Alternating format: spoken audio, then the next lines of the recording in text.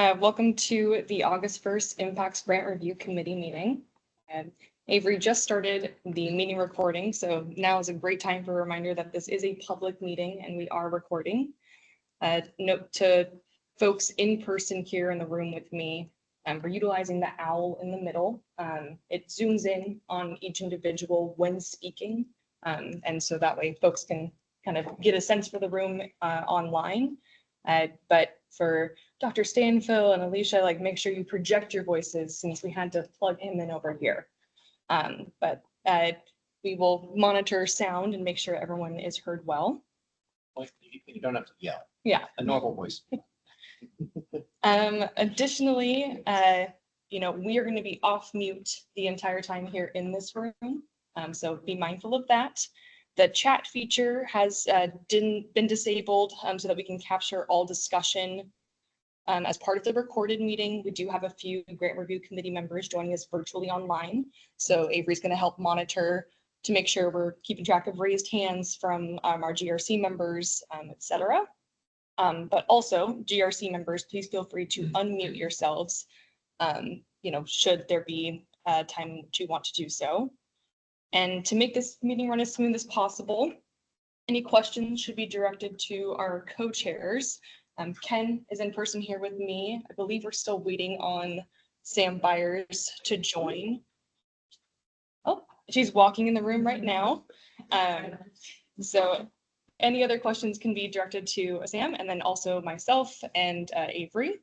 For the record, my name is Casey Beck. I'm the Behavioral Health Program Manager at the Criminal Justice Commission.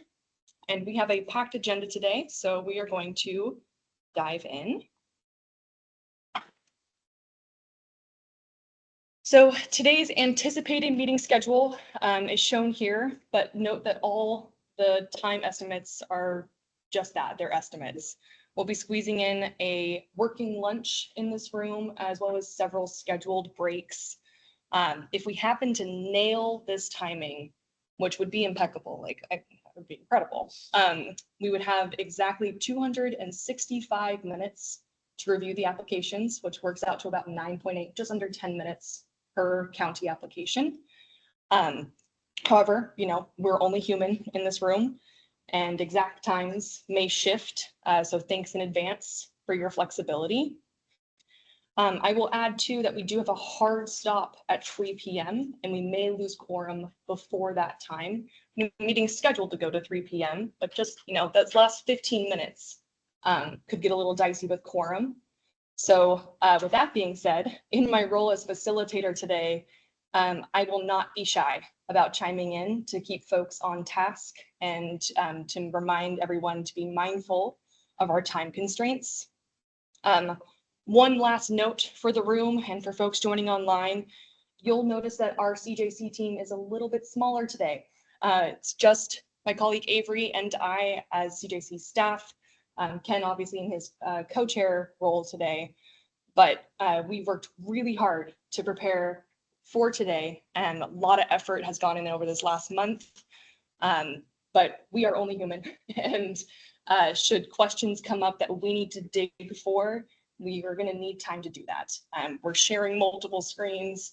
It's going to be kind of a Tetris event to find certain things. I've got stuff printed out, but thanks for your patience in advance. And we are now going to pause to take roll. So as we call your name, both online and in person, please let us know if you are present. I'll turn it over to you. Okay. Co-chair Sam Byers.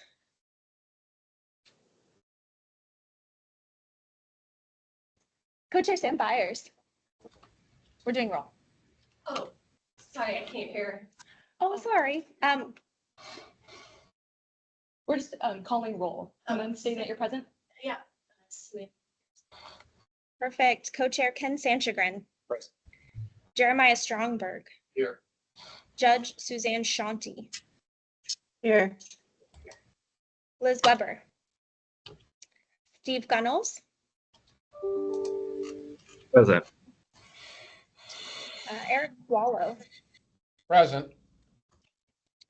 Chief Marsha Harnden. She let me know that she would not be able to attend. Commissioner Claire Hall. Present. Alicia Beamer, Present. Stacy Brubaker, Dr. Greg Brigham, Present. Sheriff Curtis Landers, Good morning, I'm here. Dr. Sharon Stanfill, RJ Navarro, Senator Gelsler Bluen, The senator can't Representative- attend, but staff is here. Thank you. Representative Charlie Conrad, Here. Janie Gullickson, Here. Michelle Mason, Paul Solomon, And I'll be there shortly. Sounds good, Paul. Safe travels. and then Carl McPherson let us know that he will not be able to attend. Yeah, and as proxy, representing Carl in discussion today, but non-voting, is Grant Hartley. Grant, can you take a moment to introduce yourself? Yeah, I'm Grant Hartley, the director of the Multnomah County Office for Inspector, that involved the deflection discussion. Thank you, Grant. Appreciate it. Well, I can see that we certainly do have quorum for now. And so we can go ahead and get things started with a brief pause for public comment. Right now, we're inviting any member of the public who wished to provide a comment, please do so. You can feel free to use the raise hand feature or unmute yourself to chime in. We've got about 5 minutes set aside for this. And we can take it as is in terms of if there's multiple people, but now's the time. We'll have an awkward silence in the room.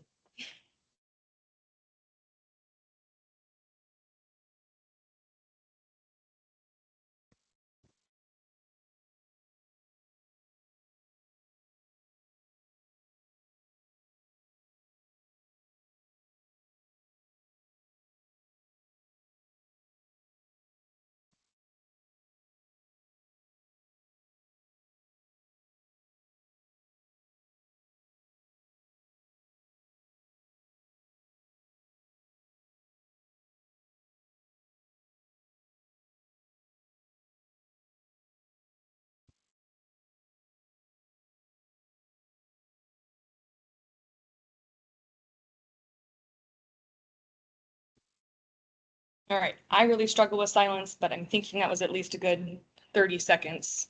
I'm not seeing any raised hands and haven't heard anyone come on, so I believe we should go ahead and move forward. So our primary goal today is to talk about the Oregon Behavioral Health Deflection Grant Program and the standard application process that concluded to review those applications and hopefully make some award decisions. In overview, BHD, which we love our acronyms here. So the Behavioral Health Deflection Grant Program, we'll call it BHD, was established by House Bill 4002 under the existing Impacts Grant Review Committee as the decision-making body, that's you all, and to provide oversight, to award grants to Oregon's counties and federally recognized tribal governments to fund deflection programs. Just so everyone's on the same page, this deflection program specific definition is from the bill, but what deflection program means is a collaborative program between law enforcement agencies and behavioral health entities that assist individuals who may have substance use disorder, another behavioral health disorder, or co-occurring disorders to create community-based pathways to treatment, recovery, support services, housing, case management, or other services. There was about $20.7 million appropriated to the BHD program by Section 15 of House Bill 5204 in this last legislative session. And here are the eligibility requirements, to be a grant recipient of BHD. You've got to be one of Oregon's 36 counties or 9 federally recognized tribal governments or a consortia of sorts of those entities.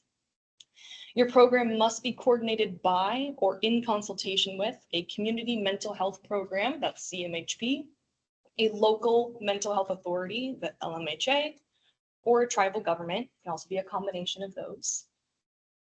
Also outlined in the bill is that your program must be coordinated with a district attorney, a law enforcement agency, community mental health organization, and a provider from a behavioral health resource network called a BURN.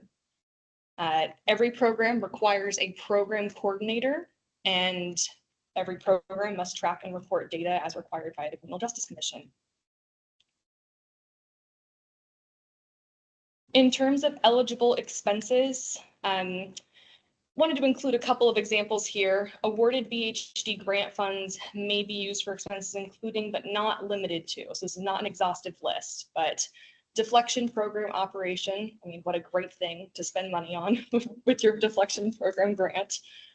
Law enforcement employees, deputy district attorneys, behavioral health treatment workers. Those could include peer navigators, mobile crisis, and support service workers.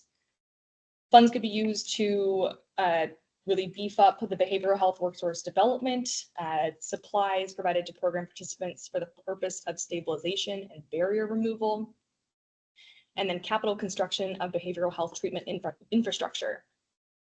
Unique to this grant program, planning grants are also allowed. And what that means is that maybe a county would choose to access funding solely for the purpose of trying to figure out if deflection is the right thing for them at this time, how they might go about it, who they need to bring to the table, is there training opportunities they need to take advantage of before they decide to roll out an operational program.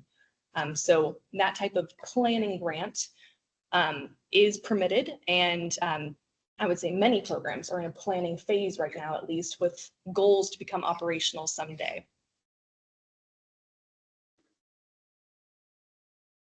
In terms of application requirements, obviously we'd hope that all eligibility criteria were met.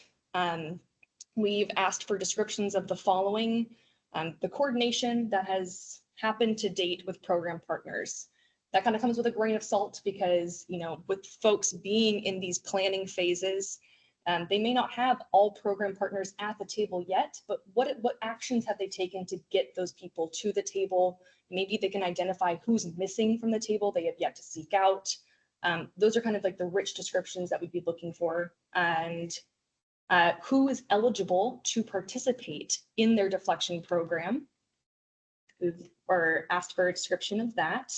What constitutes a successful outcome? But many of you who have read these applications, you'll know that answer varies widely, just because some folks really have kind of an idea of what they want to do, how they want to do it, and what it's going to look like in practice, maybe. And other folks are still so early in planning stages that even thinking about what success would look like, maybe hasn't been nailed down quite yet. So we have some really rich, thoughtful explanations and goals. And then we have some folks who are still kind of in the to be determined area. A minimum requirement for folks who are trying to access this funding as part of planning, we hoped that they would reply to these questions specifically with, if they haven't done it yet, what are they doing to do it now with their planning money? We asked how the program is culturally and linguistically responsive, trauma-informed, and evidence-based. We asked them to describe their plan to address language access barriers for program referrals and procedures. And we asked how the program coordinator will continue to communicate with all program partners identified.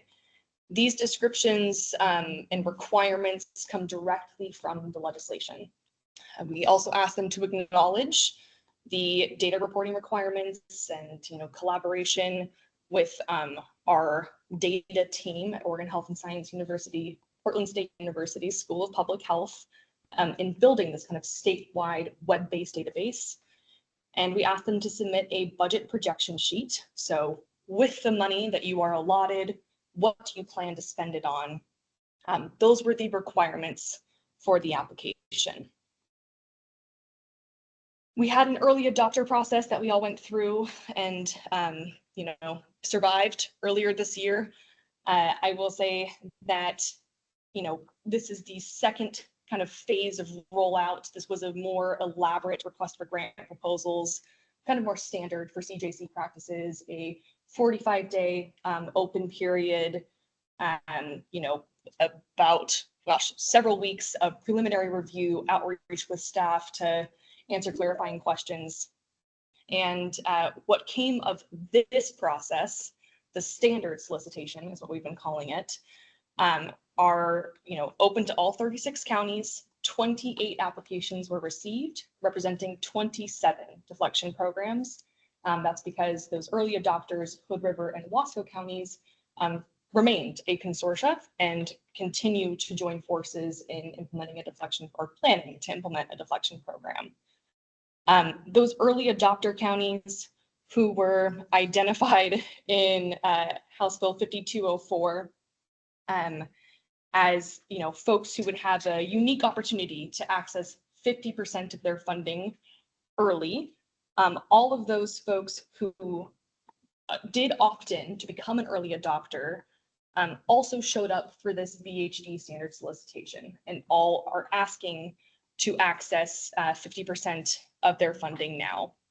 The remaining 50% of their funding now. We also had 8 new counties apply for full funding as part of this standard solicitation. 2 of those counties were folks who had been identified as an early adopter, but weren't quite ready at that time to jump in and, you know, access funding. They needed a little bit more time to plan. But yeah, we have 8 new counties who are applying for full funding as part of the standard VHD application. Thank you so much for turning the lights back on. As I briefly mentioned, it's just worth saying over and over and over again, applications vary widely. There are so many different proposed program approaches. The legislation was generous. You know, just give us an idea of what you're doing and explain the plan and how, you know, this applicant thinks it relates to deflection as defined in the bill. There are many different types of proposed models, proposed collaborations and partnerships with community partners. So they vary widely. You're not going to see the same thing twice, except for maybe Hood River and Wasco as the consortium. But everyone's also in various stages of planning. Some folks really have things hashed out. There's one county who has already been doing this work since 2018. So obviously they are in an operational phase of their program. And we have one county who was still in such early planning phases that they didn't really have too much to share instead of just, you know, some larger ideas of what they hope to accomplish. There are also several different types of administrative homes identified. Some of these are going to be held in criminal justice system organizations and agencies, kind of like your sheriff's office and your parole and probation department, your district attorney's office. Other programs are being housed in behavioral health workforce areas, maybe like the community health you know, treatment provider, or perhaps a local mental health authority. Some folks are, you know, the administrative housing is actually just with the county LIPSIC itself or with the county administrator. So I'm sure you've seen that in the applications. 26 of the 28 applications, or nearly all programs, are relying on either part or all behavioral health deflection grant funds to support their coordinator position. That's an allowable expense. And almost 2/3 of applicants intend to have a deflection program operational on or around September of this year, which of course coincides with the effective change of PCSU coming into back into Oregon. So because not all 36 counties applied for BHD grant funding, there remained a little over $1.8 million that were unallocated, basically. The language in the bill does not allow for the possibility of a supplemental round because of the funding floor that was established. So if you crunched all the numbers again, you can't give each applicant $150,000 more, you know, once more out of that 1.8 million. So instead, a possibility represented here is a recalculation of all of the up to award amounts, utilizing the exact same funding formula that we did before, just with 28 total applicants instead of the 36. So this is, again, the county funding allocation split with that funding formula 28 ways instead of 36. Some allocations remained the same, some increased, no allocation decreased. So it was, again, pretty complex formula, but this is kind of the snapshot of the final formula allocations per county and consortium. It is an up to amount. These will be displayed on the slides throughout the county by county review. And if approved and if applicable, so if it changed from that individual county's previous up to amount, CJC staff would reach out to all of those affected applicants as part of the contracting process to solicit exactly what they intend to do with their extra bump. So Ken, I know we received some additional guidance on this from ODOJ. Is there anything that you wanted to add? I would just say that, if we had this money left over, we have to make, we had DOJ do an analysis. The statute, I think in its haste as it was being written, is a little bit more constraining than a lot of the CJC grants we have. In our other impacts grant, for example, we have the statutory authority to create a supplemental grant round. That was something that was not included in this one. In hindsight, it would have been a really good idea.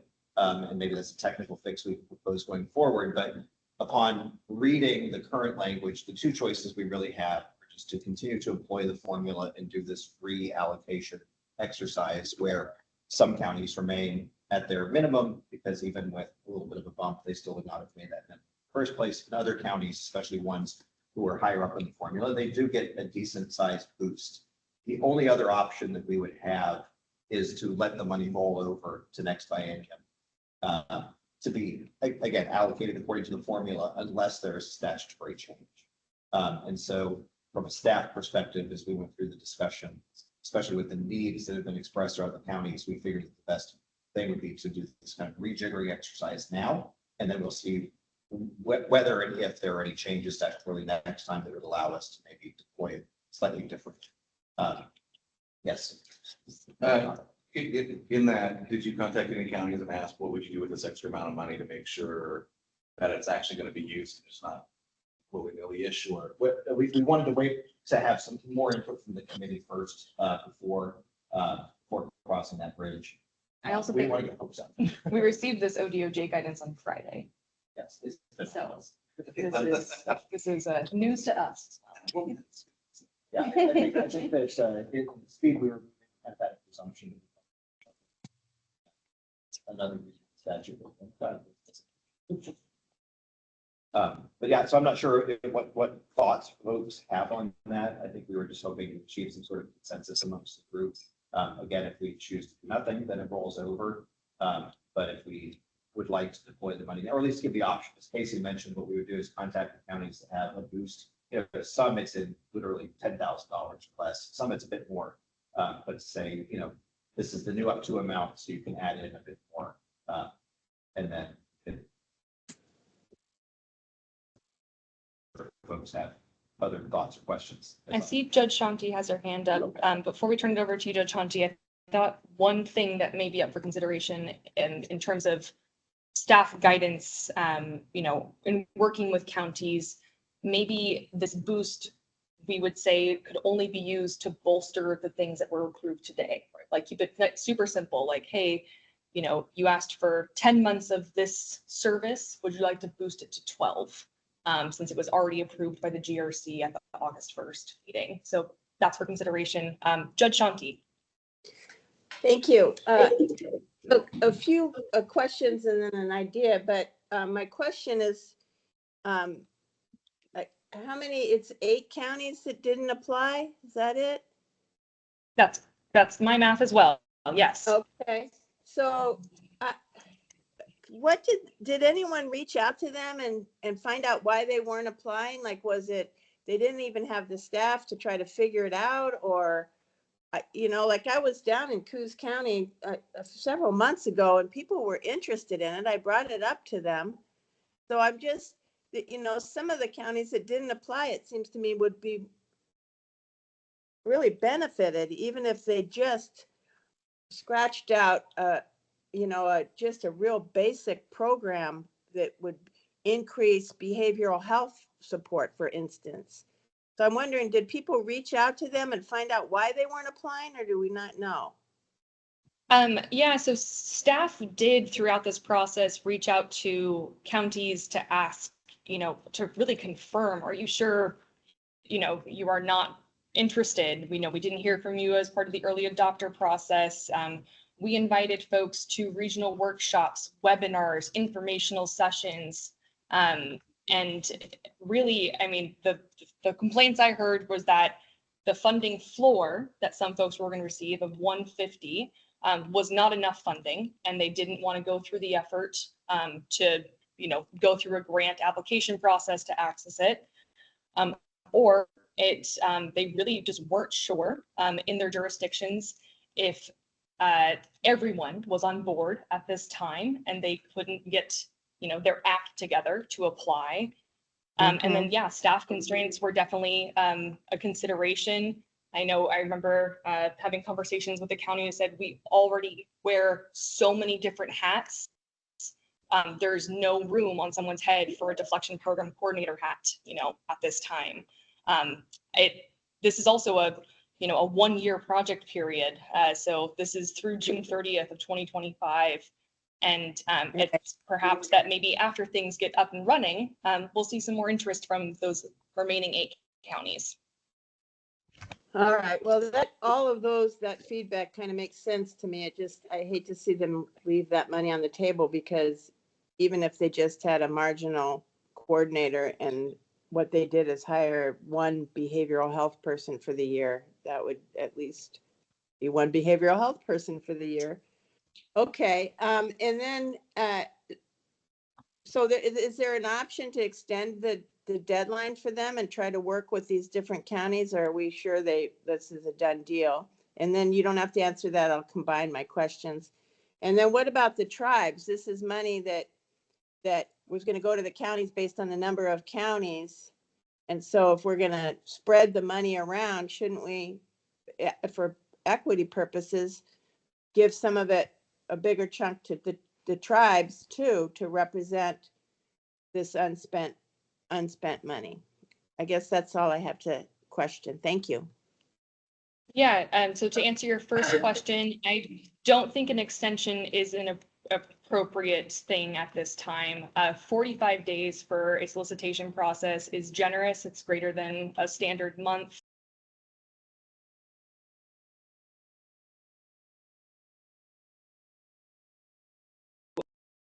Participate in this application process, should they have been interested in doing so. Staff capacity wise too, I don't think we have capacity to be running another solicitation for 8 counties with this money as we are rolling out deflection programs.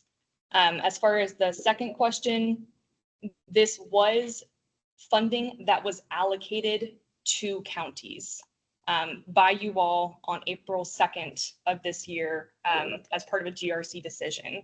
The 18 million and change was allocated to counties for the use of counties. And then there's 10% of funds that was allocated to tribes for the use of tribes. We are in ongoing tribal consultation. We had our first consultation, kind of collective consultation, where we invited the 9 federally recognized tribal governments earlier this week, actually, on Tuesday. Yeah, it feels like a month ago. But we have just begun those conversations, and we've had requests come from at least one tribe for one-on-one individual consultation. So as far as tribal process and access to the tribal set aside, those conversations are ongoing. They're likely going to have, you know, a different timeline and project period and all this too. So those are my answers to you, Judge Shanti. I hope that helps. Thank you. Senator, I see your hands raised. Oh, Actually, wait just a second. Dr. Brigham first and then sorry, Dr. Brim, I didn't see you. Jeremiah. I was just going to suggest that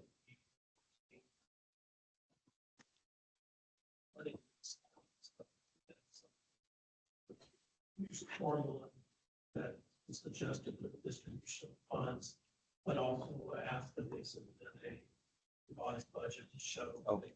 Yep. That would absolutely be the plan. So we are on the same wavelength. And have you administered grants before? Because sounds like we might want to hire you. My comment was very similar. I support the allocation of funds, the additional budget information, so it does have that accountability as well to ensure that it's still in line. You know, Casey, to your point, should it be anything new or different? I would be okay if it is, provided it's still within the big requirements. I'm sure accountants have priorities, and when they ran out of money, they stopped. $10,000 now allows for certain supplies and services that they had originally eliminated from their list, but now they could add in. I would certainly be okay with that. Again, provided it meets all. And our plan is to have a meeting in October, right? I think maybe November. The reporting ends on the 25th. So And I think at our next meeting, it also certainly that's something to discuss if we see anything flagged that might be perhaps out of, even close to being out of line with what we expect. One thing that struck me, and this was going to be if we ever had a chance for just kind of general overall comments. Everything is counties. I didn't see anybody list, I could have missed it. OSP is a part. And that would be one of the things, if we reach out to the county and say we have excess funds, ask, and what would you do with an OSP? How were they entered the system? Because I saw none of that. And I think that's just as crucial as important. It's just not the counties, but to see if OSP and state level can bring in some partners as well, and how they're going to enter that system. So, And by that, you mean a referrals coming from OSP into local systems. yep, Yeah, I just want to make sure that was clear. yeah, exactly that. And then if OSP needs a broad state, coordinator, or they need some entity embedded within the sheriff's office or the counties or whoever, that they have that ability. So that would just be a question I would ask, because I saw that was a missing component for a lot.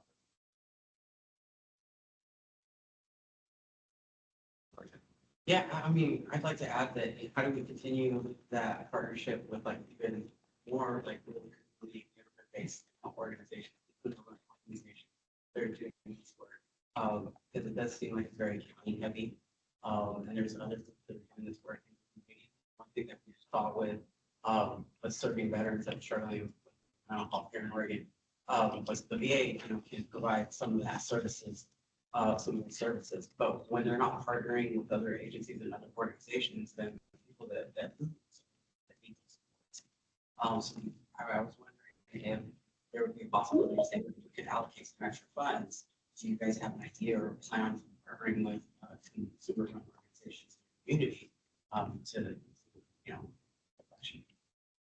I think these are all, I think we can suggest or ask the questions, right? Yeah, but it's all good additions that we can put in if we do that outreach.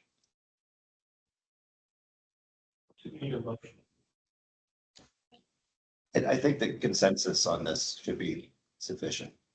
So if we don't have any strong objections, send any outline. That's right. We are going to have, Casey's going to do her foundational kind of level setting, and then we were going to leave a nice wide open space for just overall discussion before we dive into the one by one county application. So if it's a question on some of the things we've covered, then I think that's fine. But we also have we'll have a robust amount of time for us to have a more general discussion too, so we can all be on the same team.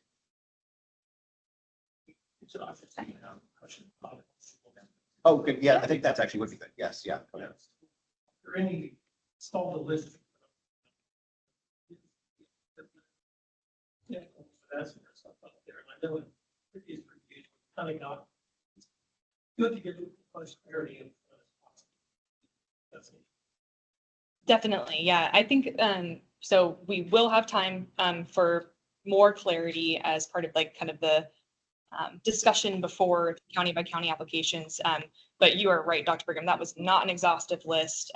Vehicles for the purpose of grant program operations have been approved by this grant review committee. We did see, I saw, gosh, probably a handful of requests for vehicles as part of these applications. Other equipment, supplies, all of those are allowed funding, eligible expenses. For applicants, eligible expenses were listed as part of the solicitation, as well as references to the CJC Grant Administration Guide, which has, a little trickle down to some federal eligible and prohibited expenses as well. So we really asked applicants to rely on the solicitation, our Grant Administration Guide, things outlined in the bill as like possibilities. But everything else was left pretty open in terms of eligible expenses. It's pretty wide open, and being a formula grant, I think that's one of the places where it feels very different than our other tax boards. But yes, it is worth noting, historically, this grant review committee for impacts has approved vehicles for the explicit use of grant program operations. They have approved remodels and infrastructure building under impacts. That it was an eligible expense listed here. It kind of called out behavioral health specifically, but in the past, impacts has allowed for like office space remodels, etc. But yeah, I think we will also have more time to kind of ask any other big questions like that before the county by county stuff. A little bit out of order for our agenda. So I've become aware that Senator Brzezinski had planned on providing public testimony, but it was having technical difficulties during our public comment period and would like to had something to say. And unless there was any objection, I was going to let him do that. I would assume not. Okay. So Senator, if you're still online, if you wouldn't care unmuting yourself, and we're all here ready to listen. Thank you very much. Just to make sure you can hear me. Yes, we can. Thank you very much. I really want to appreciate the committee taking this kind of out of order. I understand that the public comment period came and passed. As Ken said, I attempted to try to get in and the link was not working for me. So I'll put that as user error. So thank you for letting me clear up my error.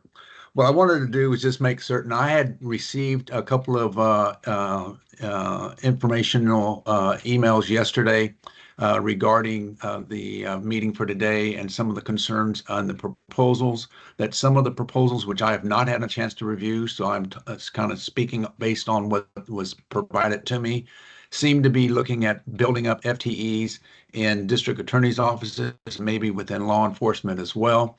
And the question I would have is, for what purposes would those positions be needed? And how do they actually transition into what the committee, meaning the Joint Committee on Addiction and Community Safety Response, had as the intent of these, the funding for direct services and providing the support and supplemental services for individuals that are dealing with addiction, as compared to building up more FTEs in those areas, if that is the case. It is important for me to make certain that we are doing the best we can. In recent memory. We were taken back, however, when we saw the printed. All right. Sorry, I just want to make sure someone else got their words in as well. The other part to this is that we should do everything we can to focus to get the money to these programs so they can be up and running as quickly as possible to provide services that will be directly providing for addiction needs of individuals that are trying to combat this area. And for me, I hope that the committee will in fact keep these things in perspective. The last thing I wanted to bring up is I understand in my reaching out to try to speak to some of the members that are voting members, that some are not able to be here today. I don't know what the roll call is for the number of voting members there are, but I am concerned that at least one of the voting members who's not able to attend has a individual attending on their behalf. And they, my understanding is they've been told that they cannot proxy vote for that individual. I really hope that the committee does in fact take in the input from all of the voting and non-voting members in their deliberations before they vote. And if it seems to be one that is necessary, I would suggest that you reschedule the actual voting, go through and get all the work done today, reviewing everything, but hold off on the actual voting until you can have a significant number of your voting members able to attend. That's all I have. Thank you very, very much for taking me for public comment. Thank you, Senator.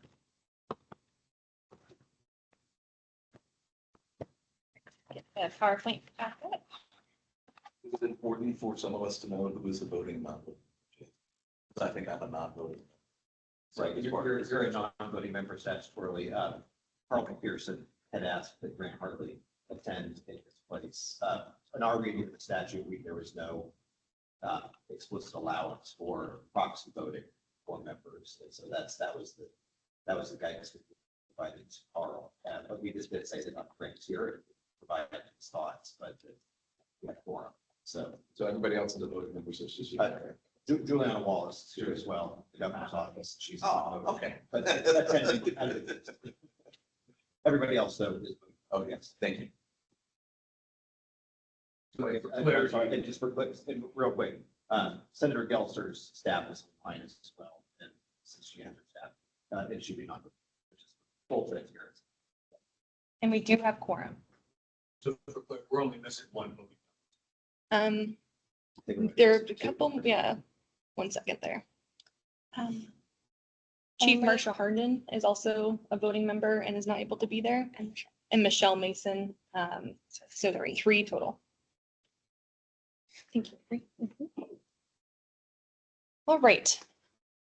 So in terms of roles for review, kind of wanted to describe what we as staff did and hopefully what you as GRC members have done and then are about to do.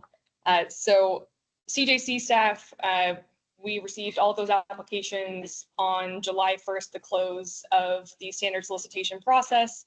And we then began our preliminary review, which was a small team of us going through application by application, checking to see, did they miss any answers? Were things filled out with clear purpose and intent? Did we have any clarifying questions? Did some things not line up? Were there blatant eligibility errors? Perhaps maybe they said they didn't have a coordinator, which is an absolute eligibility requirement. We conducted outreach with every single applicant to ask a clarifying question or 10. So these last 3 weeks have been a lot of calls, a lot of conversations to make sure that what we're presenting to you all today, what you've been reviewing, as it updates, is the truest representation of what the county is asking for. That being said, when we assessed applications for adherence to eligibility requirements as outlined by legislation and our solicitation, we determined all applications to be eligible. Grant Review Committee, you all have hopefully reviewed the stack of applications and their associated proposed budgets.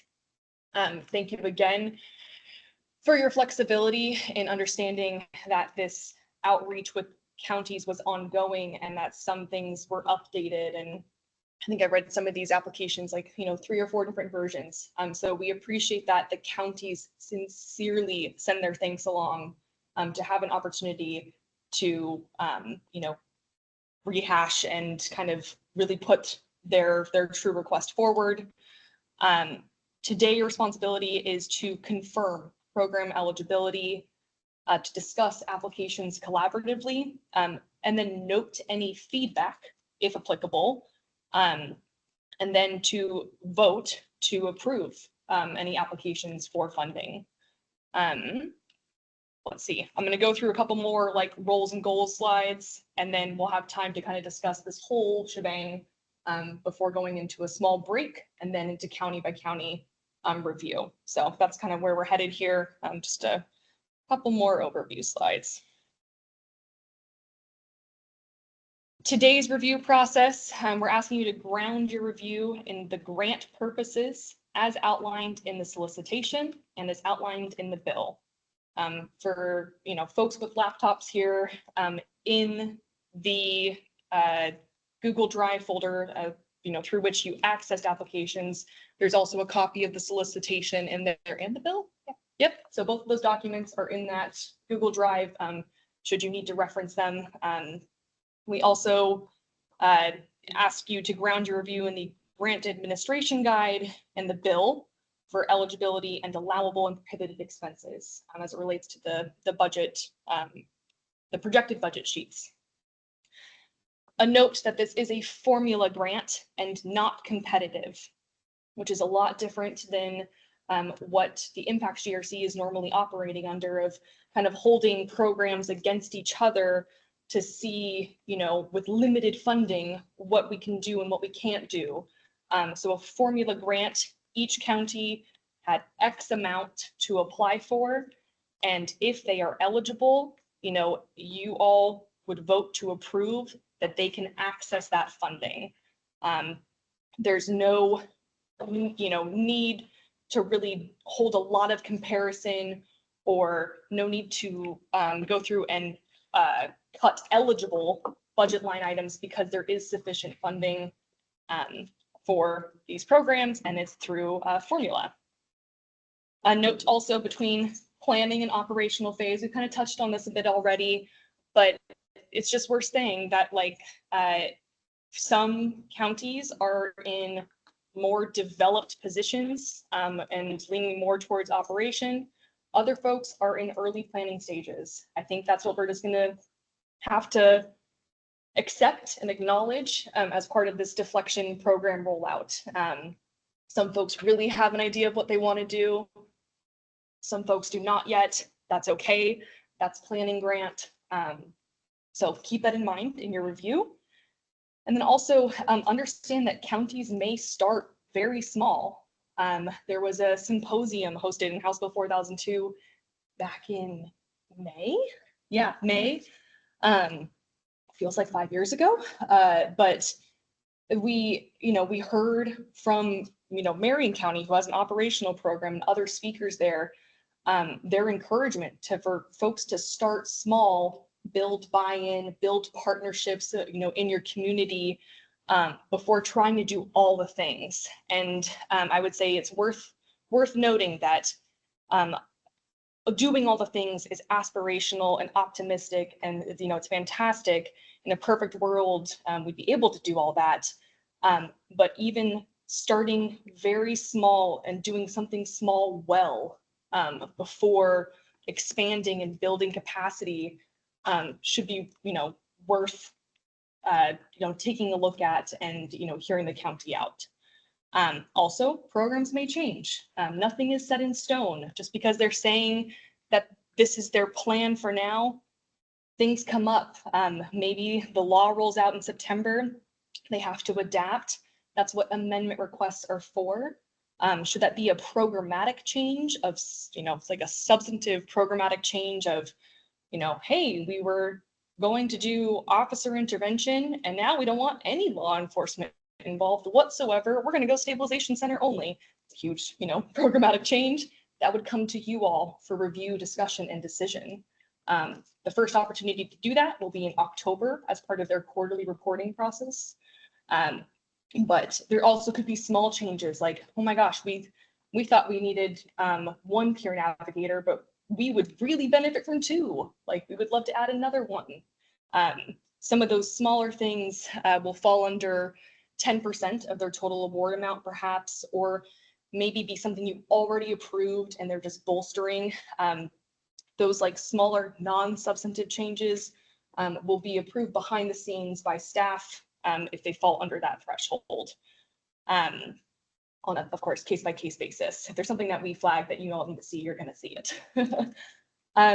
Today, applications will be reviewed individually, one by one, and then in alphabetical order, just to make things easy. Sorry, Yamhill County.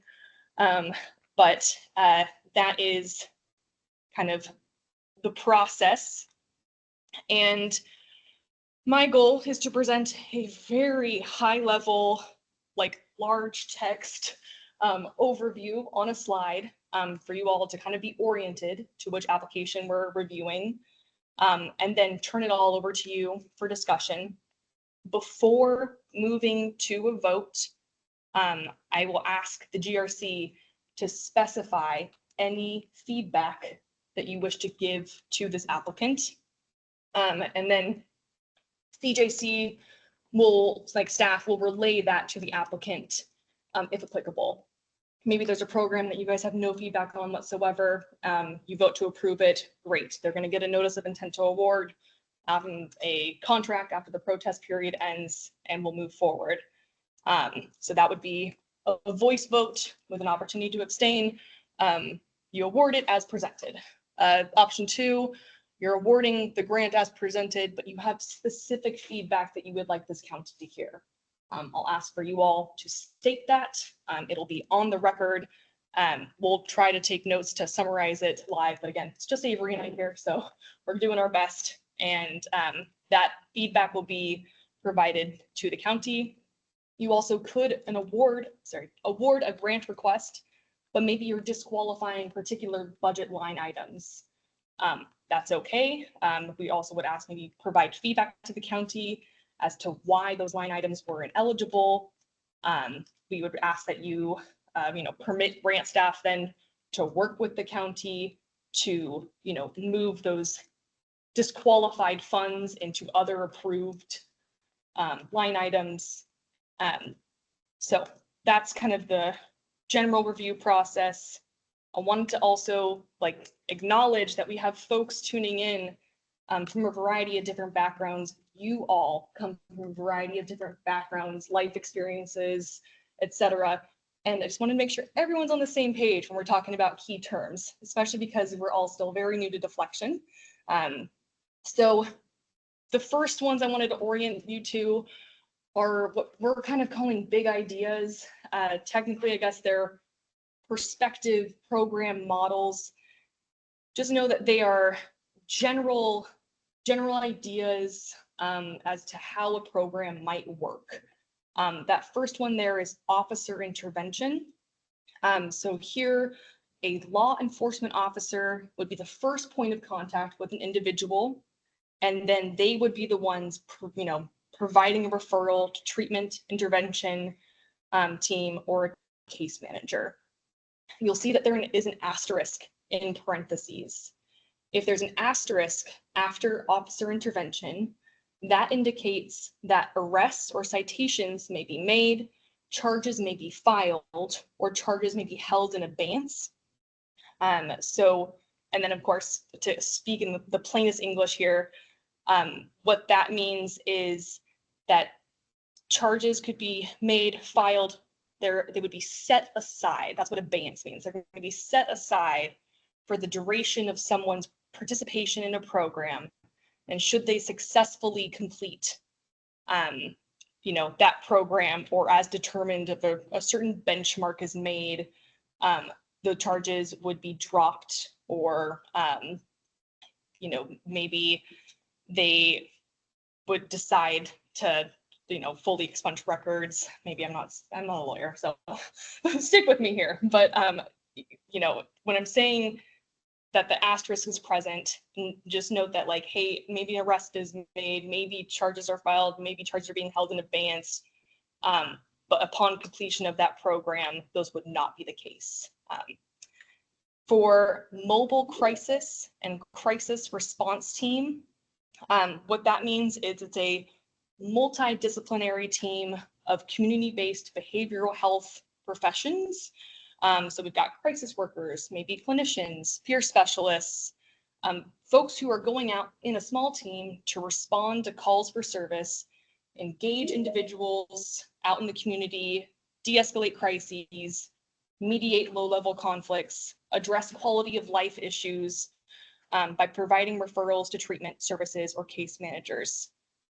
It's worth noting that some counties have indicated use of a mobile crisis or crisis response team as part of their application because they already have one in existence in their community. they've had conversations with this entity, and they say, hey, we want to include you as part of our deflection programming. They've worked something out and they're implementing that. Other folks have a desire to build one from the ground up. So there's, just because it says it on the slide, like it could be brand new or it could be in existence. And then behavioral health center, that could be a stabilization or a crisis center, a facility in a community where, you know, folks could either walk in on their own or be dropped off instead of maybe being taken to jail. And they could access 23-hour respite care. They could access treatment, maybe a warm meal, a safe place to de-escalate a crisis. You know, connections to treatment, case management, employment resources, etc. There are some great ones in existence in Oregon. There are different types, but that's kind of under that stabilization and crisis center. It's also sobering center, which is a little different. It's kind of a facility where maybe law enforcement would drop someone off there instead of arresting and taking to jail if they are intoxicated, and you know, somewhere where they can be cared for until they come out of that intoxication. Drop-off center, kind of like a crisis center. So all those are kind of following under what we're calling behavioral health center for the terms of these slides. Planning phase, operational phase, I think we covered that one pretty well so far, but just so you know where we drew the line, if it's being implemented or has a plan to be implemented before January of 2025, we've marked it as operational. That means they still could be planning right now. You know, maybe things are getting hashed out. Luckily, we have quite a bit more time before January 1st of this next year, but just for the terms of our internal processes and understanding where grantees will be falling, if it's before January 2025, we're calling it operational. Just note that they could still be planning. If it's after 2025, that's for sure planning phase. They are far from starting something. And then last but certainly not least, you'll see this acronym everywhere. I think I've already said it without explaining it, so I apologize for that. But PCS and PCSU, that's possession of controlled substance and possession of controlled substance unclassified misdemeanor.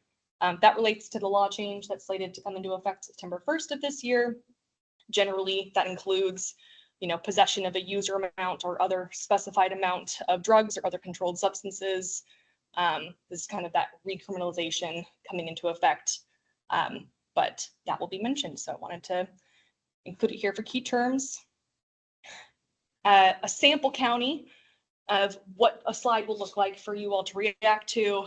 We're going to have the, you know, the name of the county, the big idea or ideas if there's multiple, the coordinating agency. So where's the administrative house for this county deflection program? And then what's it funded by? You know, if it's going to be BHD funds or is it some sort of other funding stream? We'll have their explanation of who is eligible for participants. We may have cut some words just for space and clarity purposes. I can verbally note if there's any additional details. We'll have whether they're planning or operational. So again, kind of before January 2025 or after.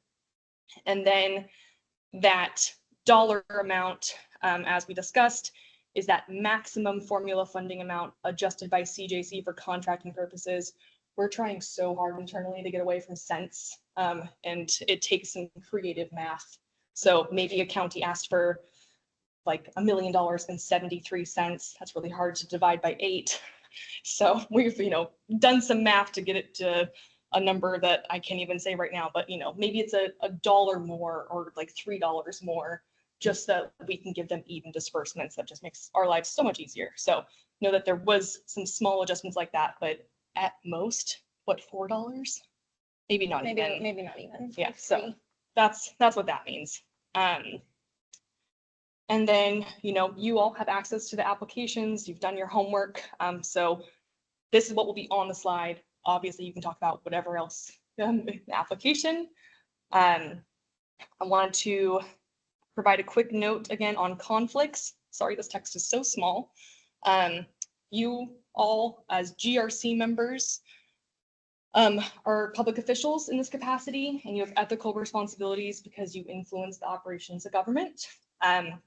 Actual or potential conflicts occur when a public official participates in an action which would result in financial benefit or loss to the official or the official's relatives or the official's business.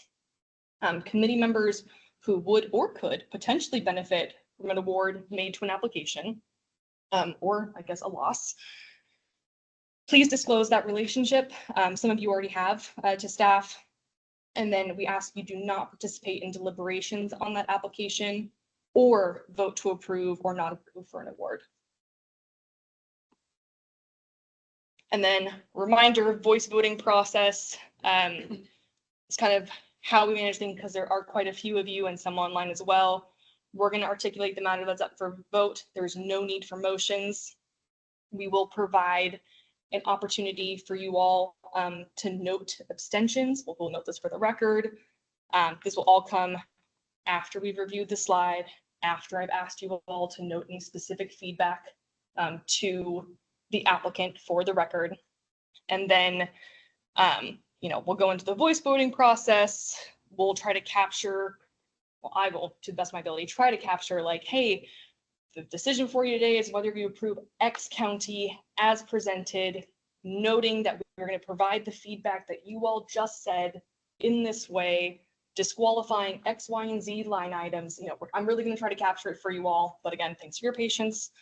And feel free to pop it and correct me if I miss it. I've got Avery's help too.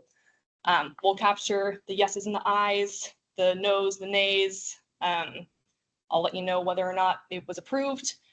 And then we'll be moving forward. This last bit here, kind of looking forward as to what comes after today. Post GRC decision, we'll be sending notices of intent to award to the applicants that received an approval from you all. That begins our protest period. The protest period lasts 14 business days. Do not ask me why. I have no idea why it's that specific amount, but that works out to almost 3 weeks. So that's 3 calendar weeks. And if received, we have 30 days, you all have 30 days as GRC, we have 30 days as commission staff to respond. Once that concludes though, that's when we begin the contracting process.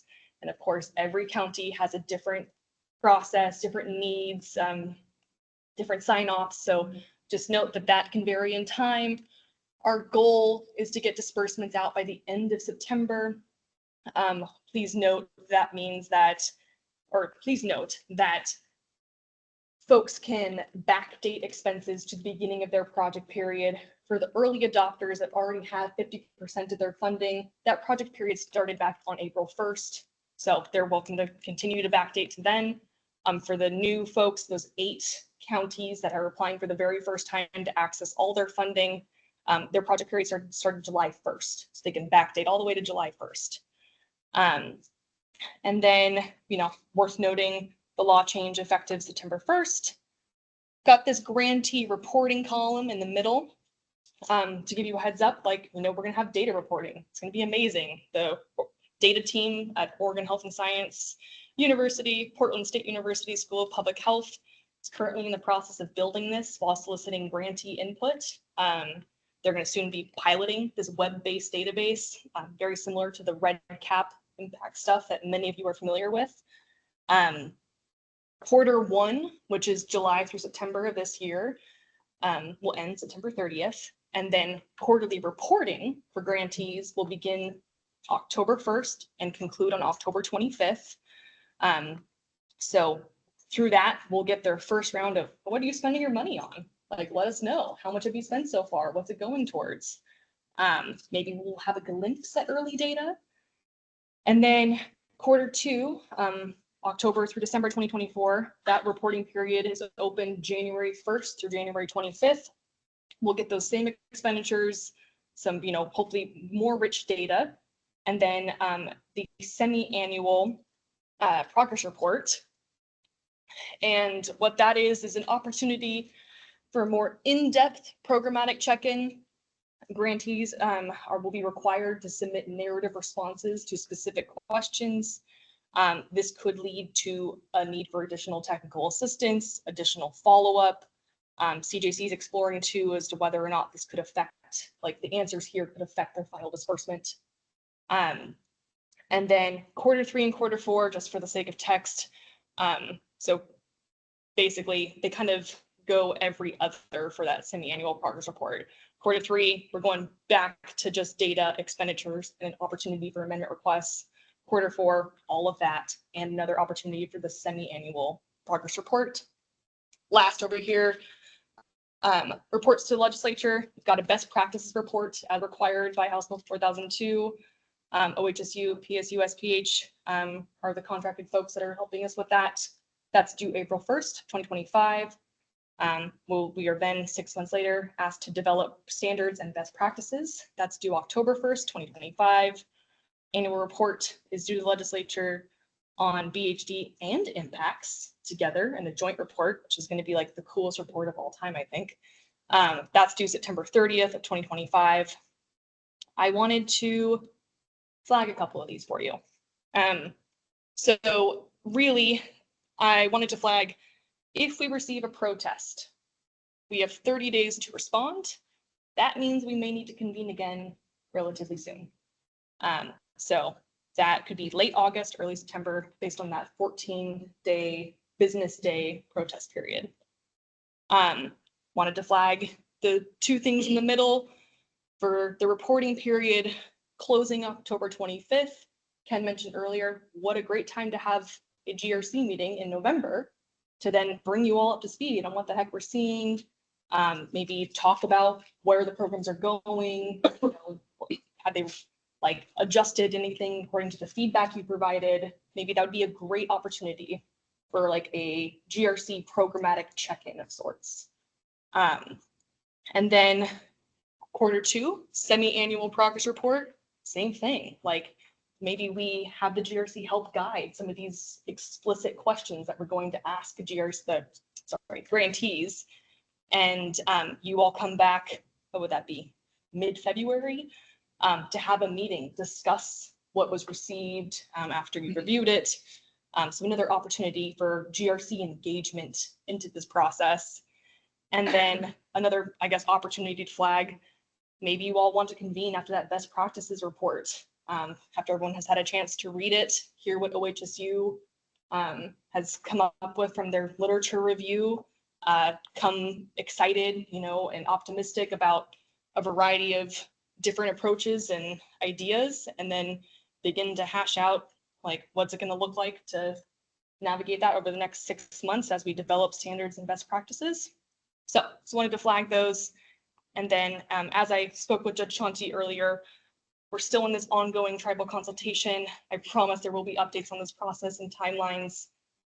It's just in the air still, and we are excited to learn more about the specific needs and desires that the tribes have as it relates to deflection. But yeah, we have some time for specific discussions and questions about all of my groundwork, like laying slides, and thank you for letting me set the stage.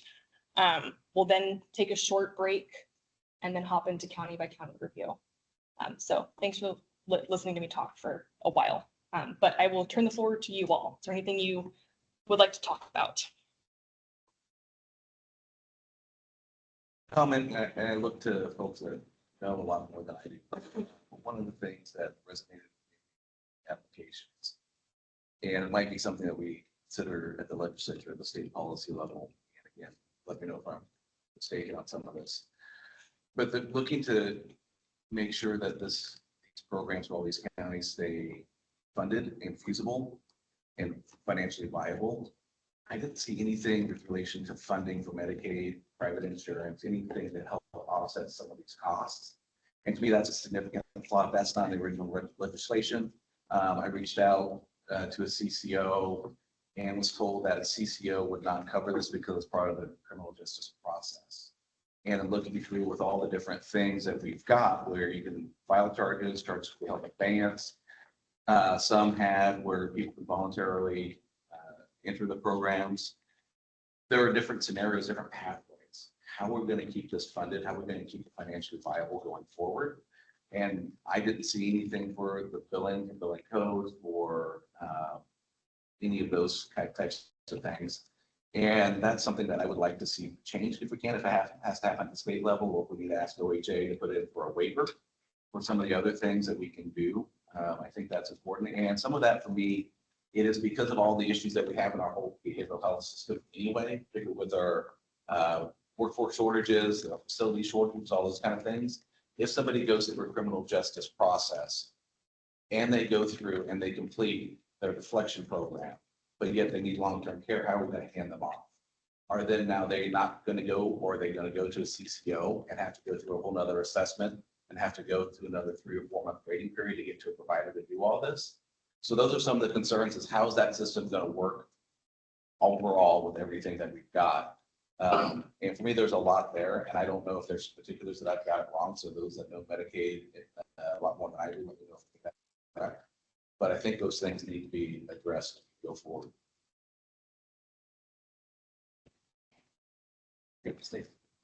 So Stacy Superman here from Jackson County, but what I would say about that is that I think it varies from CCO to CCO, where they're willing to step in or not step in, county by county, coverage area by coverage area. I also think that many of these people are already covered by Medicaid, and many of these services are available when you get into the treatment realm. I think that's something that remains to be seen how many actually are. I think for me, the ongoing challenge is those who are not OHD eligible, because you can't sometimes all of these folks qualify for Medicaid, many of them may not. They might have to pay private insurance or self-pay or whatever. Those are the places where they struggle to get reimbursement from any of the private insurance companies when you're trying to deliver these type of services that it is good. So I think with the team labor, as well as ongoing individual conversations that people have with their local CCOs, I think those things remain to be seen. I think some CCOs are very interested in this population, want to get upstream and have different pockets of money besides just the Medicaid reimbursement program. So I think that those are all really good questions. Any program, actually, for the local. This is always a challenge. You're trying to create effective ways of interviewing. I appreciate that. One of the, so with what I hear you say, Becky, Yeah, I just want to interrupt real quick. Make sure you project your voices. I'm getting some comments online. I don't usually get commented. Yeah. project my voice. So if one of the things that Rick is working on is this. So if this is something where we have disparities between CCOs and whether they're going to bill for this, then that is something that I think we should bring forward and consider whether we need to do that contract. The other part of that I hear is either that this funding is going to supplement a position that's going to be dealing with behavioral health, which is fine, and or a nonprofit's going to be able to double bill. They're going to bill it and they're going to be funded by this. To me, there are two streams of money, and I don't know if that's going to be accurate and what that would look like, and if that's the appropriate use of public funds. And I don't care who pays for it, but as long as they get paid and we maximize our funds for the people that need the help, that is really what I want to get at. And I want to have that efficient system, again, that efficient system all the way through what that person needs, and just not chunk it and then create all these other barriers and things in those two chunks where they get lost and they get right back into that cycle. So I just want to make sure that we can get that full system. And if we need to do that, then I'll have that conversation with those to make sure that's the top of the conversation. So all CCOs are on the same. I think not so much on the CCO piece, but just picking up on start. For looking at the applications as a whole, I think that one of the areas that's missing for me is the handout from law enforcement to where, right? So like we've already learned, I mean, about what the, palm cards do, but if they get handed out, whether or not people will call. And I just have a lot of worry where, it is county heavy. I mean, I think in some ways administratively, that's probably the right table to bring everyone to. But I did not see the intentionality of connection to behavioral. So, you know, I mean, most every county has a peer. I don't see the pathway on how they're getting the person where they need to go. And it felt a little like somewhere brushing up against diversion more than deflection. And I just have worry about not so much the success of the, you know, in terms of like giving people the opportunity, but whether or not it's an actual opportunity. You know, I don't think giving somebody a phone number is an actual opportunity. So I have a lot of concern about that. Jeremiah was. Jeremiah. First, I want to echo the deflection versus diversion. We did a good job, I think, of defining deflection. And then we saw, I think it's 7 counties with expanding processes. The challenge, and I think Casey, you did a great job of this, is you outlined the broadness of what falls in here. So, you know, for myself, I'm going through this going, oh, I'm skeptical or disappointed in certain programs, but they fall within the eligibility. That's going to be a challenge today. Maybe just our own self-check of not what I would do. However, it's within that realm. The one other piece though that I would bring up of concern is as much as we want to provide an individual diverse approach, the expansiveness of who's eligible is a concern. We have some counties that say you can currently be on parole for a violent crime with multiple charges at play, and you still get access to treatment through this model. And others who have screened out everyone except the most clean, perfect citizen randomly now is going to get stopped on the street. I just think that breadth has doesn't necessarily align with the legislative. And for some counties, they have excluded so many individuals who really are the prime individuals who need this, who are engaged in other criminal activity or have been in the recent past, and yet are not.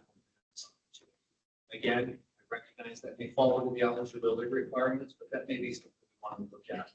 That in one county, you have to be with a clean record to have access, and in another county, you can have a very troubled, difficult past to get access. It's nearly divided that by 82nd Avenue.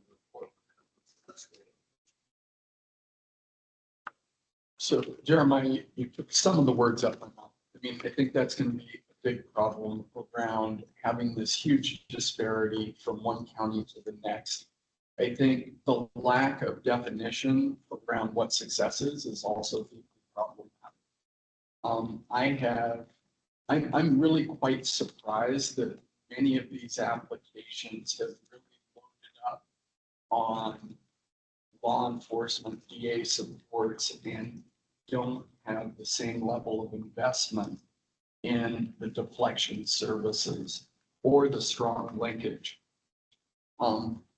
I also think this is going to create big challenges in OHSU being able to evaluate these programs because they all look very different. So in terms of today,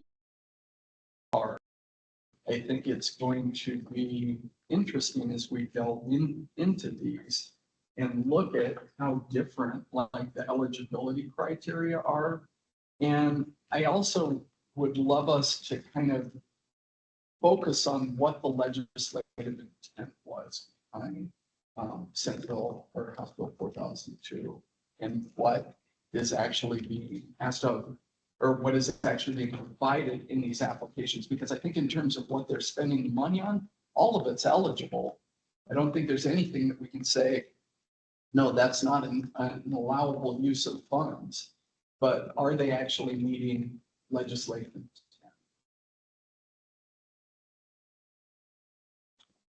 Judge. Yeah, J.D. Goetson with Mental Health and Addiction Association of Oregon. I think while I'm waiting and hearing to what's been mentioned, thought of those things. So what you might hear from me today is a really narrow focus on the overall concern regarding the use of job title peer navigator, which I realize is in statute once listed in 4002 and also in the TA provided by OHSU, which I've talked to the lead TA provider there about that.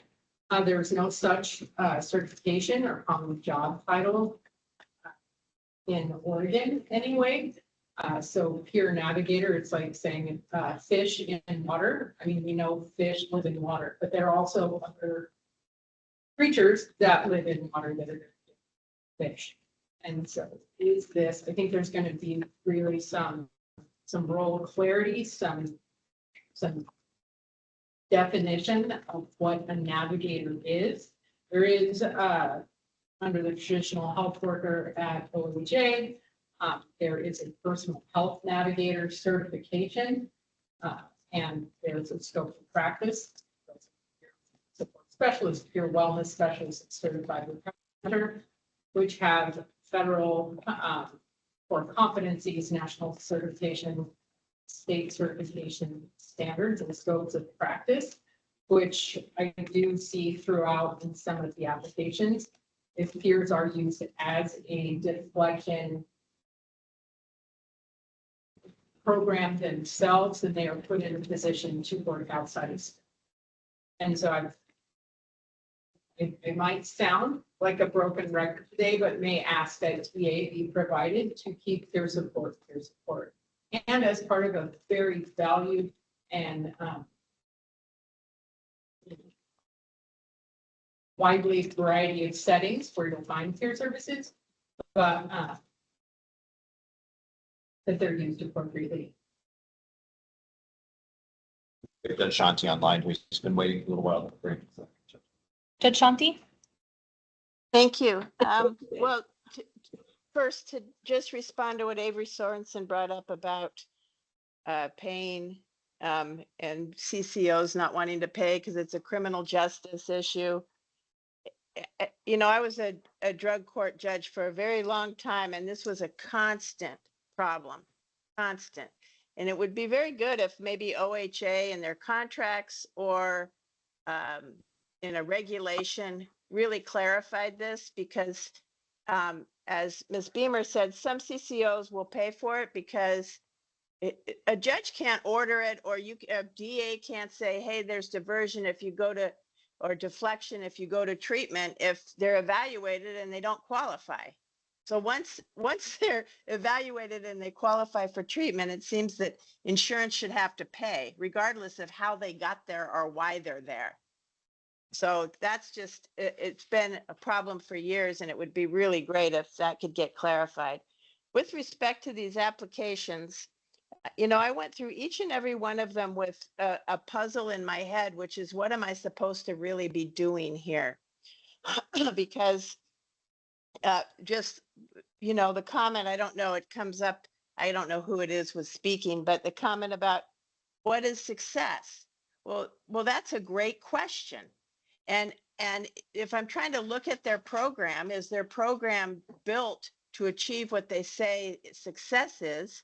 That's one question. And then the other question is, what they say is success, is that really success? Is that what the legislature had in mind? But we don't have any definition. Similarly, the legislation says you have to have a program coordinator. Well, what is that?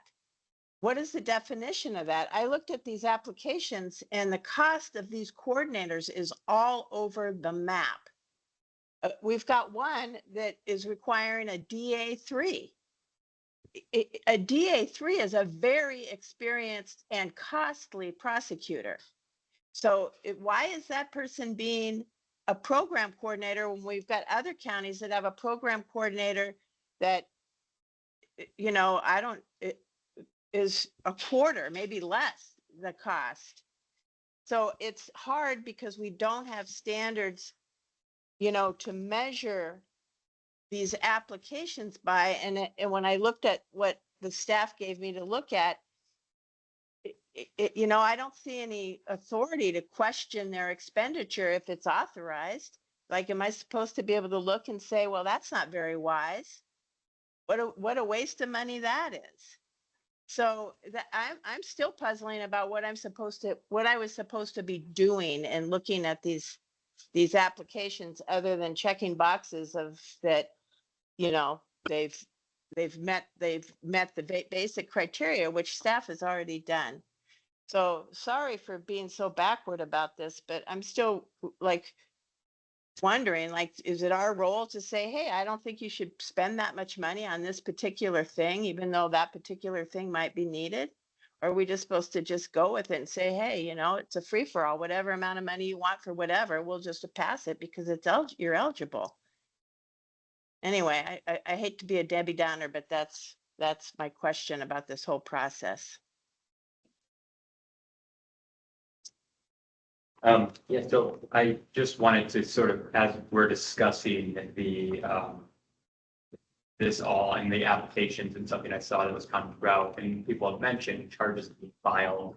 And, you know, again, I think when we're talking about charges being filed, we're then talking about diversion. Diversion diverts people out of the criminal legal system. Deflection deflects them away so they never enter. And again, it's clear, I think, from 4002 that was the understanding of the legislature, because while the definition, you know, of deflection is in section 37, in section 36, it talks about the interplay of how it's supposed to work. And it says law enforcement agencies in the state are encouraged to, in lieu of citation or arrest, or after citation or arrest, but before referral to the district attorney, refer a person to a deflection program. And yet I've seen so many applications that use the DA, as the judge just mentioned, the DA as the coordinator, that setting arraignment dates, are putting these cases into the system, even though that was clearly not the legislative intent. And so, you know, that's I think a big concern of mine. And the other is, you know, I think when we're looking at eligibility and programs starting small, you know, we also need to consider the fiscal and racial impact statement analysis that was done that you know, assumed that we would be, that I think it was with 3,187 cases would be eligible for deflection and that 1,269 would go through. The eligibility criteria, most of these are going to have their participants being in the probably single digits. And I don't think we're ever going to get to that. And so, you know, as we're looking at what is an application that should be passed through, I think considering that legislative intent and those figures is very important. Yeah, Sheriff Landers. Thank you. Yeah, I'm kind of just going to tag on a little bit what Judge Shante said. When I went through the applications, I went through and went very flexible, open-minded of what counties were doing. I know working in our group for our county, we spent 3 separate meetings trying to define what that successful completion was. Then we had the team go to the technical assistance training just a week or so ago, came back, provided the information with our technical assistance advisors, and we were able to hash that out what we wanted to accomplish very easily after that. But that was also post-grant submission time too, that we had these technical assistants, which what I heard from the team provided a lot of valuable information. So I know we got to be flexible. I know a lot of these counties are going to be changing and adapting as we move forward. I really appreciate all the work, the hard work that the CJC has done to basically make sure the counties were eligible. I think that's the #1 consideration for us as a grant review committee, is to make sure that they meet the eligibility requirements, and then really have to have an open mind of what they want to do. I know one of the intents of the legislators is that one size doesn't fit all for this deflection, and each county is going to be very different. And I think we have to take that in consideration, that flexibility was passed on to the counties to design their deflection program as they saw fit. So that's kind of how I read it. And I just wanted to point that out, that there's going to be a lot. Once we start doing it, I know just from our county, once we get into the middle of doing this and starting small, as we heard from the conference earlier, that's how we're going to be successful. And watching other counties, I know just having the benefit of reading these applications, I was like, oh, that's a good idea. You know, I wish we would have thought of that when we were looking at this. So I think that's going to be beneficial, and I just want to pass on those thoughts to the committee. Thanks, Sheriff Landers. I want to provide a quick comment too, to elaborate on what Sheriff Landers just spoke to. Our contracted, research partners with OHSU, the implementation team, led by Dr. Daniel Hoover, hosted 3 regional workshops, in July, inviting all early adopters, all interested applicants, all early adopters, all folks who were applicants as part of the standard BHD process, as well as folks who maybe weren't ready for deflection programs, but maybe were interested in learning about them, to come out to these regional events and meet with national experts in deflection through the Center for Health and Justice under TASC. I forget what TASC stands for right now, but they were great workshops and opportunities, but we did hear from, Sheriff Landers, and we heard from many different counties, how nice it would have been, of course, to do that before applications were due. And I think you all are aware, this is just a crazy short time process to get this money out, as the law is set to change in a month. So Dan, Dr. Hoover and his team through HSU are providing ongoing technical assistance, optional, to these applicants for support and implementation, resources to deflection, and all that jazz. And this is kind of a in collaboration and alongside the work of Dr. Elizabeth Waddell, the OHSU PSU School of Public Health, those data team efforts that we've talked about before. So just to clarify that for the record. But yeah, that's kind of what Sheriff Landers was speaking to as part of that behavioral health deflection regional workshop. So it sounds like his county was able to attend, and we did hear that they were received really well among the folks who did attend. And folks have new ideas, new inspirations, and maybe have really homed in on what they're attempting to do.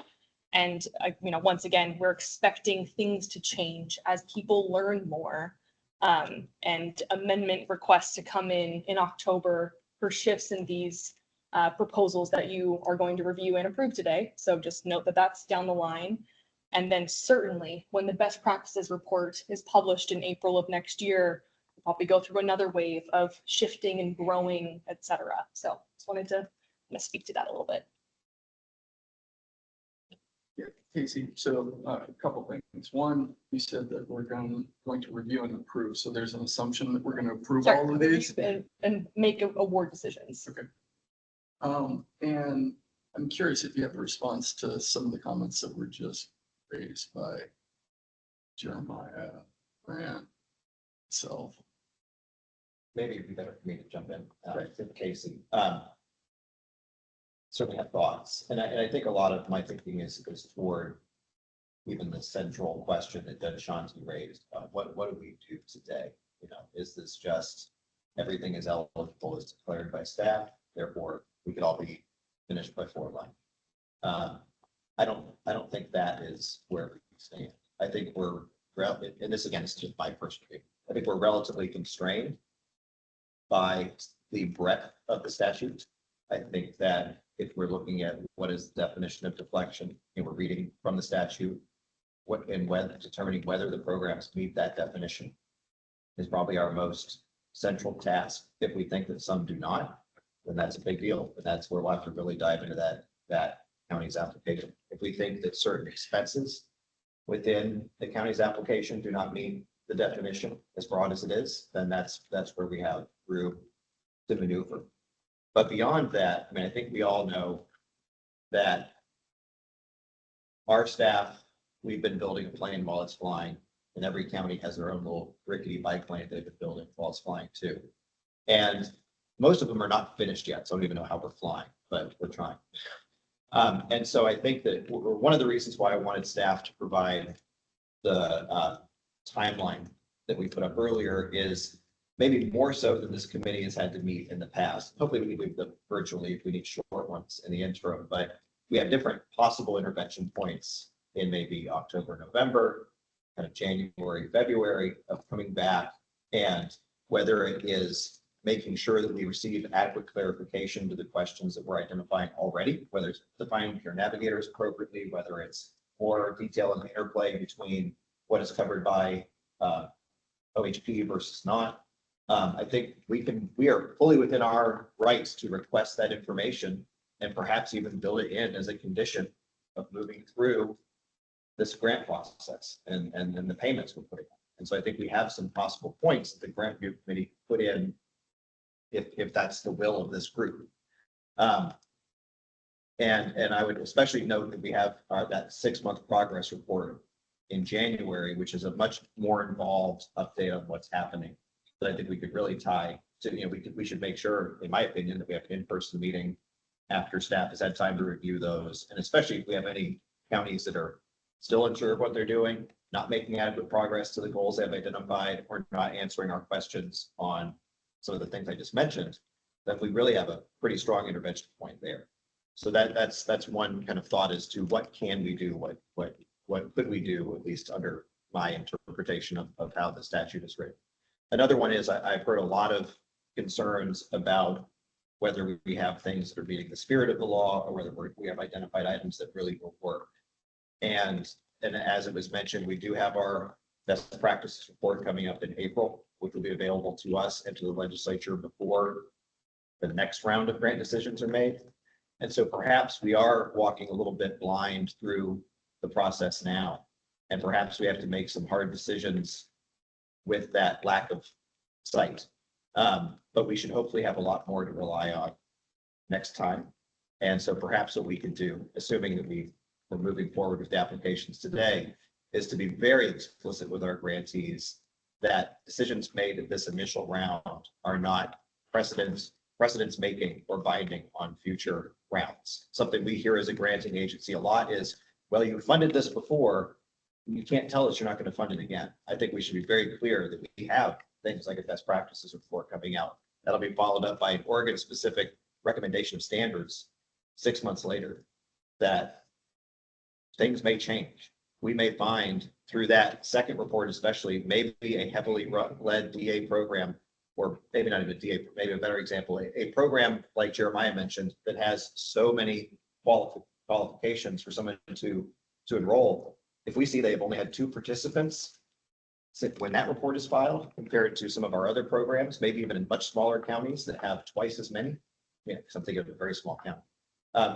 That's something I would hope that our legislative friends would also look at and say, this is not the best use of public funds. If we're paying, a county close to $1 million for a trickle, then I think we have some opportunities there. We may have to, given the breadth of the statute, in my opinion, at this juncture, like Jeremiah mentioned, maybe approve some things that if we were writing the applications, we would not put forward.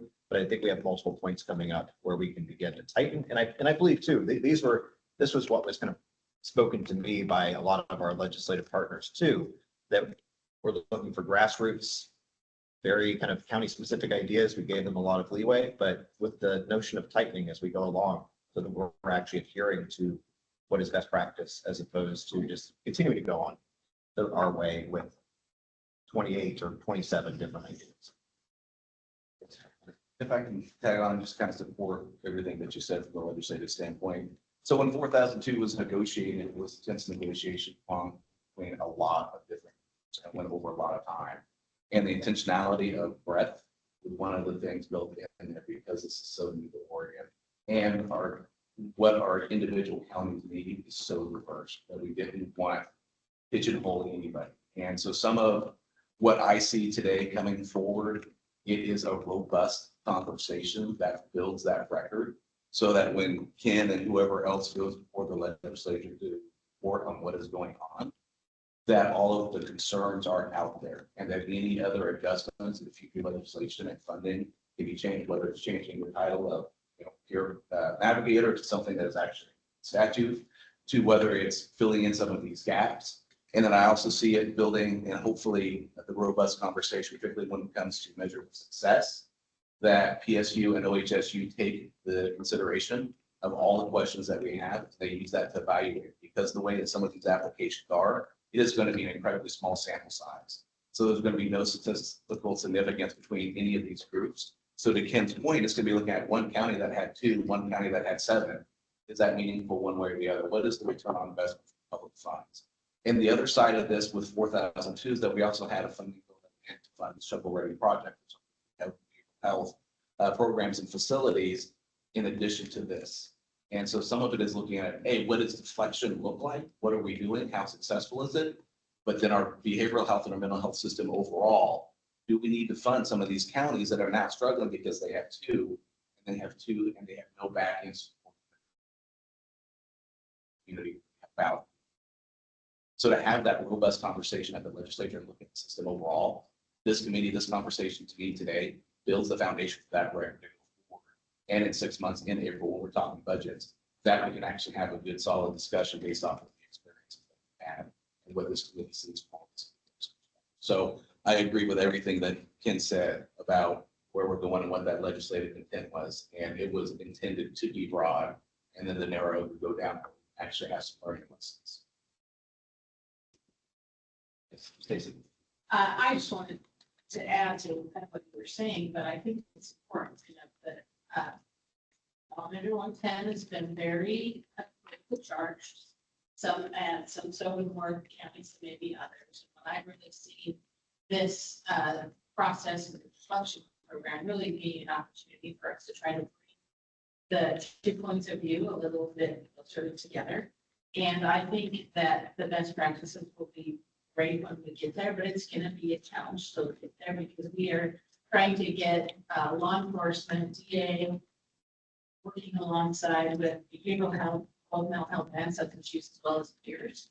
And those systems don't historically do treatment and intervention in the same place, right? So anybody that's familiar with the sequential intercept mapping process, these are really free, right? This is 0 to 1 level of the sequential intercept process. And that's not really where law enforcement lives very often. And so really trying to help bring those system partners along to what we're trying to do with folks, and also remembering that even if we you're working towards commitment, people still have the right to choose whether they want to enter that or not. And some are going to respond, some are not going to respond, and we need to be prepared for all of those things.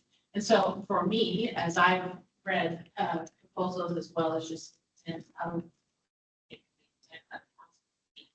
is this is an opportunity for us to try to get law enforcement alongside what is trying to do, and let's do that together rather than it being all one or all other. And that's where I think our work here today lies, is there's really nothing wrong with this if we don't know what's right. And that's what the best practices kind of do. And again, it's really feeling like we do that dance to bring everybody alongside what we're trying to do for the folks that have been identified as population. Thanks.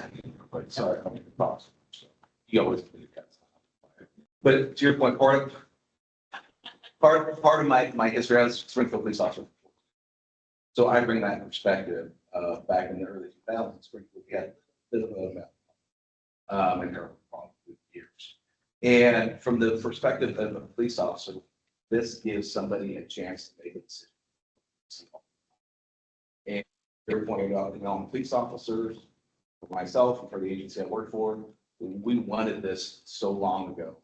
Instead of taking the broken pipe, measuring residue, trying to do something to get somebody in the system. Yes, 110, politically divided. Not everybody agrees. There's a very energetic, passionate argument on both sides of it. But certainly to give the ability for a police officer something at the scene, at the time, helps them and have an option that they historically not have. I think is a wonderful opportunity if we can build a system around it, to give them that ability and to get those positive, successful outcomes on the back end of it, so that that treatment and that process doesn't ruin some of these lives. And so I think it's a wonderful thing, and I want to see the system work. And my take in it, depending my individual thoughts, I voted for it, but my individual thoughts on it are irrelevant. This has to work. I want it to work, and if it doesn't work, then it's a lesson learned. Maybe. But mine is absolutely where we can make this work.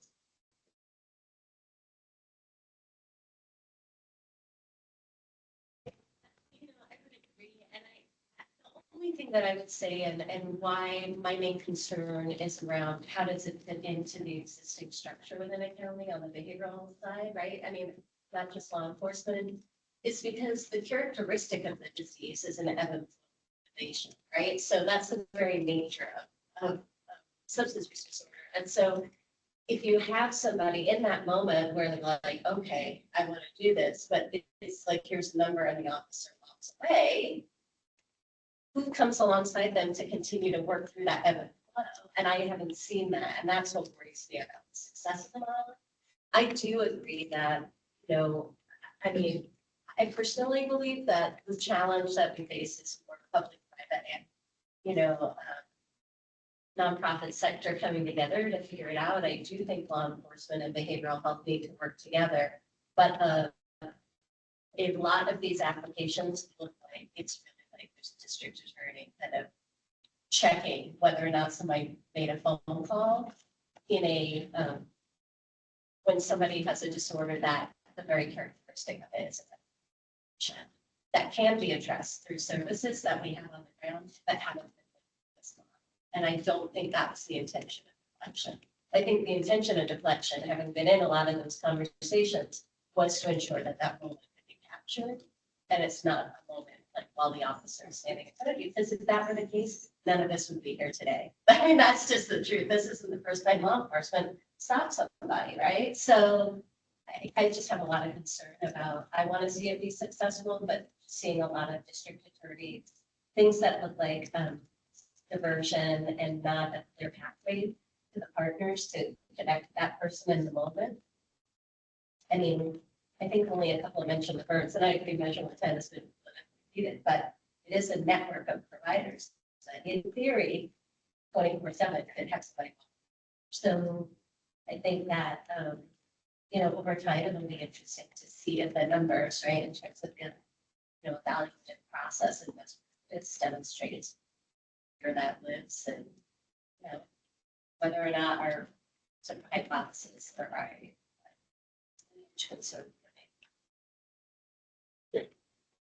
Thanks, Sam, for mentioning that, because I would just add to that, yes, there is a workforce that is funded, that where 4,002 pivoted out under 110. I think the burn providers will be willing to pivot and expand what they do in receiving referrals. Maybe their work, their scope of work stays the same, but they will receive these expanded referrals because they are making partner networks as intended by the community. And I also want to share the person with lived experience. It's been stated, it's a choice made in the moment, depending on motivation. Whether I'm really tired of what's happening or not, it's how I'm base my decision. That may change in 10 minutes. Depending on my very first experience choosing deflection, telling you misdemeanors meant nothing. I have no idea how many I still have in my record because that didn't matter. If that's the easier pathway and I'm not motivated in the moment, that's what I'm going to choose. So our law are going to have to then determine. Now what am I going to do? I'm going to write them a ticket and give okay, I'm going to arrest them and take as statewide booking criteria that's or quite clear on.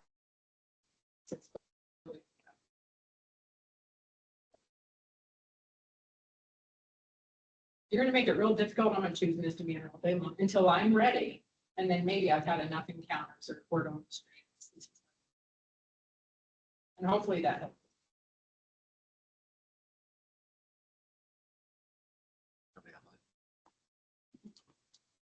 I would just add, and one of the maybe unintended consequences of people not taking the option of deflection is how that will impact our indigent providers in Oregon, where we don't have enough defense to handle person-to-person property crimes, let alone PCS charges.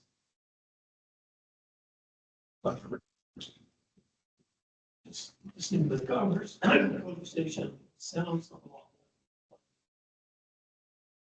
I'm trying to be like an advisor.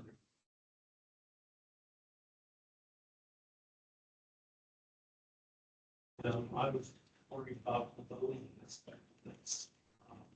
And that's something I don't think I apply on criteria. So I'm fine. I'm more interested in it if we as a vote. That we see it. So it doesn't involve a situation, which I'm sure we will point. It seemed to me back when we scheduled this meeting that, you know, there were some pretty broad parameters and most things that fit those very broad. More. And I don't know that it's going to be a problem. You know, pretty negative about any applications, it all seems like they do. But I guess the help would be if we go along and get more clear on what our role in these projects are. Are we advisors? Yeah. Consulting for them, shape them, or are we primarily responsible for this resource and making sure it's applied and it's And I don't think that I view those as two completely like different sides of the coin. I mean, I do think that comparing to our high utilizer impacts grant, we are much more advisory than we are line item by line item going through. And that's partially due to the formula versus competitive nature. We also have a lot more guardrails statutorily built into high utilizers versus Deflection. This one is just wide open highway, at least the way that I read it.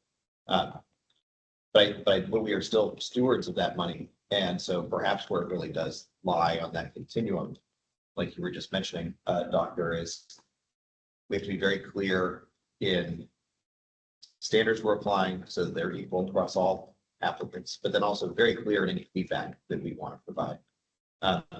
You know, one thing that I heard from my co-chair here is a very significant concern about the bridge between law enforcement and behavioral health. And I have to admit, when I read the statute and I think about what I know from the 4002 development, the key to deflection is it's a bridge. Deflection is a bridge. And so on one level, that's why we see so many applications that are more law enforcement and even DA heavy at times. It's building that bridge from one system to another, but we have to make sure it's there. And so again, drawing on Sam's comment, I would be more than comfortable recommending or saying that when we send out our award letters, for example, as a condition precedent to moving into the contract phase, especially whether it's across all programs or for ones that we identify, if we don't have clarity on that bridge, they should have to provide it to us. And we can go through the back end kind of contract development and everything else, but at the same time, we need to know from them, what is that bridge? And whether that's something that then this committee empowers staff to say, okay, they gave us a sufficient answer. You know, I would hope that we would not have to come back together to look at all of those. But again, whether we actually come back as almost an approving body or whether we let staff handle a lot of that work, where we meet in October, that's where we have an opportunity to look through and say, well, you know, County A is still pretty dissatisfactory with their answers on this lane. And we can engage with it further from there. So it's to say that, yeah, I completely agree with you. We want to make sure we're on the same level, but maybe we are more advisory in the sense that we are providing our feedback, but we still can build it in, I think, where there are some intervention points where it's not like we're just putting our feedback out to the ether and hoping that a county hears us. We can at least require them to engage with us when we think that there's a lack of information.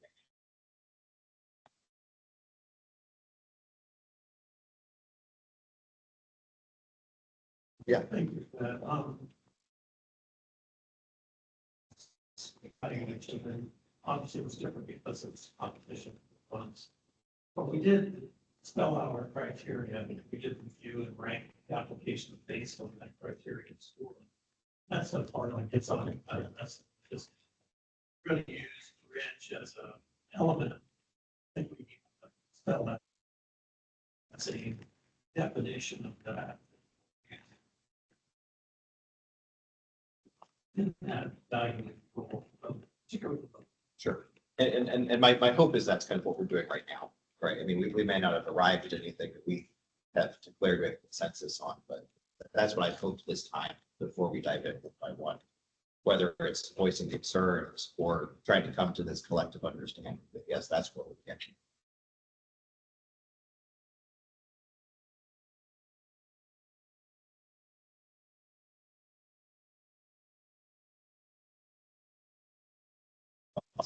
At the moment. I don't do this very often in this group, but I'm going to exercise my prerogative as chair to say that we should take a 10-minute break. And then we will come back and maybe address some of Dr. Brigham's suggestions. I mean, just overall, right? And then hopefully transition into looking at some of these. See, no objection. 10-minute break. Please do grab your lunch. If you ordered one, they were delivered over there.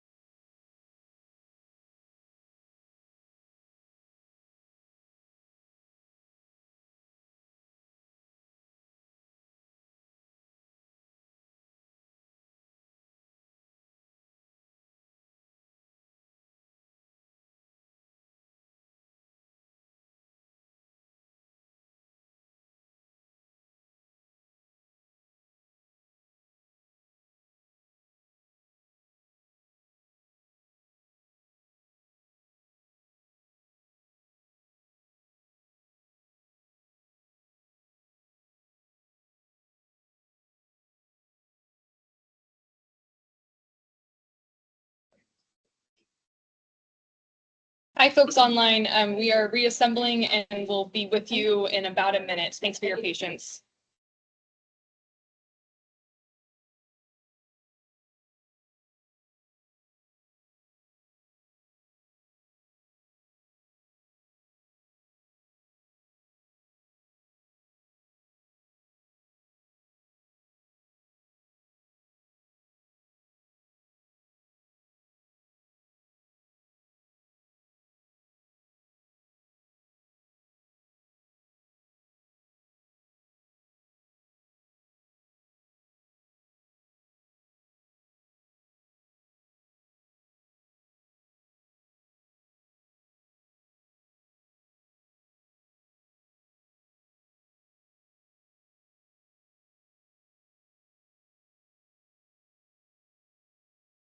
Okay, we're off mute.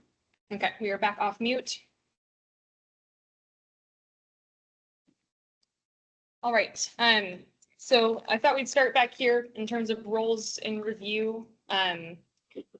Outline again what we're trying to accomplish today. You reviewed the applications and the proposed budgets. Today, you need to confirm whether programs are actually eligible. We want you to discuss the applications collaboratively and then note specific feedback that you have to those counties, if any. And then, maybe before we get into this county by county review, we can talk about, what you want to see come of that feedback. It's not just going to go into the void. So what do you want to see come of it? When do you want to see that?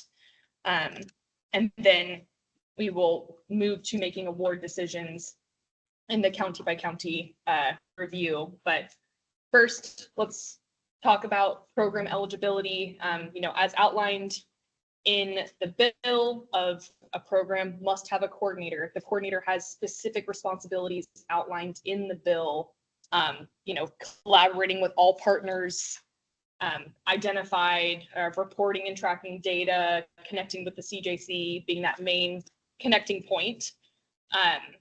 A program, I have the eligibility requirements right here. Hold on, let's go right back.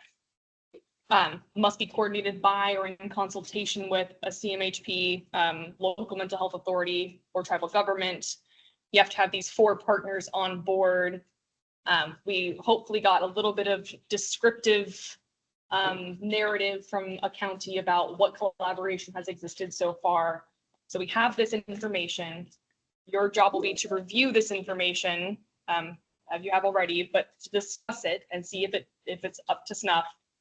And then to provide, any specific feedback. I would say that's maybe a great opportunity to do so. And then the figuring out what you want from that feedback would be a good next step. But let's try to establish the plan of attack before going into these so that it's not changing between applications.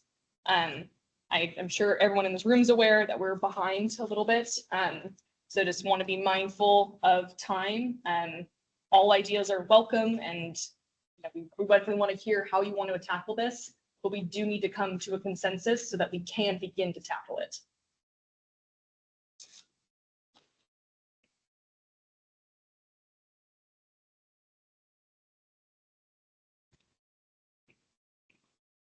So I guess I can ask a question.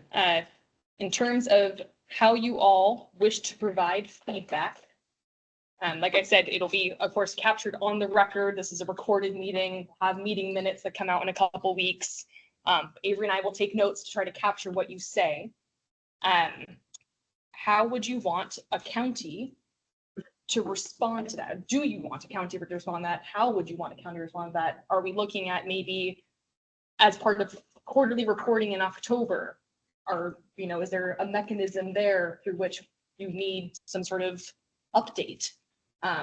Is this like some sort of pathway where we're going to get to the semi-annual progress report in that January time, where it's kind of like a full status, check-in? So there's just some things to think about. What does feedback look like, and how do you want folks to respond to it? Feedback, yes, and, thinking back to the investment grant and with that process. Whatever conversations comes up, send it out to the counties, and if there's a comment of something to look at or a concern, they can either address it, or they can at least acknowledge saying, yeah, we saw that, and we'll try to incorporate that, whatever that might be, because I think the range of comments, they're gonna be within a certain category, but they're gonna be broad, and some might be a question, some might just be a simple comment. But I think it should be sent out, and I think it should be sent out to all the counties so that they know broadly, so that they know, what this committee did talk about, what they discussed, the things to keep an eye on going forward. Because there certainly is going to probably be some sort of impact in legislation with some tweaks and or funding amounts and or whatever that they should all be. So no surprises. I mean, I understand this.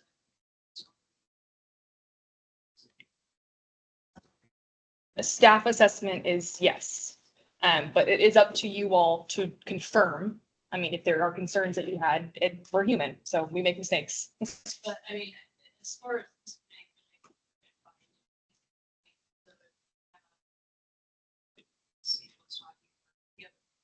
County that is not making that.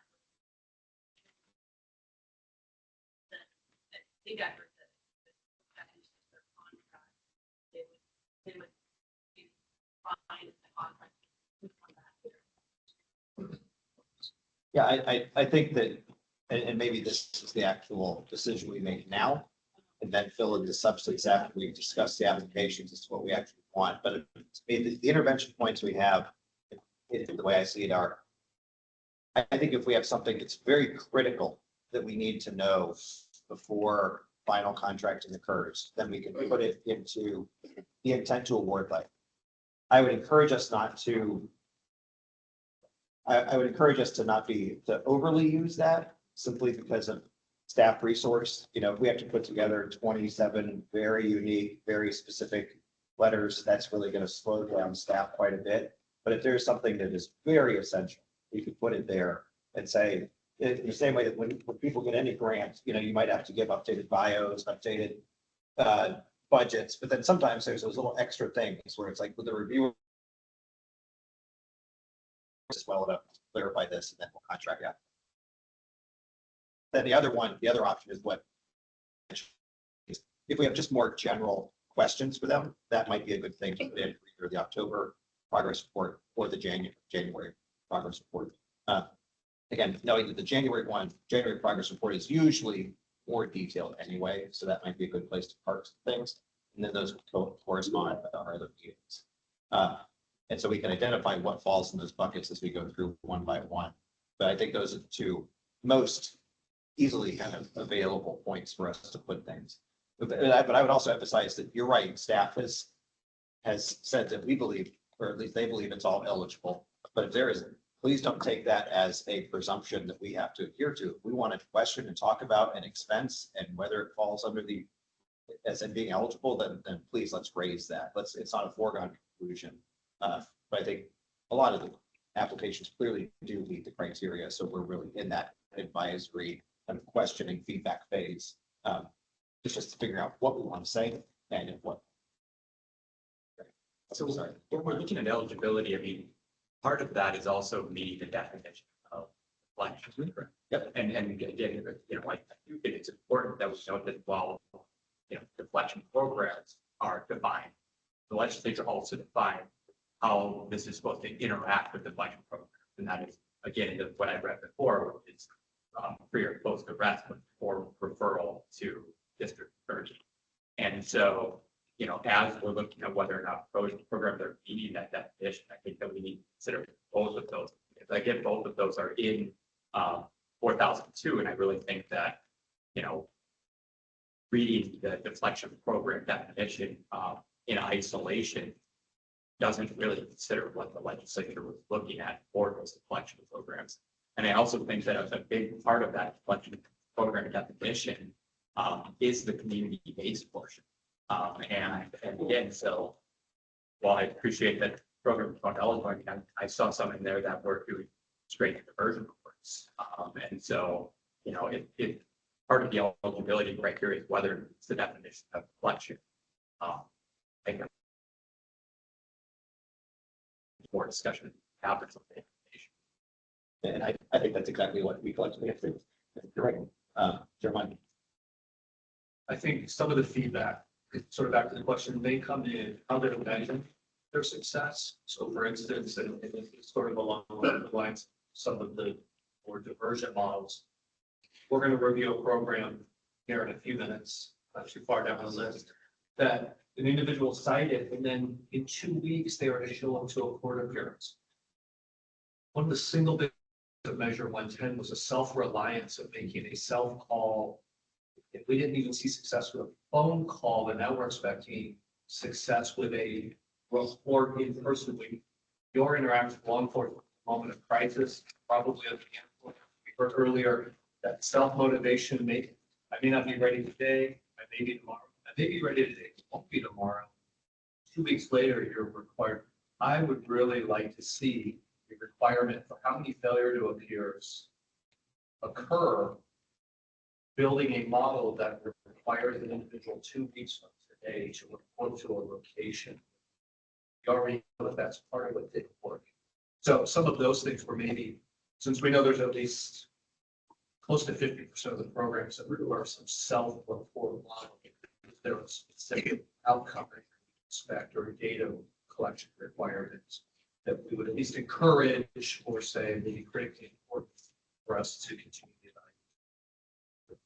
Yeah, and I think that goes hand in hand with my thought earlier that I think we should, as a committee, we can all vote on this, but I think that we should again be abundantly clear that we are acknowledging too, this is a very grassroots, broad type, all types of program, and that we may learn a lot. We may see that a program that relies on a Measure 110 model, and that leads to a lot of FTAs, then just because we funded it this time doesn't mean we're going to fund it next time. And so I think that those two things go hand in hand, that we're going to be relying on the data to drive our decisions next time. Yeah, it's, Okay. There's a lot of variation.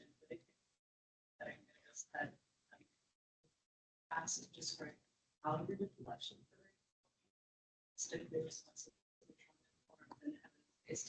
Often the answer was we are without a lot of. So that is something that I would really like to see any reporting of your relates instead about follow up, like maybe you met the minimum qualifications for answering this question purposes of successfully applying, but we would really like.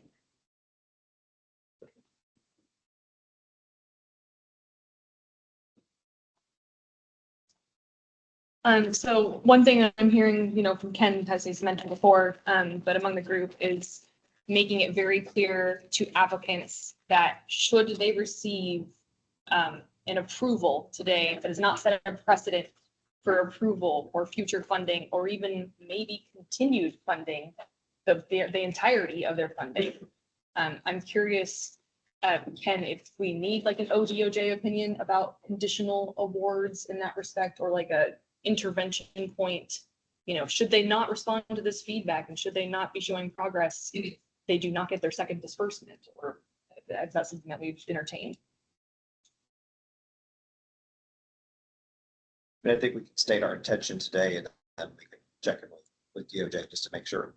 But I mean, my hope is that most of the things we identify are definitely solvable and addressable, and that the counties, if they'd like their funds, will be able to, again, if it's greater explanation about cultural and linguistic services and access, or if it's greater or a better definition or more thought put toward the actual end result of the bridge. I think those things are achievable. So I would hope that we wouldn't have too many people walking out of that. So.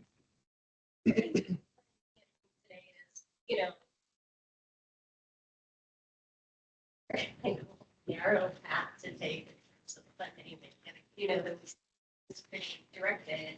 But I do think that the feedback is more like a hard and come, right, for funding. So, for me, it's like, okay, even if it makes me feel a little squirmy, it's like, yeah, it does fit with kind of the language and what the current intent was to build out the deflection model. But then as we move forward, here are some things you know, you may want to consider, like, in terms of your reporting or areas that aren't clear, but would need to be clear.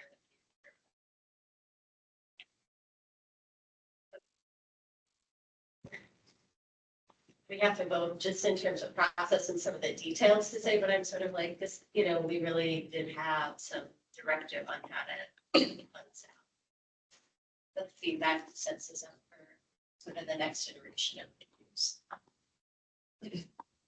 I think that sounds reasonable, and something that we could do, you know, as part of this, the feedback that you guys specify, before a vote, in that notice of intent to award letter, if there was feedback to a county, we could let them know, like, hey, the meeting's recorded, you weren't there, please tune in to X moment, to hear exactly what explicit feedback was given. But then maybe also the GRC, could indicate, you know, hey, if something wasn't clear, we expect it to be clear by this programmatic check-in in February. So 6 months, you know, and granted, things are going to change and people are going to learn and things are going to roll out and become more developed. Hopefully we all have a little, to use Ken's analogy, a little bit more plain with us at that time. But I think things for consideration are great. Identifying what's not clear or what's missing or concerning are great. I would just leave it up to you all to be very explicit for what you expect from a county hearing that feedback.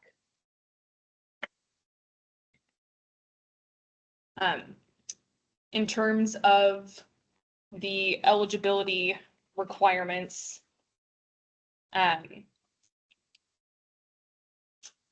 is everyone, I mean, on the same page here with how you want to tackle reviewing applications and RJ? So when it comes to eligibility, the hospital for development is kind of vague eligibility requirements, but one thing that does kind of stand out is where it says the purpose of the program described in the section is to address the need for more deflection programs to assist individuals who begin health conditions, including substance disorder, convictions, and other engagement with the criminal justice system. More, I feel like, to me, clearly states not existing. So if there is an existing program that's been around for years, I don't feel like that meets the definition of more, and that's the second. So I think that programs that highlight that in their application don't qualify for this grant specifically. And there was also, you know, concern about, you know, some other applications that I had seen clearly call out a diversion in their application. They also talk about how they are going to work with people who committed a crime. You know, so you know their interaction with the individual is solely because they're existing, but they have health issue, organization issue. So I think that the second half of that should be considered as well, but you know, I think that's kind of up for discussion. But the first half of that is pretty clear, where it says that if a program isn't more, which to me is like something new, something that's growing and expanding, then it shouldn't qualify for this round of applications.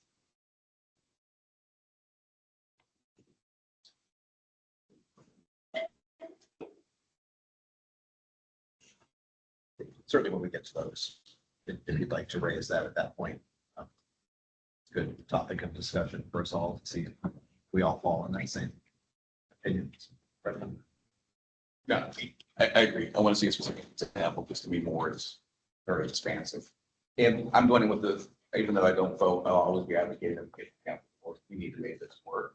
And so unless something is egregious, then my take that they should get funded, but we should follow up with expectations, reporting, tightening up the process. We should be looking to get the money out the door as fast. Programs. Me, that's my mindset. That's what I want to make happen as much as we can. But if something's egregious and really not there, then absolutely, we need to have that accountability. Right.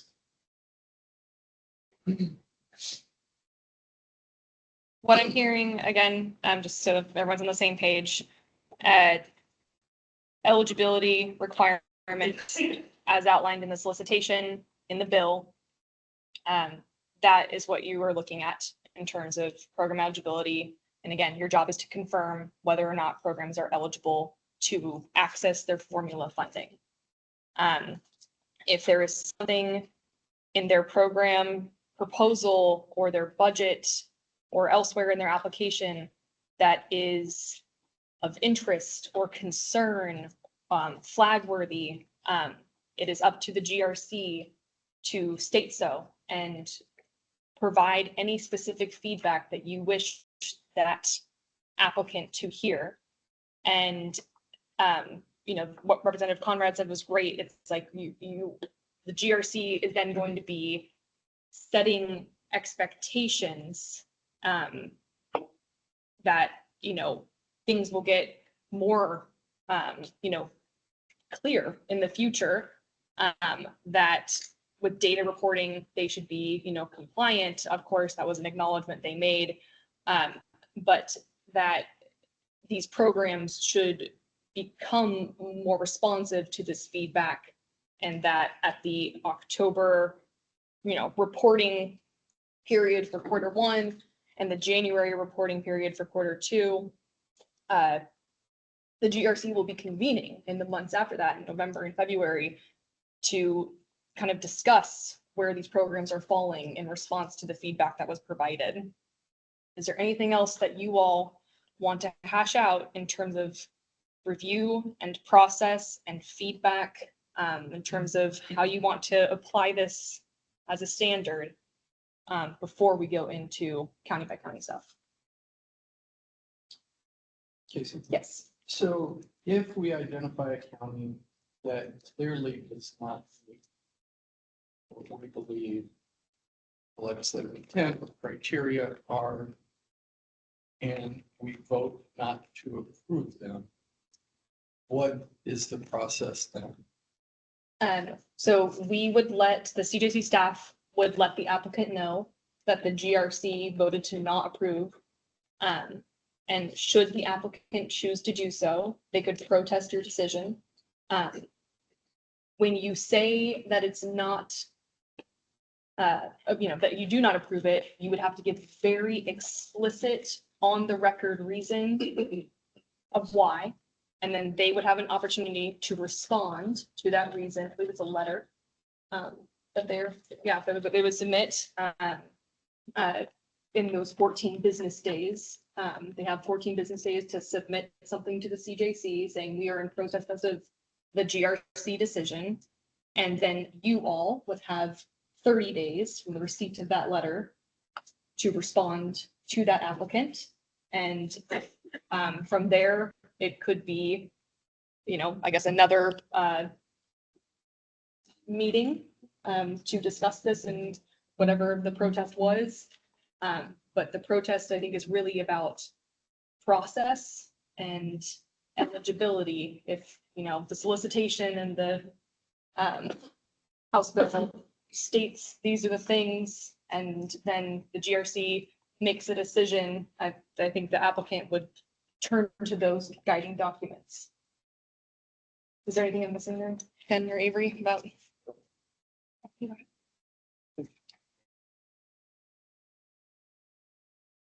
Let's move into that. Yeah.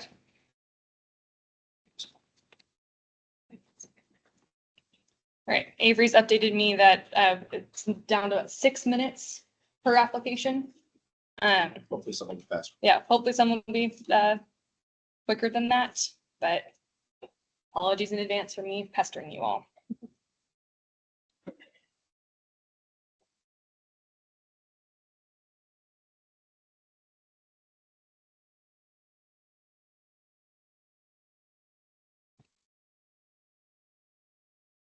Okay, so just like our sample county slide, sorry, 1 second. Just as our sample county slide, I guess, let me just pop back to that real quick to orient everyone. It's got the county name, the big ideas, coordinating agency, what it's funded by, specifically the program coordinator, what it's funded by, a description of eligible participants, whether it's the planning, after January of 2025 or operational before January 2025, then that maximum formula funding amount adjusted by CJC for contracting purposes. That's what we're going to present here. So we're starting with Baker County.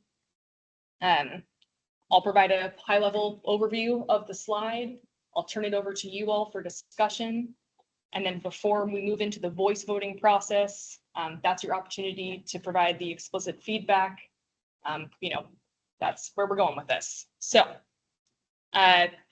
Baker County, they propose to implement a deflection program following the officer intervention model. You'll see the asterisk that charges, may or may not be held in abeyance or filed. Remember what that little asterisk means.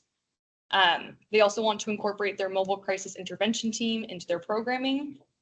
And any individual found in possession in Baker County is eligible for a program referral.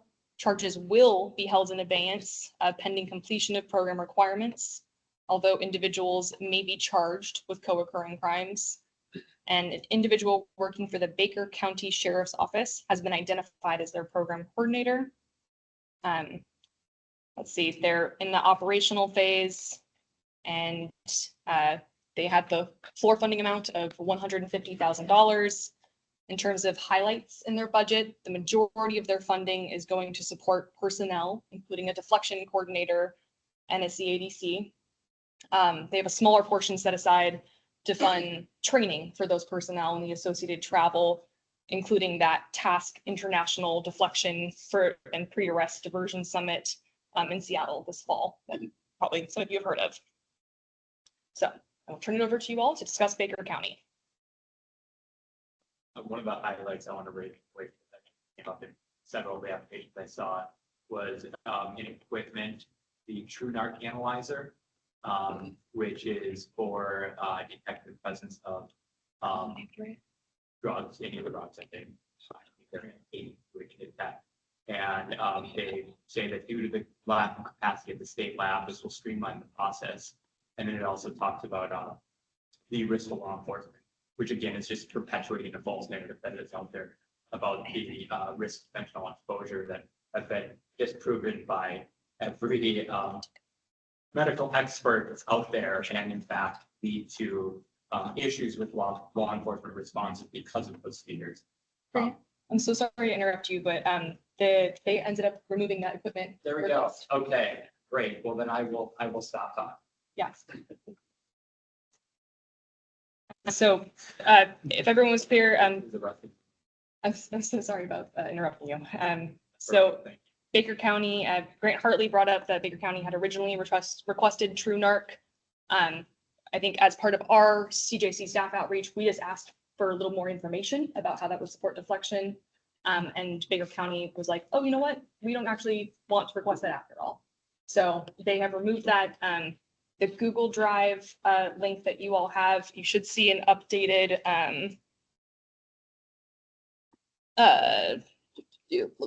Yeah, I don't see 7 it. 12. I was working with the older version. But anyways, yeah, that is changed and is no longer a budget line item request. On my review, safety and eligibility requirements, I was very pleased to see the broad array of individuals who can access it regardless of prior deflections, no limitations if you're on supervision, anything else. While being operated out of their sheriff's office, hiring with a CADC and program coordinator, really appropriate in our approach. Be a model for some of the other counties to consider as well. Only concern is individual has 14 days to make contacts, but again, that's just sort of that tracking to see how many individuals actually are capable, but they have the mobile crisis component, so some will get immediate access right out of the gate, so I think it's a good blend overall with their application. Yeah, I mean, especially for 150,000. So all together. Judge Shanti? Thank you. I'm glad to hear that they didn't ask for that NARC thing.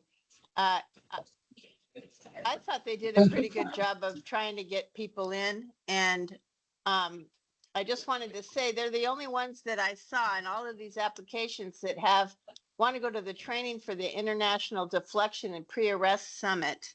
I don't know, maybe other counties didn't know about it. I don't really know what it is, but I'm wondering if maybe someone from CJC could go there, because if that place has some really good information, maybe it's something that could be sent around to all the counties that are participating. So all of them can get some top-notch training if that's what it turns out to be. That could, excuse me, that could be a great thing to suggest for any of the counties receiving additional funds after the rejiggered amounts we saw earlier, that we could recommend they could spend that on that.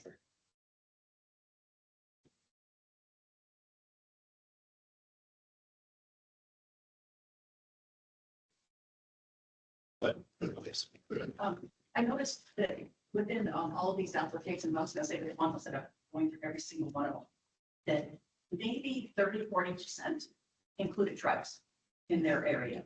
And so there's a lot of counties that have a lot of tribes that have it. So perhaps that could be a request, not a mandatory, but just a courtesy to contact the tribes in your area just to see if they would be interested in sharing what their plan will be. And maybe. Well, and based on the consultation that we just had, it does make me wonder if actually that should be a question at each of our quarterly check-ins with our grantees, just to say, what is your ongoing engagement? So I know that at least one or two of the tribes said that they may actually even want to potentially partner more directly. And so we want to. Are already. Right, you're right, exactly, right. So yeah, we want to make sure we have something. Right, oh, of course. Yeah. Offer input. Just for clarity for staff, would there be any objection from the committee in just requiring as part of ongoing reporting, just updates on tribal engagement? They're local area. Put that in there.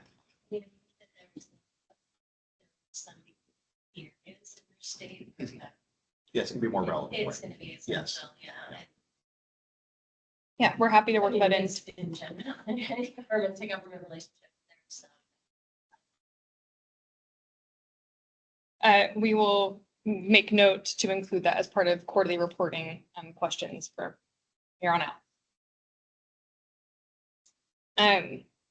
So is there any specific feedback that you all wish to provide to Baker County as part of whatever decision?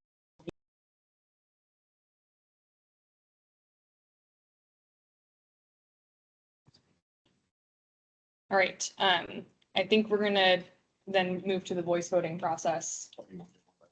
Yeah, because we got, I think, we could vote after every single one. It's a simple, this is what's in front of you, here's the feedback and everything, and then move forward. I worry that if we wait to the end, we lose quorum and all that jazz. Okay. Bear with me here. Okay, so is there any further discussion or, again, specific feedback you wish to provide to Baker County before we move to the vote? Just a question. Is the feedback only about say something like this model, be on track kind of thing? And I know that's, Yeah, I would say we will encourage all applicants to watch, whatever specific discussion was around their application to capture some of the positive feedback. I think capacity wise, And sorry, applicants, I think we only have time to capture the concerns, the flags, the things that you really want to bring to their attention that you'd like to see adjustments or further clarification from in the future. Yeah, the feedback that I would have, and I'm sure this is another document, but they have their successes, complete treatment recommendations, or followed treatment recommendations for 90 days. I think, and this is going to be consistent feedback, clarity about those requirements, and how we actually are going to be addressed, how missing one class is going to be addressed. While it doesn't need to be in this, it's important that folks have that spelled out for the participants to understand what they're getting into, understand what will be a violation and resolve the case going back into the system. I would agree with that. I think it's important. There were a lot of these applications, right? Like I had to define a little bit, especially between the words and then, and I think some of them would be positive, you don't have to be 90 days if you've met the other requirements, take less than 90 days. But making sure that that's clear, I think that's something request through reporting that as those policy manuals or policies are written, will be provided with. I think that's a great idea. I think that maybe that's not specific feedback for Baker County, but really all applications, that the eligibility, as the definitions of eligibility, as well as the definitions of success, we all will want to continue monitoring that through quarterly reporting, and also, see if there's any opportunities to provide technical assistance, should there be concerns. So what I'm hearing, no specific feedback for Baker County. There's no further discussion. We'll proceed to the vote. The decision before you now is whether or not you approve the application from Baker County as presented to you today. Here, I will proceed to ask for those who abstain, those in favor, and those opposed. Are there any abstentions? Judge Shanti, I see your hands up.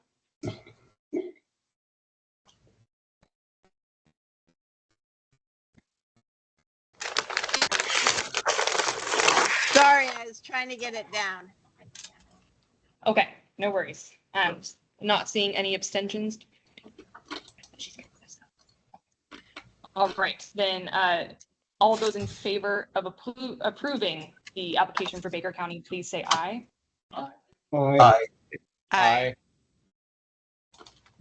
All right, and those opposed say nay. Okay, the application is approved with no specific feedback for the county. Just one more quick reminder to folks, to speak up a little bit. I have heard, again, some folks online are having a little bit of trouble hearing. When I was driving up, I could hear this side of the table clear as a bell, but. Well, I think that's unfortunately, if we were able to put the owl in the middle of the room, we'd catch more, but just the power cord issues, it has to be tethered to Avery's computer. So especially if you're over there. If I had a megaphone, I could pass.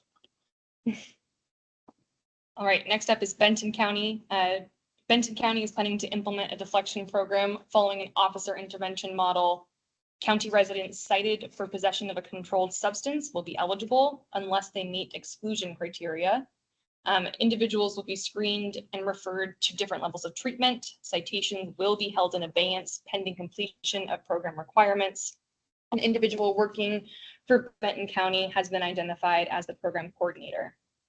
In terms of budget highlights, the majority of their funding request is to support personnel, in this case, a deflection coordinator, a contracted case manager, and contracted service providers.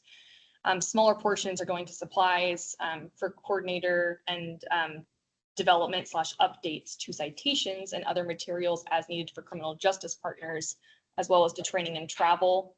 And then a quick elaboration on that exclusion criteria.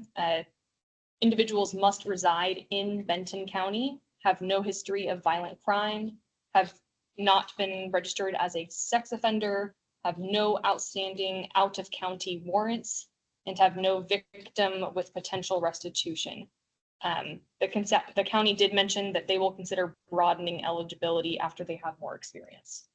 They also said, Thank you, Paul. they specify whether that was just you or you and a? Or ECS? It didn't. Or at least not such.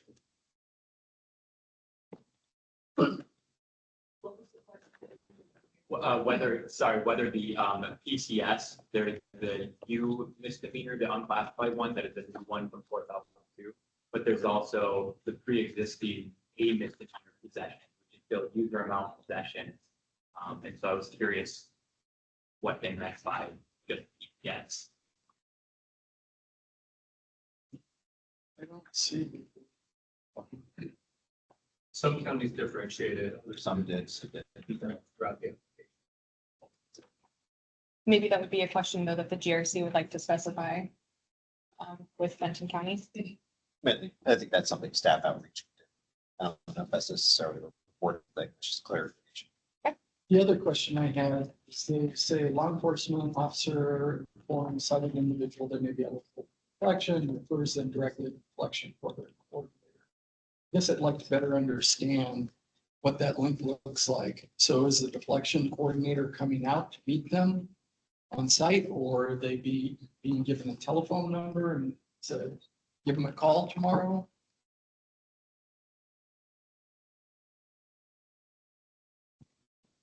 I also have some additional questions for clarification. On page 7, it says cited individual is assigned to appropriate programming based on risk levels. Now, low risk will include some form of online or in-person direct best practice coaching or counseling program. Moderate and high risk will be enrolled into a peer navigator support program. So, I think clarity on both of those interventions and what is the expectation of the peer navigator support program? Is engagement or successful look like, and is peer support responsible for determining or reporting whether that person is successful or fails? That would be outside. I think related to that, I would just maybe follow up on understanding how they're defining risk, because behavioral health intake, it's not really an analysis either, but it's unclear what the behavioral health intake provider is doing, I guess, because they wouldn't be analyzing. The criminal history wouldn't be part of it, but honestly, they're doing a level of care assessment, like what, right? And so it just doesn't make sense. And I think there's just it could be just a blending of language. This as opposed to like what it sounds like, which is everybody's assessing the criminal risk as opposed to some people are figuring out sort of the what the behavioral health needs are assessing. So. Just kind of a broad thing that I was looking at is how specific we want them to be, and do we know what answer we want. So I look at trying to balance how much information we really need to know to operationalize it versus their ability to take it and give us every single detail. Because then you have to say, I am not going to fill out another 40-page application for a grant for something that I don't have to do. And so it's balancing that need and that requirement. So if we know what answer we want to give, let's tell them, what is there a specific assessment that say, are you using this assessment? What specifically are you doing to make it as easy as possible so they don't have to give us a PhD how they're going to operationalize this, because that's what it's going to take.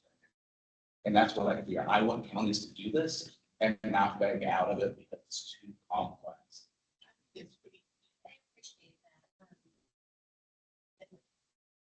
Administrative burden someday, so I appreciate that.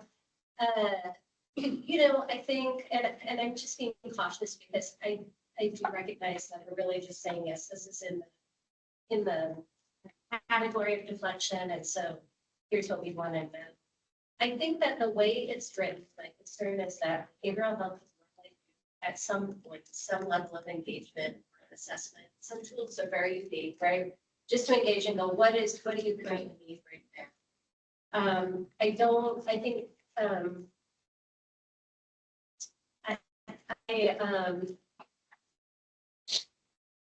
if they were going to do an assessment, I'm not sure. It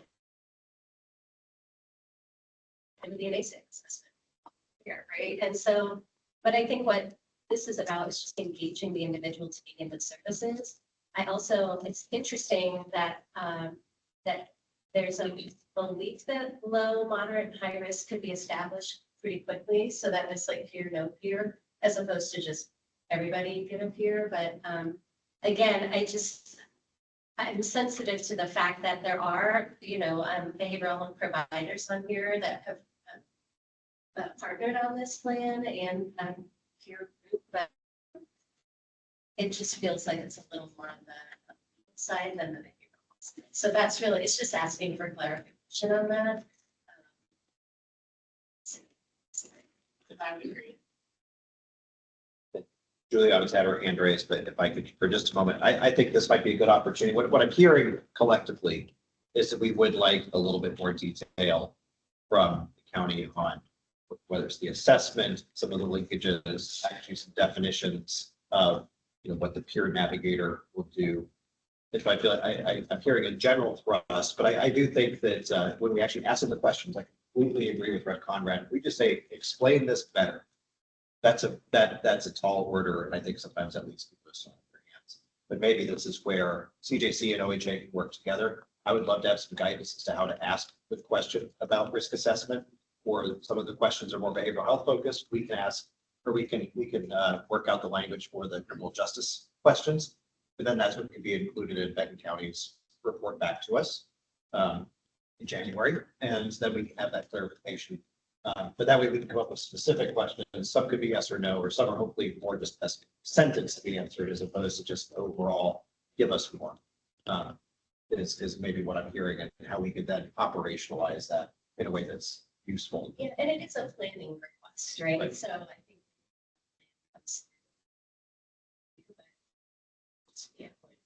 Yeah. As they move forward. Julia. Maybe a suggestion.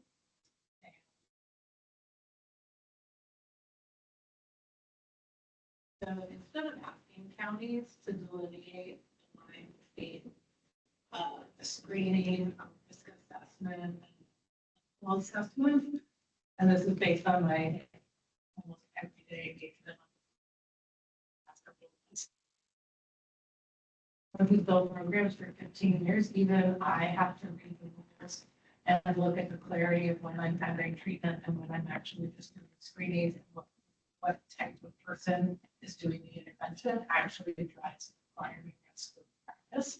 So perhaps our friends at OHA might provide a little parameters to like, yes, that's allowable without a certificate of approval or license location, and no, this is not allowable. And here's an example of screens that are in scope and out of scope, for like a CDBC, and so that we don't have everybody starting to do assessment. Probably not helpful for everybody during this process. Like that might be a way to, you're going to find this in many of these applications, give a little bit of parameters.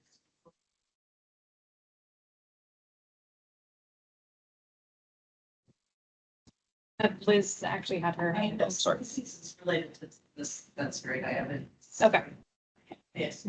So for me, it was really just more that statistics, right? Like, risk of showing up, risk of complying with what we're asking for them, risk of continued use, risk of suicide. I mean, what risk are they?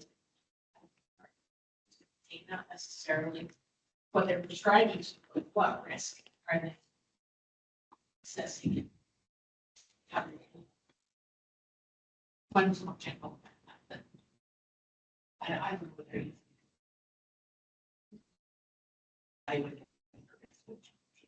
I will say too, it's possible they don't know yet.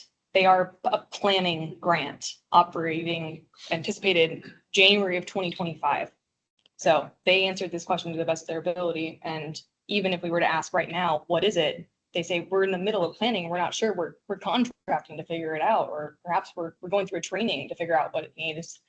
So I think Ken's idea of maybe asking them to come back at, in that January reporting, like, great, give us an update now. What are these things discreetly? Liz? Just, they do. This comes up here, but this is some applications that have. Some do speak to also including. So just whether the resident is determined by address. And actually, a little bit as an aside, I think this residing in county question is something this committee should come back to before the next grant cycle to either provide guidance or some framework around that. I know in a lot of cases, the concern about having somebody who's in county was whether they would then be able to engage in those services very easily. If you have somebody visiting the coast from Portland, having them drive back to do their deflection work on the coast didn't seem to make sense to some counties. This was an example I heard. And so I'm not sure if there's some guidance we can provide in the future about, we also want to set up an overly complex, almost like county transfer system. But I think this is something to overcome. I would hate for somebody just because they're on a trip to miss out on this opportunity, but also get the concerns as to why a lot of counties put this in as one of their restrictions.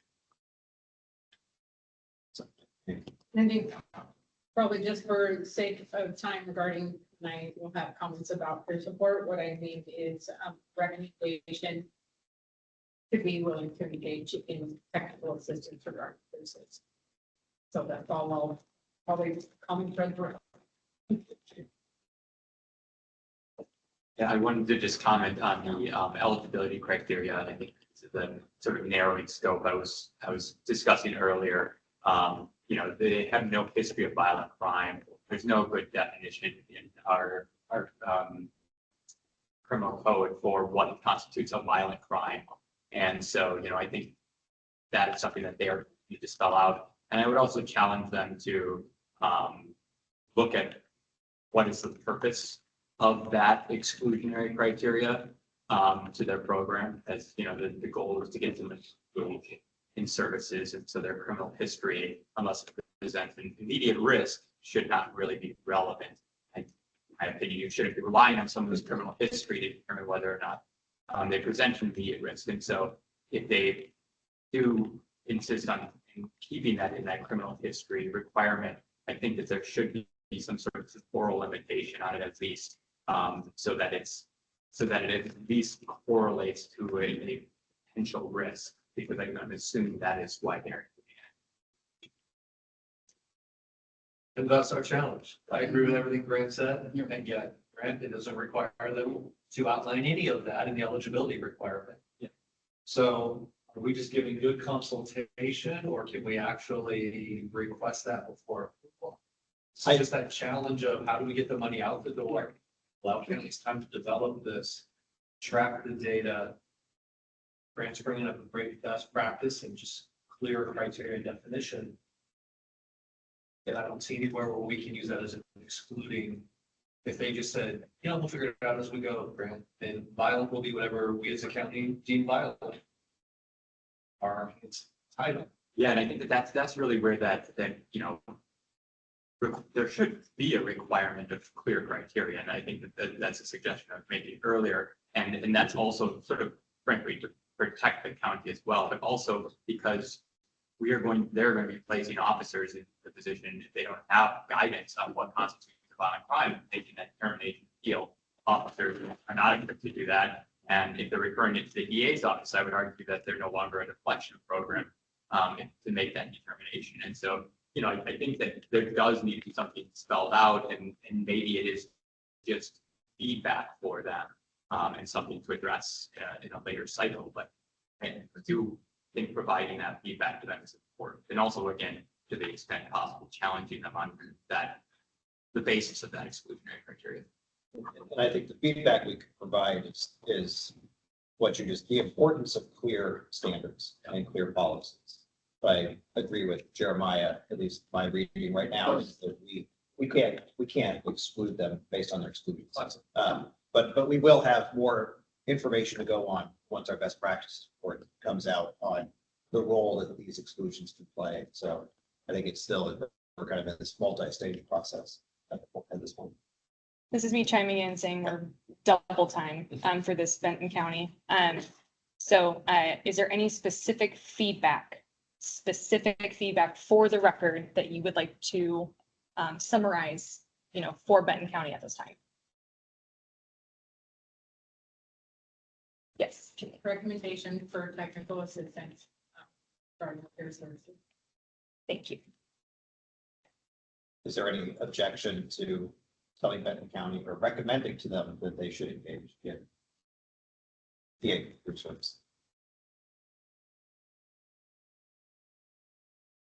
Because other than that, the feedback that I've heard has been much more centered around they are planning and they have some meat to put in, into their answers, and that we would hope to see that by the time that they are operational, which would correspond with our January meeting. So we would want some clarification then on policies, definitions, etc. All right, I'm hearing no further feedback. So let's go ahead and move to the vote. The decision before you now is whether or not you approve the application from Benton County with specific feedback provided by the GRC that will be relayed to the applicant by CJC staff. Here I'll proceed to ask for those who abstain, those in favor, and those opposed. Are there any abstentions from Benton County decision? Okay. Hearing none. All those in favor of approving the application for Benton County, please say aye. Aye. Aye. Aye. Thank you. Those opposed, please say nay. Right, the application is approved with feedback that will be relayed to the county by CJC staff.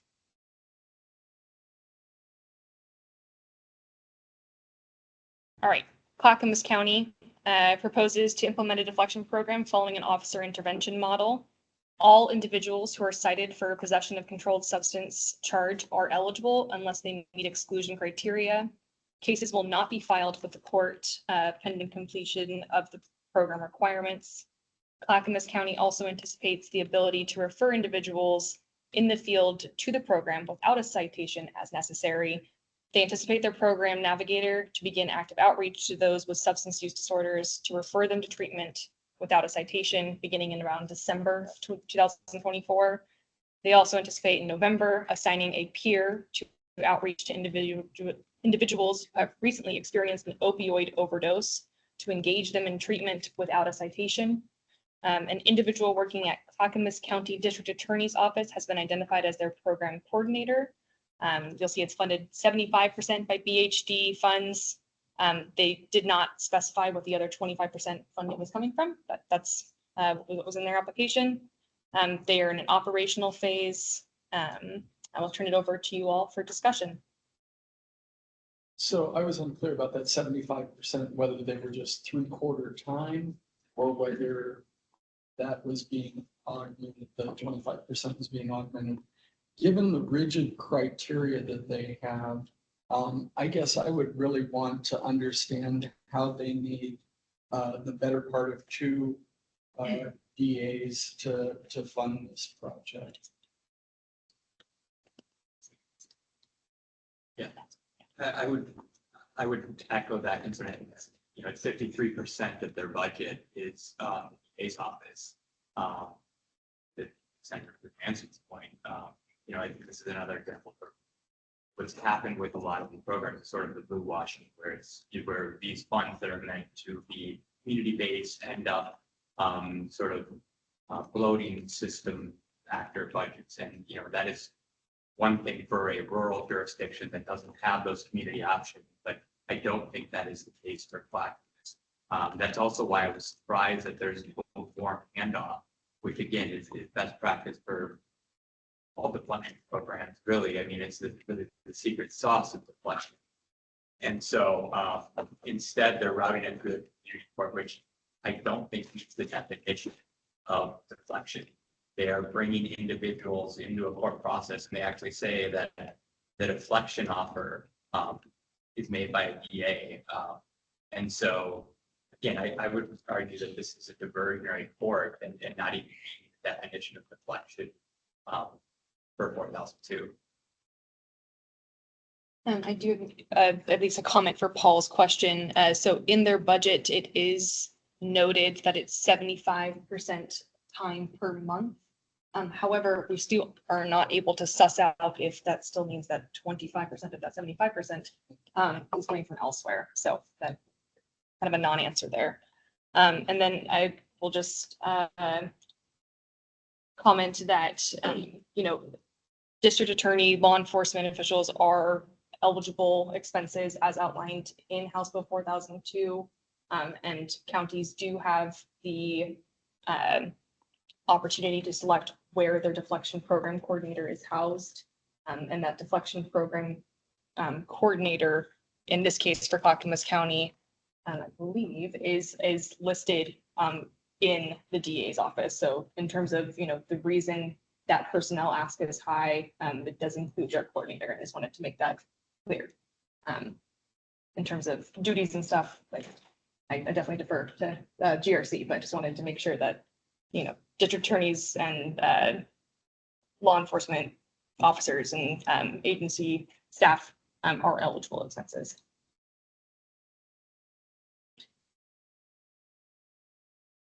Liz, yeah. About how specific their definition of significant contact with providers, and this person may not be a candidate for this program, they've turned down all the opportunities. So to Sam's point earlier, there are it's on the process that's a big not be taking readiness. And certainly making turning down housing one of the criteria concerns. There are a lot of different ways that what the definition of what housing is offered to you, like what constitutes turning it down, really important to develop more, and just how broadly it's driven right now. This one for me feels very heavy on the diversion side and doesn't really need deflection, mostly because the individual, if they are in their addiction, they are potentially turned down for deflection, right? Because if they turn down treatment opportunities, they won't be offered deflection. And I agree, they're already in a legal system where there's a court appearance, and the court is either the second or fourth Thursday of each month, which a person is struggling with a substance use disorder or houseless would have to. It feels like a bolstering of a diversion. I don't see this leading to deflection. I mean, not even in the basics, really, because there's so much legal involvement before it's even offered. It's not deflecting from anything.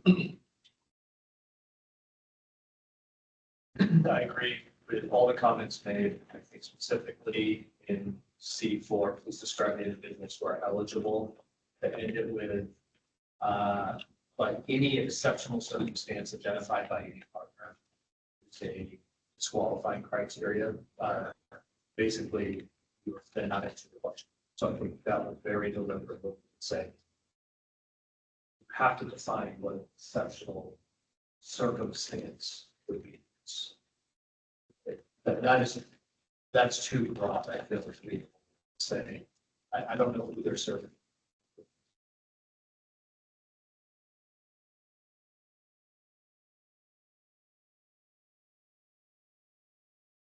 My soapbox again. So the connection will include the assignment of a peer towards the candidate to connect the candidate with appropriate treatment. Don't do anything. Not know what that is. We will, the person wants, I mean, peer support by its nature is voluntary. And so if that's a voluntary community service that someone would like to take advantage of, yes, would we connect them to services? Yes. But just maybe some support to you. So. Can you guys see my hand raised? Yeah, thank you, Judge Shanti. I appreciate you chiming in. We did see your hand raised. It's, we're hopping around, but please go ahead. Okay. Well, your comment about that the grant says that law enforcement and DAs can get money. I totally agree with that's what the grant says. But I just kind of think this is like having a surgeon do the work of a school nurse.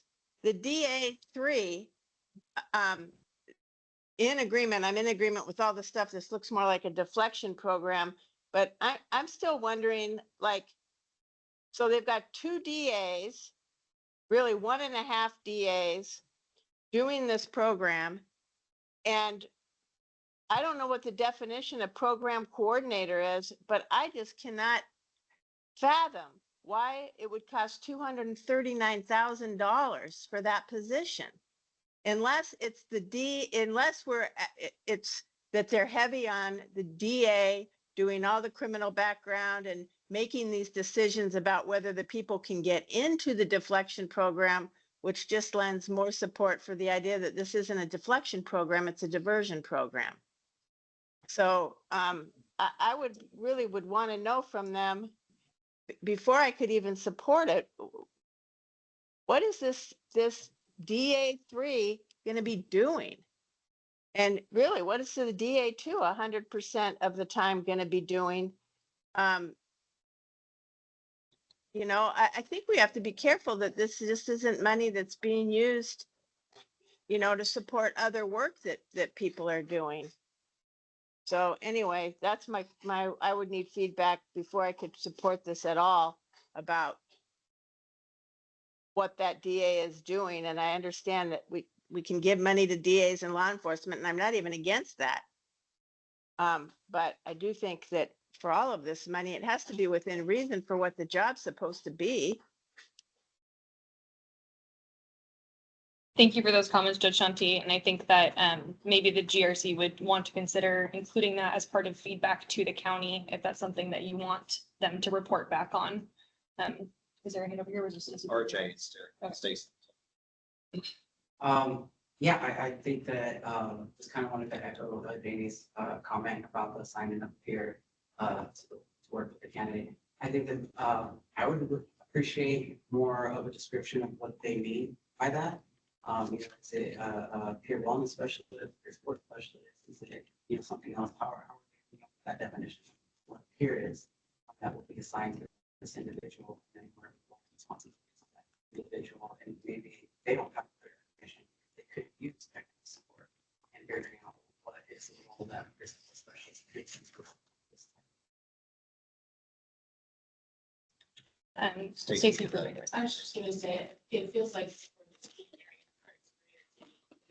they have maybe sort of turned down treatment offers or Venus, I feel like understanding the procedure that we're dealing with, it's typical and about getting that person at the right time, in the right place, ready for services and treatment. And the housing piece also, just because housing has so many limitations about even going to certain types of housing. So I struggle with those two exclusionary criteria. Because I think it's really not taking into account the disease circumstances we're trying to address. Sam, I think you're next. I just wanted to note we're at 10 minutes of discussion. I think the only piece I would say is on the section C6, which is around how the program is culturally and linguistically responsive to trauma. I know it says evidence-based, but I think summarizing program for preventing recidivism is maybe not well placed there.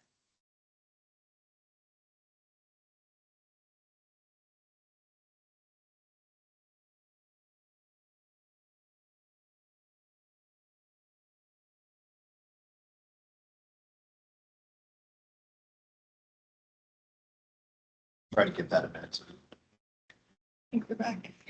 Make sure that folks can hear us.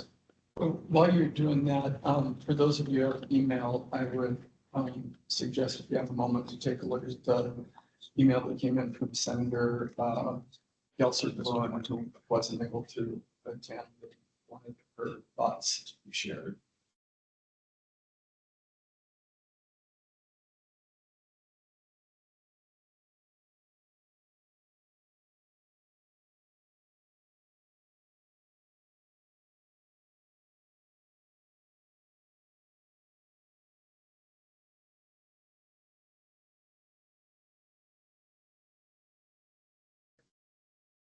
that's very different than some of the feedback that's being suggested, because I think while we can provide feedback to an application that doesn't meet criteria, I think that at least what I was hearing was that there may be some folks in the room, or more than just some, who would reject the application. And so I think that we need to at least be clear on that, or whether it is accepted with many caveats and concerns, and then we've begun to list those. I'm unclear at the moment as to like what direction staff would take on this one. Yes, if I can just echo or, you know, my thoughts on what you just said again, is again, would they have 45 days, stand up, brand the program, try to figure it out, no base model other than Marion County, based off of, you know, some information from what state of Washington had. Me, I look at giving all the counties grace, give them all the feedback, because, you know, a lot of the feedback is great, it's clear, and it needs to be addressed, and it's going to ripple through a lot of these other applications. Well, what do we want to do, and how long do we want to have back this way to be able to do it? So are we going to err on the side of trying to not have a county do something? Or we're going to err on the side of, yeah, it's certainly not perfect. We want more information. We want more details. We have these concerns about the DAs, which is fake. I absolutely echo that concern of what they're actually going to be doing. But given we have no data, no base for what we expect in terms of volume and work, and given all the different workloads for the county DAs, they have a short staff, what they're going to do, what the county resources on the back end are going to be. I think we got to give them grace, and I would argue, get it out there, but put all that down there as this is what we need. And based off what the DOJ comes back and says about whether you can phase it in, whether you can withhold, you know, future payment, that is certainly something that would be on the table to look at. But for today, we got to get them money. We got to give them a chance to get their feet underneath them and course correct as we get going down this path, because we have to do something. We haven't done things for decades. Got to do something today. Let's not have more decades start today for some of these counties. My thoughts. I think I'm just concerned that the funds are going for what they already have. It's not a deflection program. It's a court process that there's a citation and a show up to court and decide whether to judge whether or not you get this. That feels different than deflection.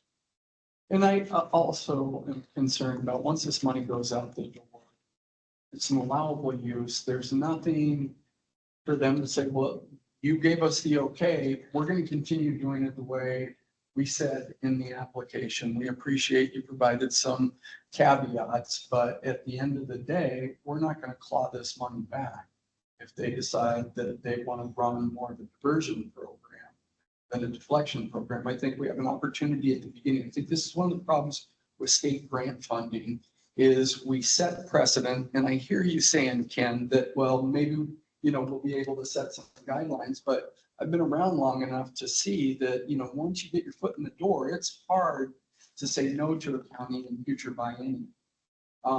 I think it's better policy for us as stewards of the state's valuable resources to say, this is what the money should be spent for.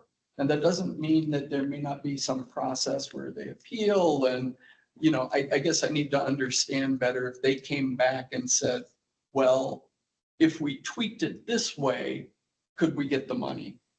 Is that a possible scenario in an appeal process?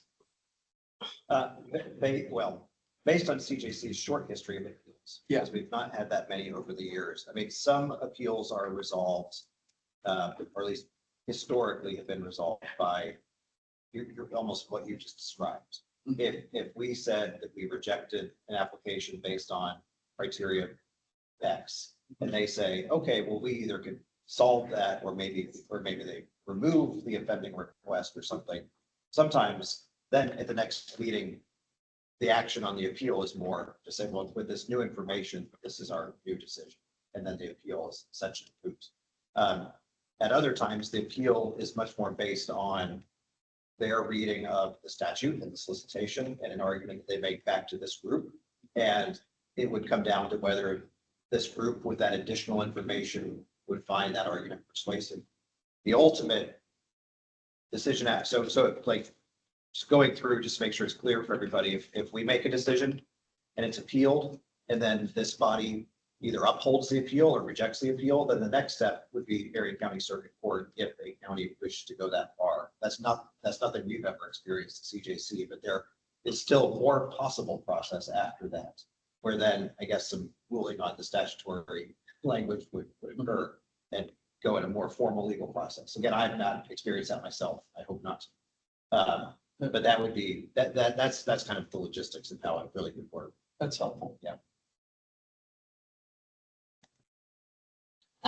Being mindful of time, is there specific feedback that you want to capture before we move to a vote of whether or not to approve this application?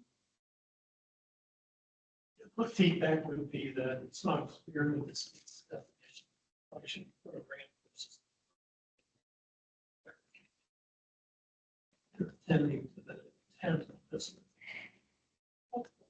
And I'm looking at the definition provided of the application, and I'm not sure that's clear enough or elaborate enough to say this does. But it certainly seems like this is toward the continuing of the version. Can we withhold the vote until we get some clarification? Re-envisioning of where those critical points of between deflection and diversion are. So, by email. Can't vote by email. Okay. But I mean, I think if the committee decided to take no action on the application, then it would sit until we either got more information or we voted on it. I mean, I guess what I had envisioned was the next stage would probably be a vote on whether we want to fund. And a no vote, I think, would be the same as saying we need more information. It probably would be appealed as well. And so, I mean, I think it would be a very lengthy process for Blackness County. But hearing the voices in the room, I think that could be a very close vote.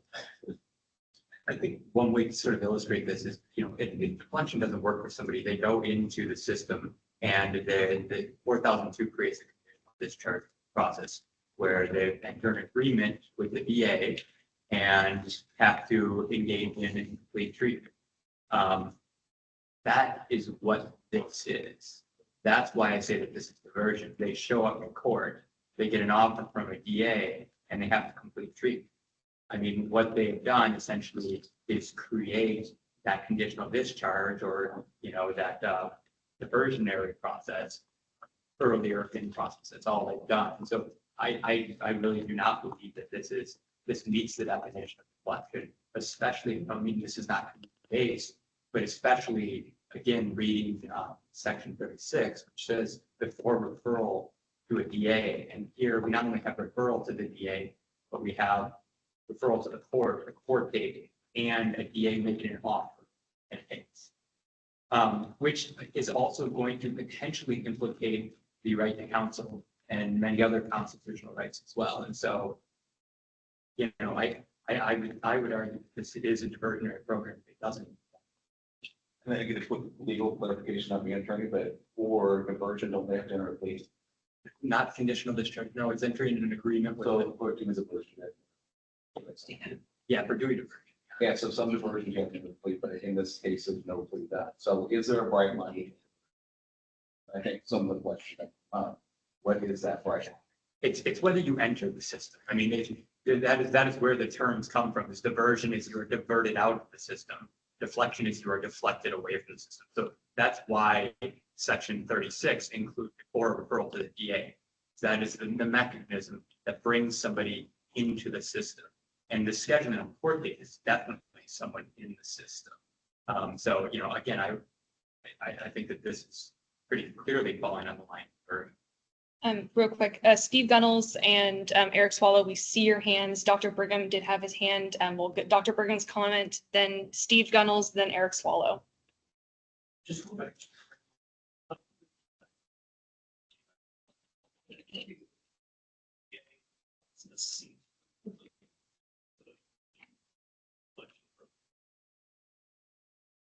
Thank you. Steve Gunnels.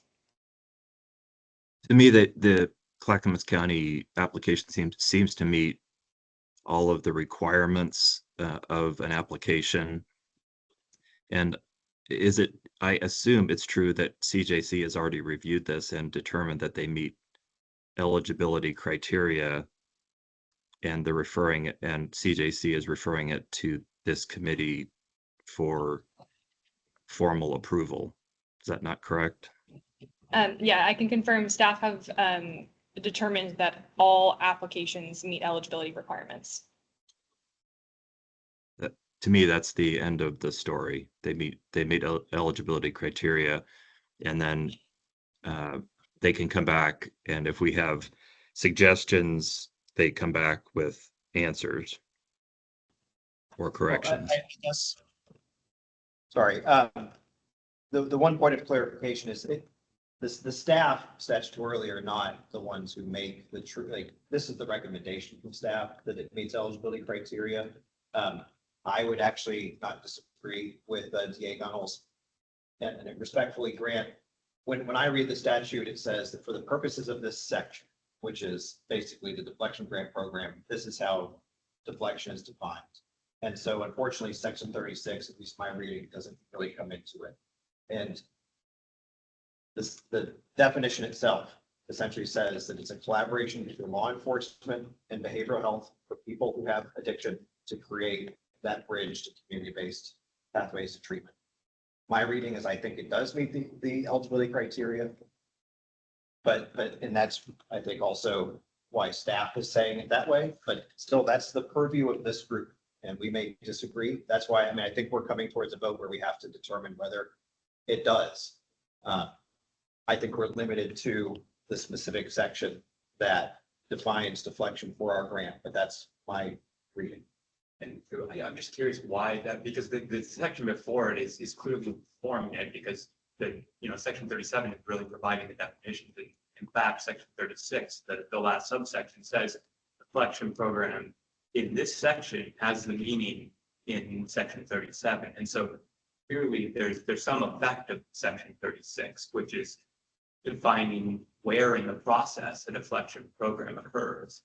And that has to be considered when looking at whether or not a program is considered an eligible deflection program. And so, and I also would note that in the definition itself, it says that it's supposed to be community-based, which program who's 53%, its budget is 53% based on it. I would definitely not based, but again, I think that section 36 should be read into this. Otherwise, I don't know why the legislature would have been in there, but for form where these deflection programs are supposed to occur in the system. Eric Swallow had a comment. That's right. Thank you. I had a comment a while ago, so now I have to think about what I all want to respond to.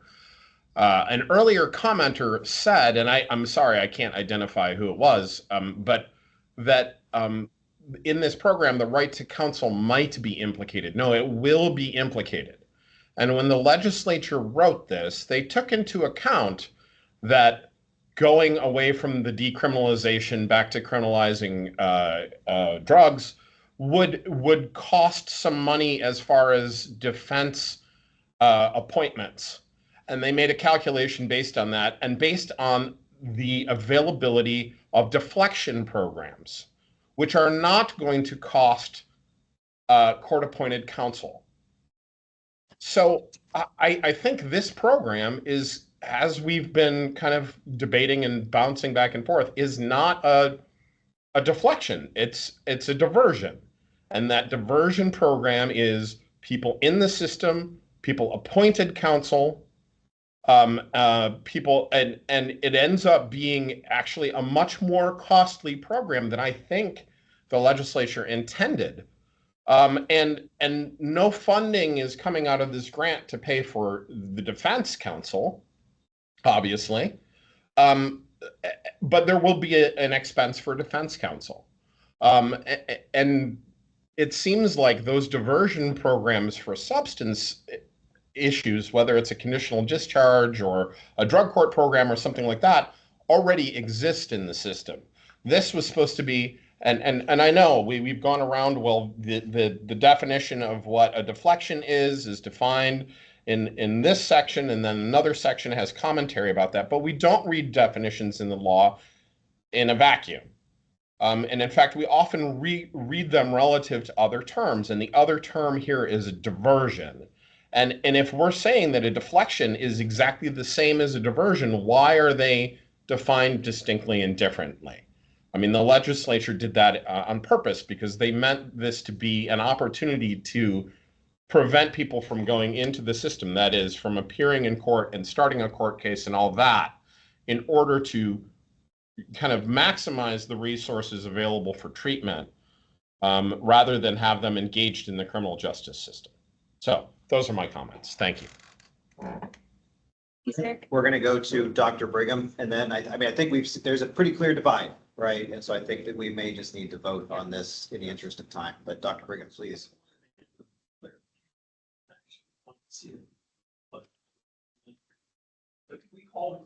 That's what I'm trying to do.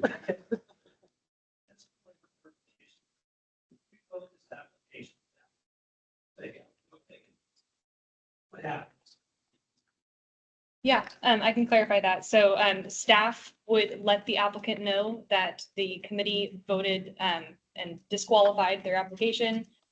They would then have an opportunity to protest that decision in the protest period of 14 business days, about 3 calendar weeks.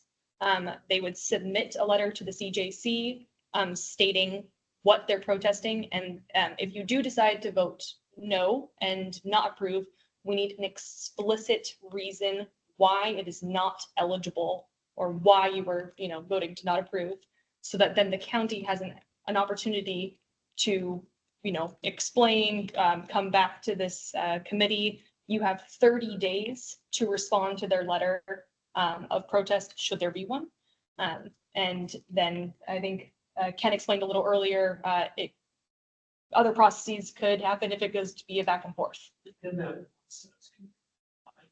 Yeah, if we gave to be election, they have the opportunity.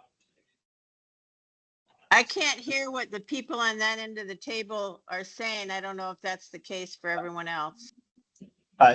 Judge Shanti, Dr. Brigham was asking if Clackamas County, or if any county during the protest period would have the opportunity to revise.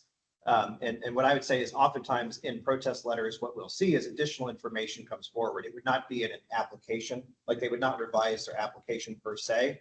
But if our feedback to them is we don't believe your program meets the definition of deflection, it's more of diversion, then probably a lot of what they focus on is either A, why diversion may be appropriate. They could make that argument.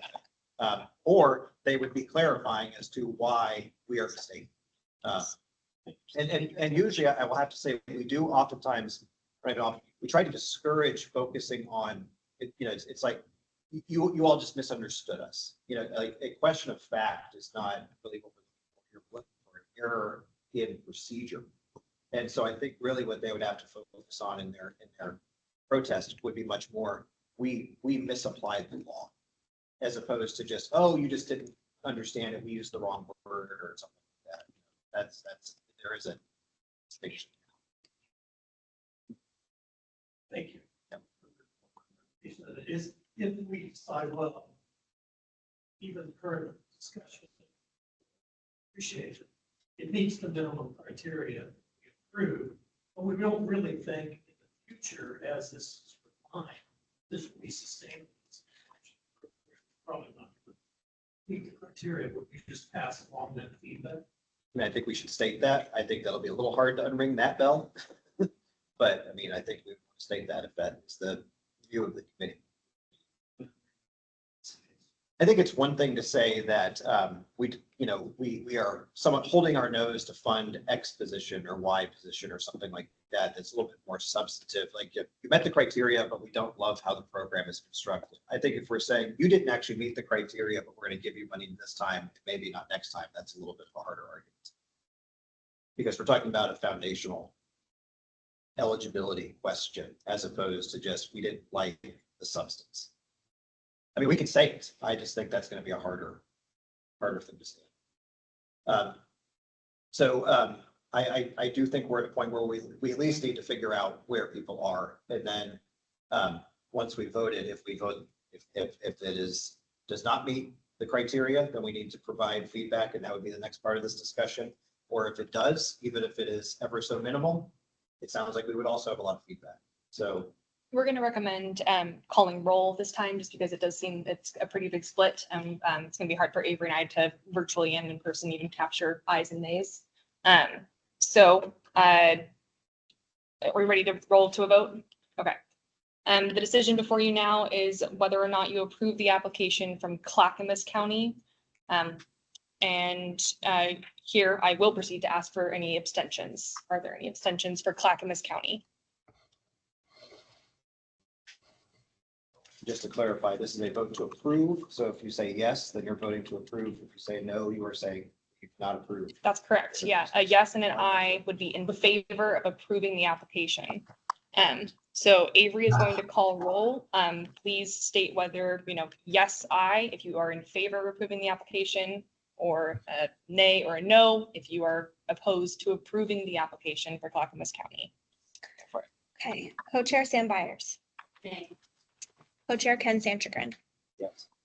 Jeremiah Stromberg. No. Judge Shanti. Nay. Liz Weber. Steve Gunnels. Aye. Eric Swallow. Nay. Commissioner Claire Hall. Aye. Alicia Beamer. Stacy Brubaker. Dr. Brigham. Sheriff Curtis Landers. Aye. Was that in? Was it? Dr. Stanfill. RJ Navarro. Janie Golickson. No. Paul Solomon. Nay. Okay, so Clackamas County's application as presented is not approved by this GRC. I now ask for the reason for the record so that we are able to write to this county as to why that was, and give them an opportunity to protest should they choose. And I think a lot of it's been articulated, but. I really would really appreciate a summary. Grant, maybe you can talk about. I didn't I don't vote. know, yeah. Okay, so, well, I think it's really about the definition of deflection and whether this meets the legislative. And it's our understanding, based on a reading of the statute, that this program resembles diversion and not deflection. I also think there are a number of things that we would have provided feedback around, so I'm not sure how or if that should be included here as well. No, I think, right. No, We did not. just sticking to that. So to follow, I think we need to be specific that C3 from the initial call of service contact to the referral engagement is lacking. That we did not clearly define that what they provided was call of service to a court and determination of whether you apply to the court appointments. And the point of referral and whether you're eligible is so much further down the road that they're not making that bridge. This one lacks that bridge. I think C4. I don't see how you can say this is open to all PCSU charges, and then say, unless there's exceptional circumstances, any prior treatment failure, any housing failure. They have just now excluded the entire population except as eligible. So we need clarification, and they have to actually state who is eligible.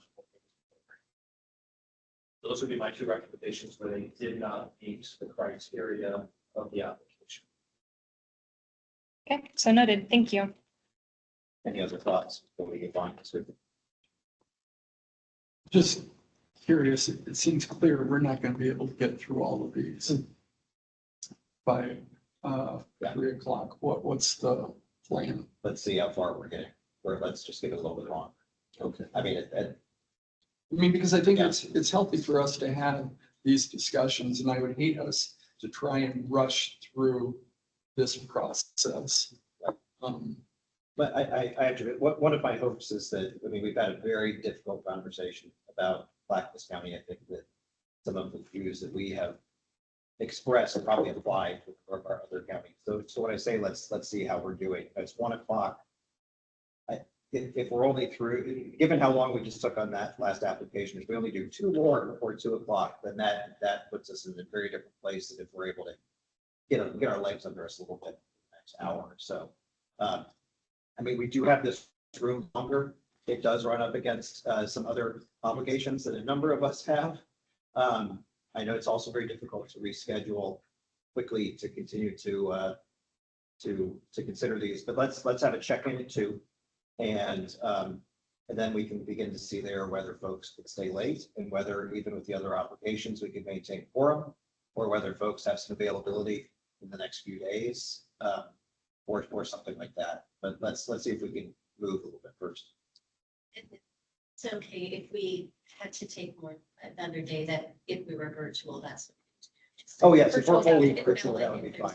I think it's nice to be in the room. Yeah, if we're fully virtual. That's I mean, we could even do it. Sometimes what we've done before, CJC is have different blocks, you know, like we could do 2 hours, a couple days in a row, or something, you know, or a big, you know, big During the period. But yeah, let's see it too, where we're at.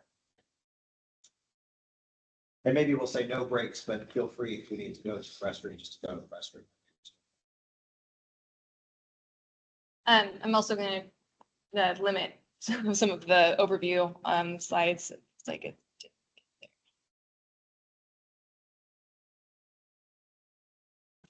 I'm going to unshare and reshare. But you've read the applications, you know, so I will just present the slide and then turn it over to you all in the interest of time.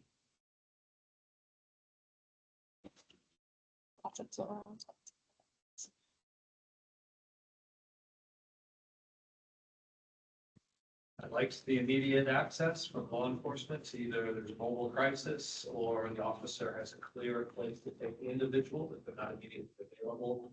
My only question was what I heard some of you brought up, I think it was around the other one. They wanted to purchase a drug detecting equipment. And so again, I didn't know if that was an allowable expense or not. Stop because the other county had removed that from their application. Is this that same equipment that we were discussing? Is there any limitation on that? So. With noting that makes the true narcs, they're getting 2 of them as well as an enhancer, and that makes up 25% of their overall. Yeah. As I was going into with my own pitch at the beginning, I just don't see any way that this relates to deflection itself. This is, you know, detecting or identifying a substance in the field is something that law enforcement has to do regardless of the presence of deflection or not. And again, their idea that this is going to somehow speed along the process, or I think they said the expedite resolutions. This data is not admissible in trial. And so if this case proceeds, it still has to go to the lab regardless. So I really see no way it is related to deflection itself.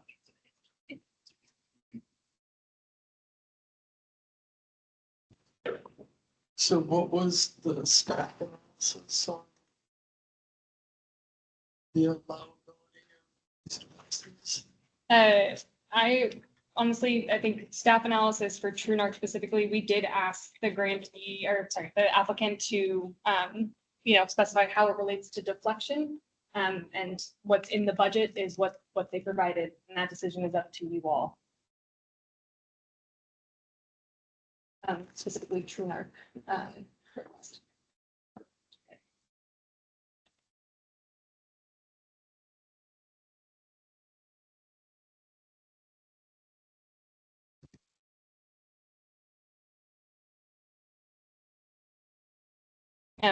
Is there, yeah, go ahead, Paul. Is there a way we can provide back that piece?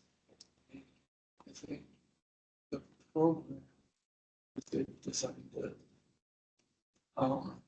as merit. I just question the utility and usefulness of those devices. I mean, I think that if we don't believe that it's, that it is part of the program, it's in the program, we can disqualify it with the line item, or we could ask for clarification. So if we disqualify a line item, does that mean they have the opportunity to come back and say, this is what we'd use those funds for? I would ask that the GRC permit CJC grant staff to work with the county to see if there's somewhere else in existence that they want to move those funds to, or Jeremiah spoke earlier to make something else that didn't make their list. Right, I would. And the county's already gonna have. Well, but many are gonna get anyway, so they would just, they can come back to this 25, that 35. Okay. Let's support the application about those two lines. So that, oh, yeah. Oh, it seems to. 3. Oh, yeah, the 3 total lines. Hey, Kim? Yes. I forget if the sheriff is on, but I would love to hear the sheriff's thoughts Um, on that because, you know, my experience and with the discussions in the legislature, supporting law enforcement as we're criminalized is absolutely part of 4002, part of what we're trying to do. And there's a direct nexus to that, particularly with some of our smaller and more rural agencies that we need to support them in their ability throughout this whole entire process. This is not just strictly behavioral health. 4002 did away with 110, now recriminalized, and we cannot, I personally support DAs and law enforcement and their ability to get people involved in this process so that we can go through the entire process and get people better on the back end of it. And to me, this, if there is a nexus, people may not like it, but there is a nexus, but I would love to hear a practitioner and hear the sheriff's thoughts if you want to share. Before we do that, Judge Shanti has had her hand up, and I think we should at least note that Judge Shanti, we see your hand up. No, I think Judge Shanti could respond, and then hopefully Sheriff Landers, hopefully you could hear the question if you cared to offer your thoughts. Judge Shanti, why don't you go first? Oh, well, all my comment is I can't hear the people. I don't know exactly what Paul said. Someone kind of answered my original question, which was, can we veto a line item but still pass the program? But I would ask if people are down at that other end and they want the people on the phone to hear, maybe they could get up and go closer to whatever the owl is, because at least I can't hear. Maybe other people can, but it's like you're talking and I can't make any sense of what you're saying. Shift the table. So, yeah. We also grab the mic. Yeah, the other option is we can grab a pass mic. around a mic. Oh, let's use the mic. That's great. It's not talking to Yeah. Al, it's talking to the audio, so it should be. And Judge Shanti, while we're trying to logistically make things easier for you all to hear, the line items that were identified as possibly something that could be removed were the TrueNarc machines in the budget. They were down at lines 68 and 69 on the budget sheet. Thank you. Do we want to give Sheriff Landers the opportunity? Turn on. Yep. Go. Sheriff Landers, over to you. Thank you. Yeah, I can respond. I mean, the device they're asking for is definitely a good tool for law enforcement. It makes it safer to detect whether or not it is a drug out in the field sooner. We can bring it right out to the field. I'm just making assumptions based on this, that they're wanting that so that they can make a determination in case they don't know whether or not that did violate 4002 come September 1st and somebody is in possession of a controlled substance in order to deflect them immediately. But again, it's only an assumption based on my part.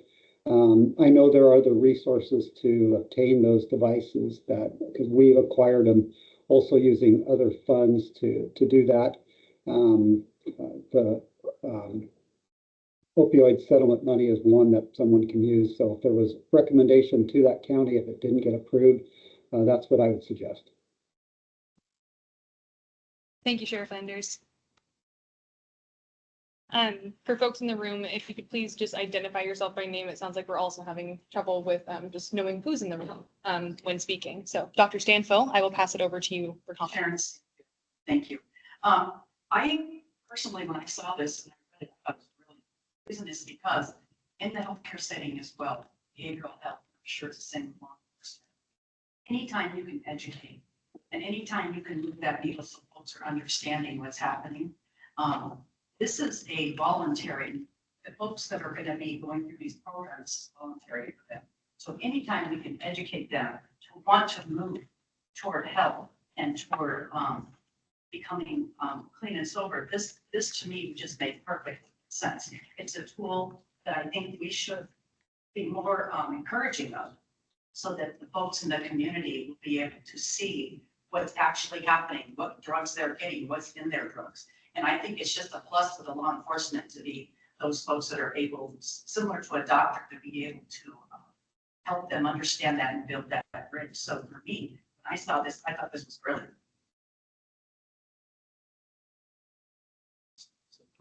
Oh, sorry. You want to check the microphone? Yeah, it's like, if you wouldn't mind, just wait. Oh, you want to call the question? Mr. Gregory, I'd like to call a question. Any other discussion? I thought I saw some hands whenever at the same time. Sam, or I didn't know. I would, pass the mic. Sam, do you mind introducing her? Sam Myers. I think that the equipment, I agree, right? It does have like a law enforcement feel and function, but I think given the spike in overdoses that are not going to come down anytime soon, I do think that I think the recommendation would be, could you describe potentially how this could be part of, the education and knowledge for the person that they're serving, right? Not just how to keep evidence protected, but so how do they utilize, even if it is evidence, what was it and the impact that can have on the person?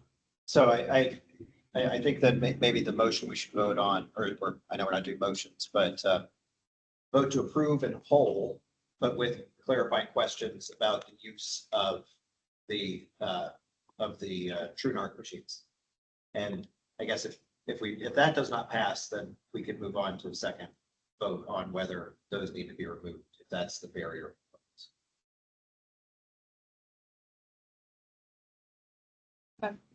As we have a question. Oh, yeah, Brittany. Just recommendation for to you. On a recommendation. Oh, Jay knows it. Recommendation for technical assistance or support. Okay. Any further discussion before we move to the vote? So the decision before you now is whether or not you approve the application from Clatsop County, noting the specific feedback provided by the GRC that will be relayed to the applicant by CJC staff. Are there any abstentions from Clatsop County decision?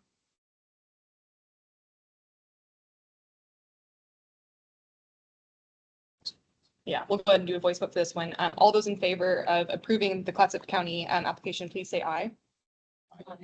Aye. Thank you. Those opposed, please say nay. Nay, but you didn't, you said approving it. I would approve it without that line item. So Okay. Thank you, Judge Shanti. We have you noted as A.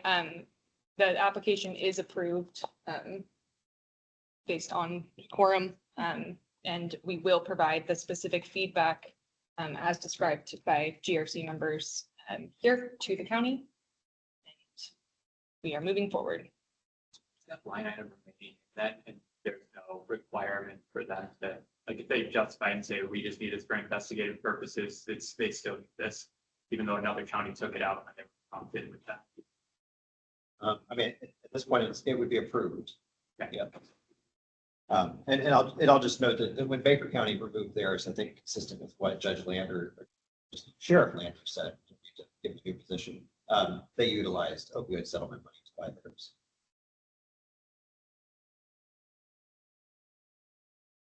All right, Columbia County, up for discussion.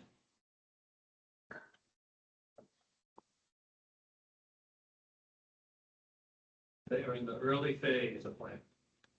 They've got ideas. Yeah.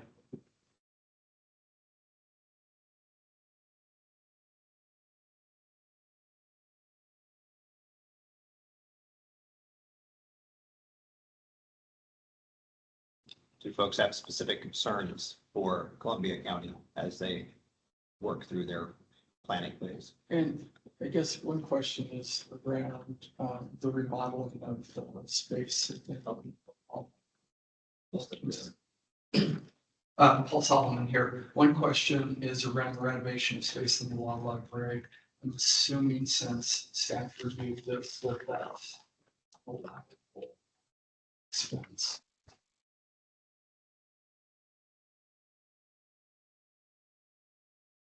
I remember it was, let me get it in front of me, Paul. Huh? Let me get it in front of me in a second. It's under, facilities. So the specific line item states, create a space in the public law library building. This building would create a non-law enforcement treatment facing office. This removes the barriers and stigma that goes along with being cited or in need of treatment. This will truly help the program deflect individuals from their criminal justice system, relating it to a treatment facing space, non-law enforcement. As part of that, and it's a renovation, it's not construction. So I would say it does seem to be to support the program. Yeah, I would say it's an eligible expense.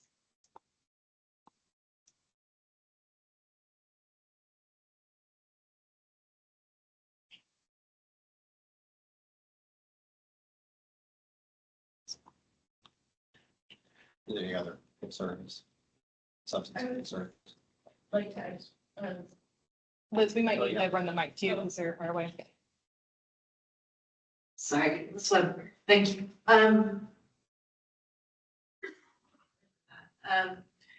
My question was about the currently looking at a 30 to 60-day range for engagement as a measure of success. And so I know we're looking at what outcomes and success measures are for a lot of the different grants, but I think 30-day measurement was the shortest amount of time I think I've observed with grant applications. So just would like a little bit more information about the time.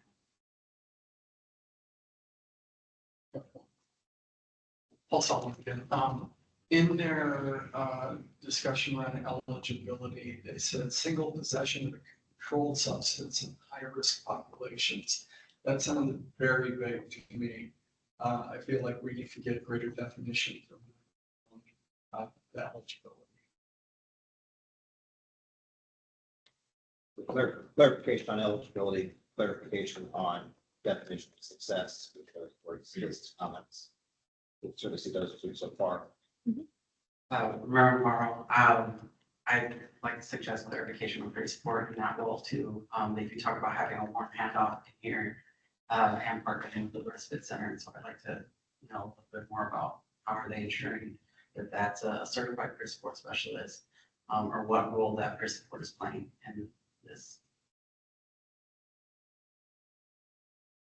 For the two that Ken just clarified and then RJ added, so eligibility, definition of success, and peer support role, seeking clarification, is that an official request for feedback or provision of feedback to this applicant from the GRC? in addition to the 30 versus 60 days. Okay. I think that goes to Definition of success encapsulates the 30 to 60 days. When are they supposed to be online? Or they're planning now, when are they supposed to, sorry, operation? Yeah. January 2025. So it's very possible too, they don't know this stuff yet, but. Well, I was figuring that's where they were, that would, again, for that 6-month progress report in January, if that's when they intend to be operational.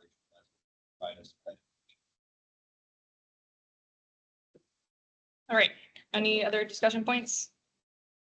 Let's go to a vote. Are there, decision for you now is whether or not you approve the application from Columbia County with the specific feedback noted by the GRC that the staff will provide to the applicant. Are there any abstentions from Columbia? All right, hearing none. Those in favor of approving the Columbia County application, please say aye. Aye. Aye. Aye. Aye. Those opposed, please say nay. All right, the application has been approved and feedback will be relayed to the county by staff for that update of the 6-month progress report timeline.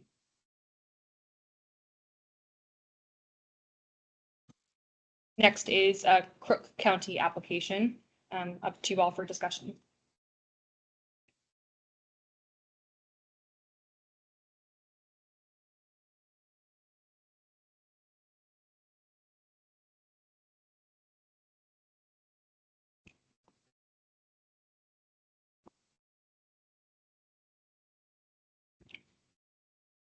One fifty, it's planning, they said a lot of the right words. It's pretty simple and straightforward. It's modeled after the Marion County LEAD program, which we already know is successful.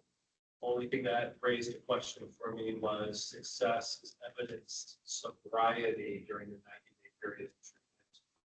I'd like to see a little room for relapse and working with individuals in there and their success rates. Otherwise, I feel they're limiting your ability to show success, progress, and harm reduction. They put themselves to that type of, but nothing that would prevent from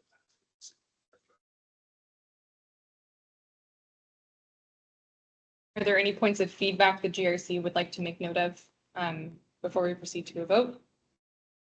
Yes, yeah, any other is what I've done. Yeah. We will definitely note that down. I also just want to acknowledge these small counties that stand up programs next to nothing. I really do hope we're able to raise the floor forward because $150,000 is not a lot of money to build a program.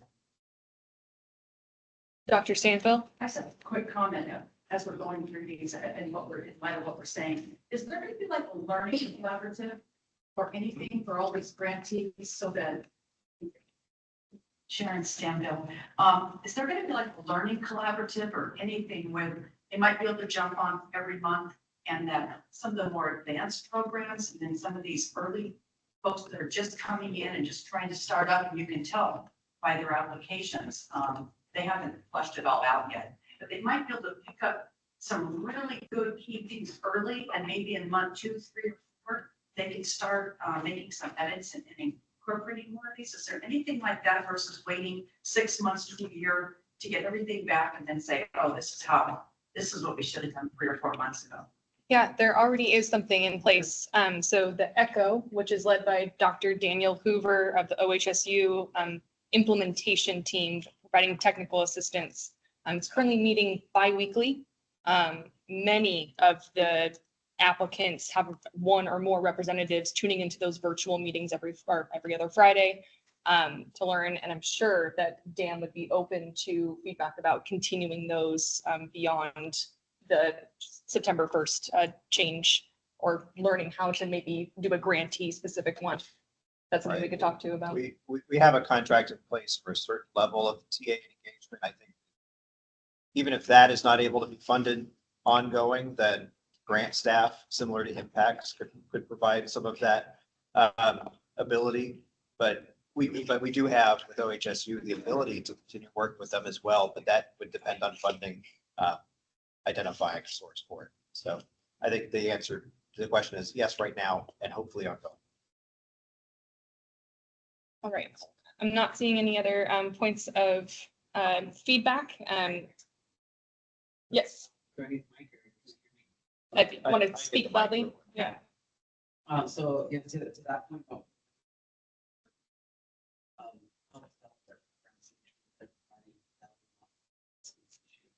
I think that should include how to support individuals in understanding, like kind of creating a collection program that is sort of like a deflection instead of the leads model. I know the leads model is law enforcement, it's a diversion to a program. It does involve individuals getting cited and or I think that support programs around the state and understanding how to create something that really fits what we're trying to do here by incorporating that into some sort of training opportunity that goes around the state.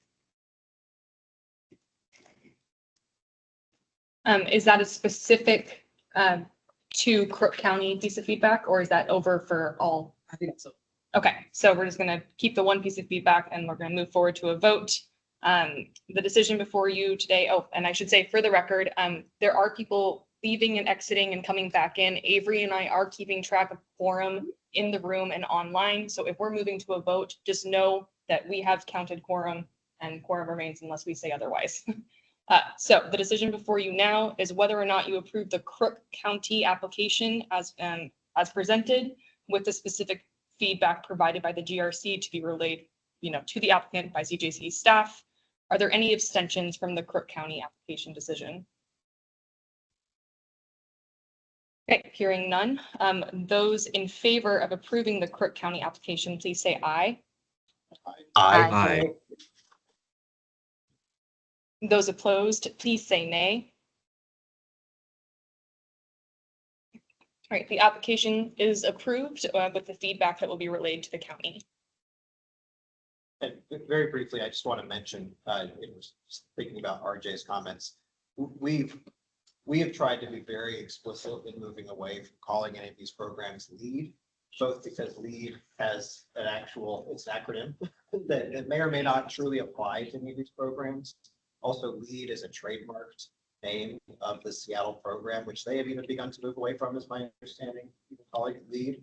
And so I think that based on how quickly these have come together, the fact that it has diversion in the name and maybe in our summaries where the applicants have used LEAD, many of them, if you look at the components, we began at first to call them like, then we just moved away completely of officer intervention. So I think you're exactly right. We should try to provide some clarification, but I think some programs that call themselves are fully diversion front end. They do not involve court dates and everything else. So moving forward, any of these officer intervention programs, I think will focus on the substance as opposed to just whether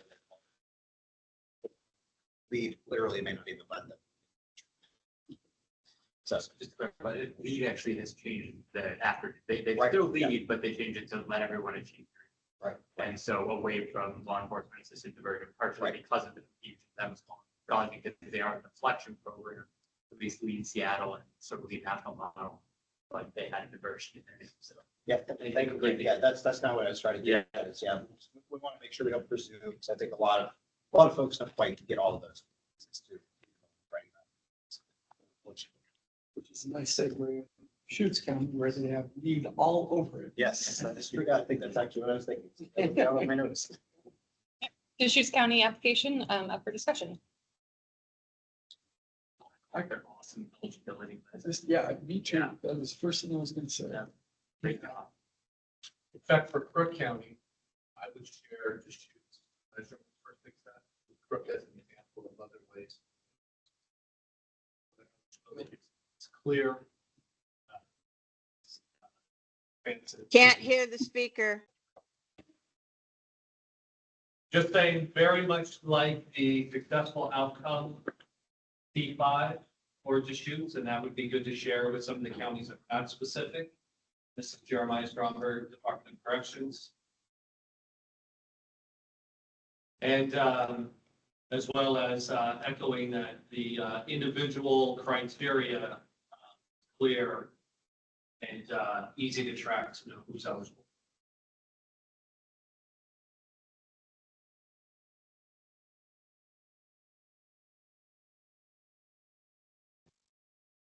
In addition, I thought that their budget was very well balanced. Seems like to making sure that resources for peer supports and other services are covered in the funding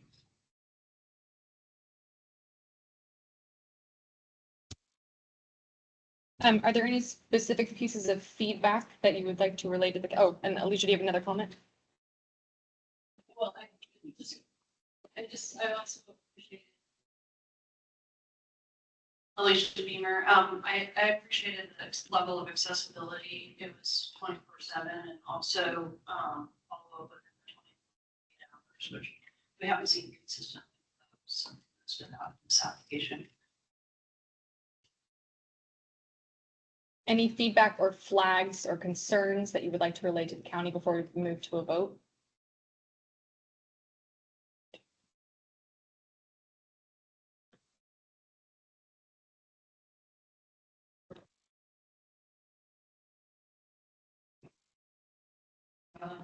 Since you're tracking overall information, I just want to acknowledge that Deschutes County has a 24/7 stabilization center that really integrated funding model integrated by the county and working close partnership across parking lot for the jail. I feel like good learning for the system moving forward for funding the next biennium for all that advocate for.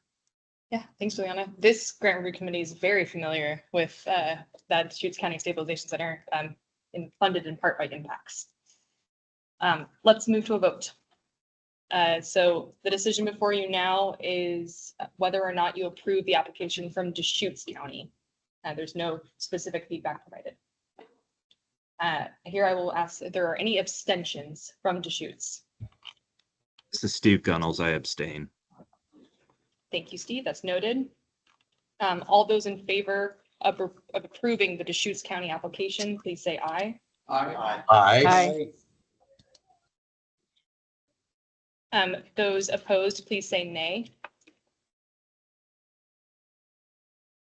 Okay, the application was approved. All right, next up, Gillum County for discussion.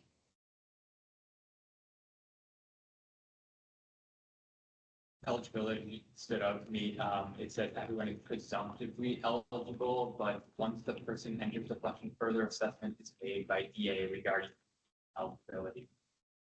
That raises the same concern. I don't think that one, EA should be screening entry. They should have clear criteria for entry and who is eligible. And second,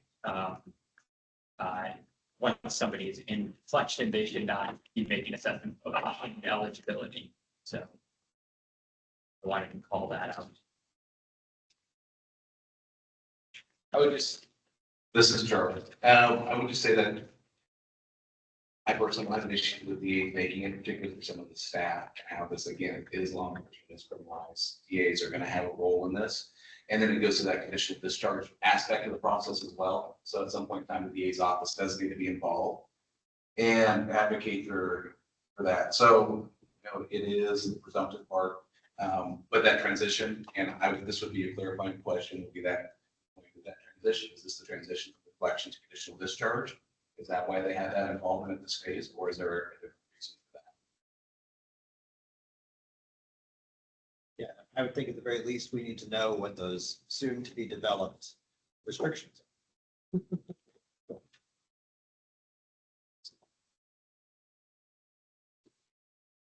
Paul Solomon. I noticed that their budget too is solely for community services, which I applaud them for recognizing that they will be absorbing costs for all of the law enforcement aspects of their program.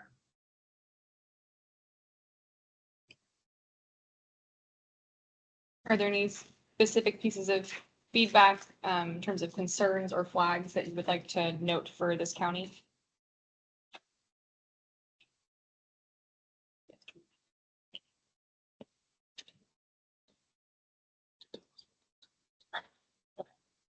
The only, Jeremiah, DOC, the only thing I noticed, there's really not a description of the program.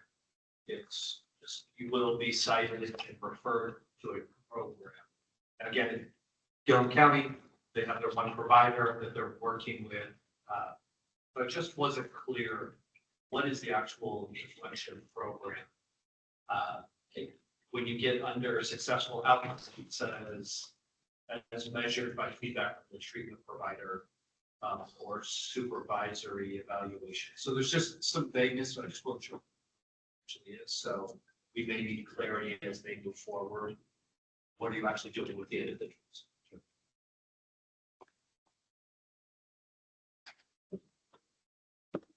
So I'm hearing clarification on exclusion criteria as those are developed, and also greater detail on program description, how it's like.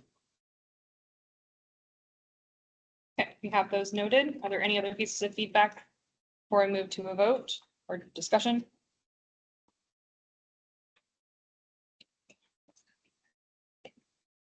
Oh yeah, but we should, when would you like that feedback?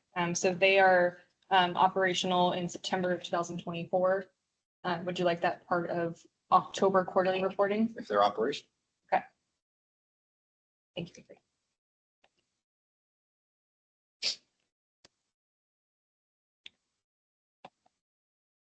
All right, the decision before you now is whether or not you approve the application from Gillum County as presented with the feedback provided by the GRC that will be relayed to the applicant by the CJC staff. Are there any abstentions from this application? Hearing none. Those in favor of approving the Gillum County application, please say aye. Aye. Aye. Aye. Aye. Those opposed, please say nay. Okay, the application is approved with the feedback that we relayed to the county by CJC staff.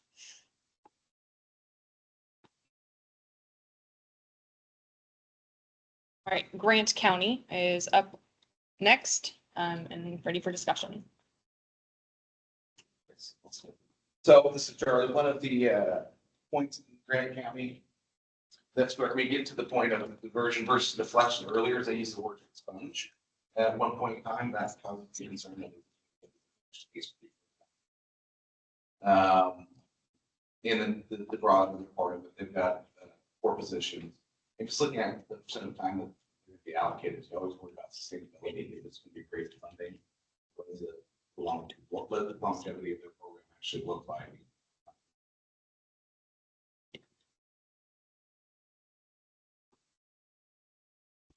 This is Grant Harvey. I did want to comment on just something I found a little concerning. I should have mentioned this for Gillum County as well, but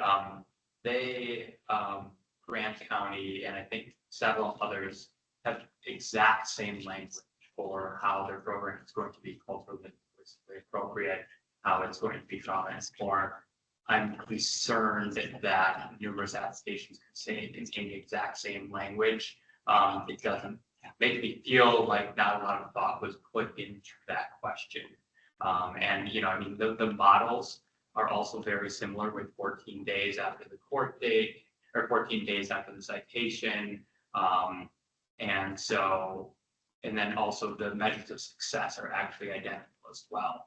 And so I did want to call that out because I do think I want to make sure that the counties are collaborating within the county with the providers, and these aren't merely being driven by one individual in the county speaking with other counties. So that is part of it. The other is with the success. It does take 4 months of treatment, which is some clarity, but the rest of it I don't think has a lot of clarity. It's essentially that they no longer need the support for deflection services or have completed treatment, which can take a very long time. So. Real briefly, I would just point out that at least for your first concern about similar language, at least 2 of our counties have the exact same coordinator and they share a CCO. And so I think they may have not elected to partner, but at least it seems like there probably was some discussion across counties. And I'm not saying that's true for any other instance, but I just want to point that out that Park Royal is also the coordinator for Umatilla County. And yes, they have very substantially similar language. And if Fort Mark had to write both applications, I probably wouldn't. Got it. That alleviates some of the concerns. I think Laurel County was also one of the ones that had that So yeah, if that's the case, I just wanted to call it out. Yeah. They all share a CMHP too, so community Oh, conference. CC, yeah, sorry. Yeah. community That makes conference sense. solutions. Oh, great. Main provider, yes. Are there any, oh yeah, Jane. Yeah, even though community counseling solutions are scope peer service, yeah, it's a recommendation. Delineation between peer support and navigator position. This is a position for all of the questions.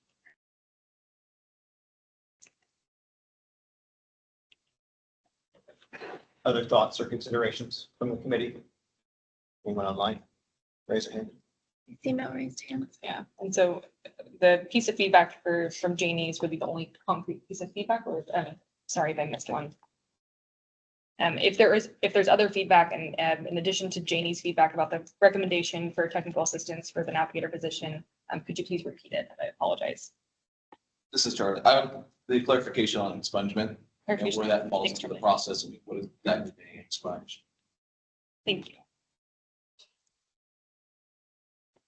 Right, any other discussion or feedback specifically for Grant County at this time? I will also note that, this is Grant again, that it says TCSU only, it doesn't include any other exclusionary criteria, so I'm assuming that there is no other exclusionary criteria. That's something we can confirm. Yes, that would be great.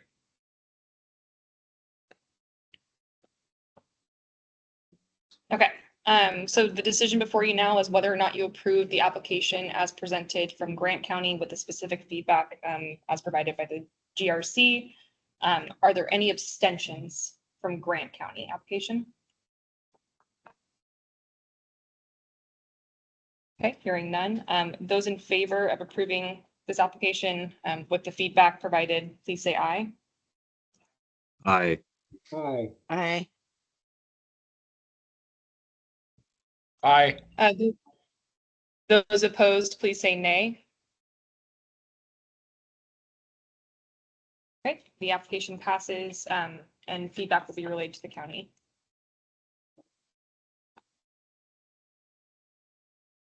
We're skipping break, guys, sorry.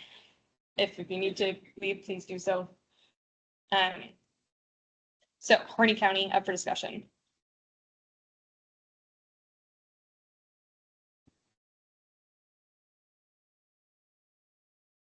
Is there any specific feedback for Harney County? So this is Grant right again. I think the feedback I have is something that I think Jeremiah mentioned earlier. It seems like a lot is being put on the individual to reach out. I don't see any real outreach measures. Again, this is Burns, which Southeast Oregon, so I understand it's it is a more rural community, but I think they don't really specify how much time they're going to give individuals. So I think some clarity around that, especially since I believe this is an operational grant, would be helpful.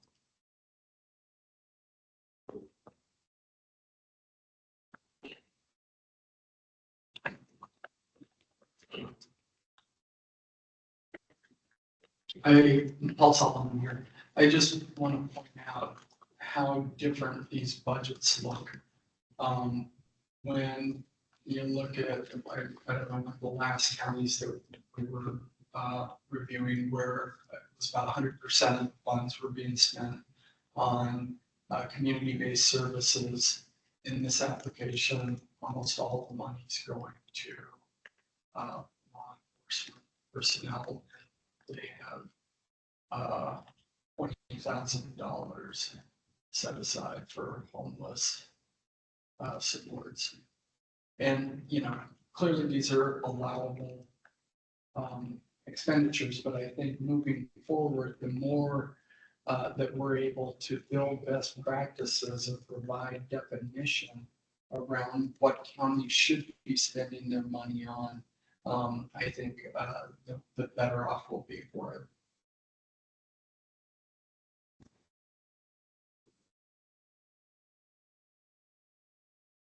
Okay. Any further discussion? I'm not hearing specific feedback to be provided to the county at this time regarding, an approval or not.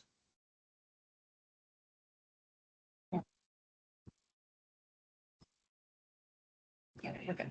Okay, so if there's no further discussion, let's proceed to the vote. The decision before you now is whether or not you approve the application as presented from Harney County. Are there any abstentions from this application? All right, hearing none. All those in favor of approving the Harney County application, please say aye. Aye. Aye. Aye. Those opposed, please say nay.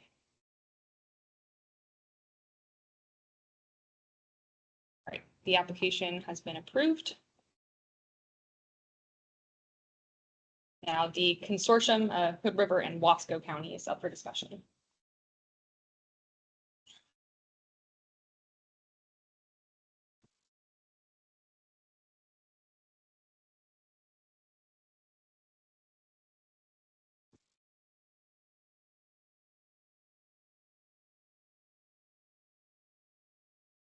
James. Best. This is Jane, running the TA regarding peer business certification. Thanks, Jeannie, and we will note that as part of feedback.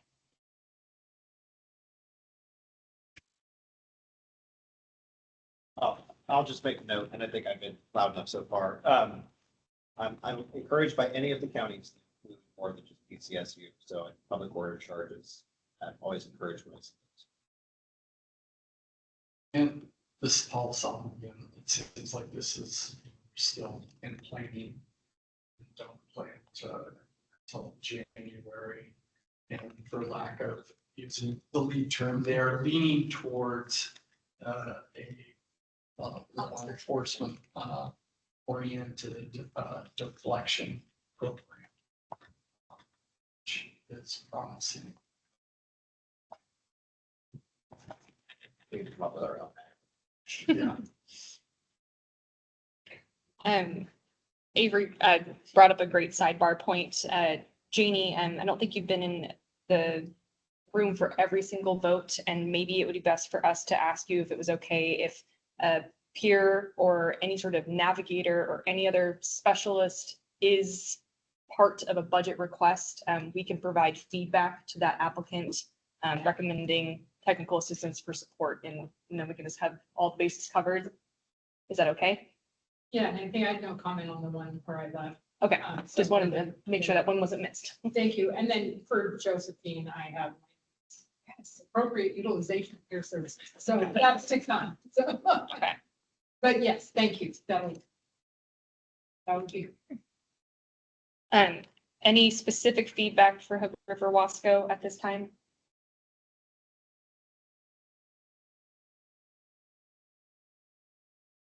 Hearing none, so we will go ahead and move with a vote for the consortium as presented. The decision before you now is whether or not you approve the application from Hood River and Wasco counties. Are there any abstentions from this decision?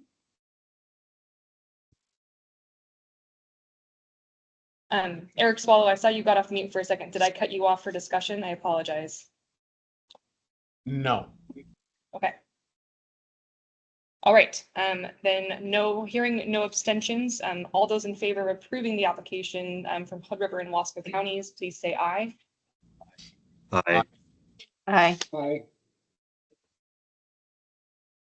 Those opposed, please say nay. The application is approved.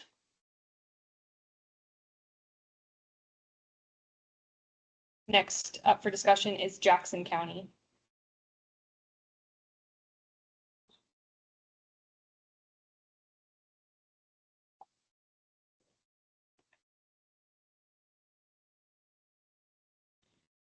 Point of clarification, because I don't know the area very well, when they say this applies to individuals really were stopped in the greenway. What are they like? Fair Creek.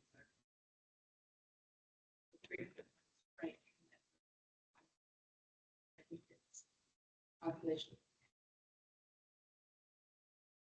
For those online who may have not heard, we had a clarifying question about a term used in, was that the budget or the C3, thank you, Jeremiah. Reference to the Greenway, and Stacy Brubaker has confirmed that, or actually, Stacy, do you mind saying that again for the record? We'll get the mic. Yeah, thanks so much, Charlie.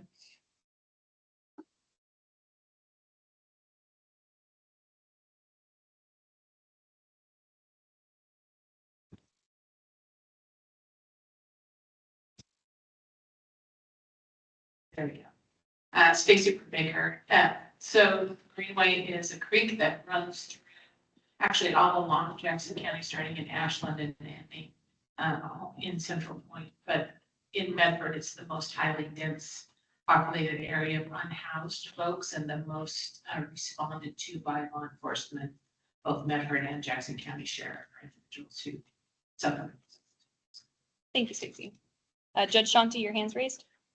Yeah, my note says that there's a substantial amount of money asked for data collection, I guess, and record management. And I was just, I don't recall seeing that significant of a line item in other applications. And I'm wondering, is CJC, is there some standard way for record management, or if there's not, could you just ask them for some clarification about what that is? Like, what are they actually managing?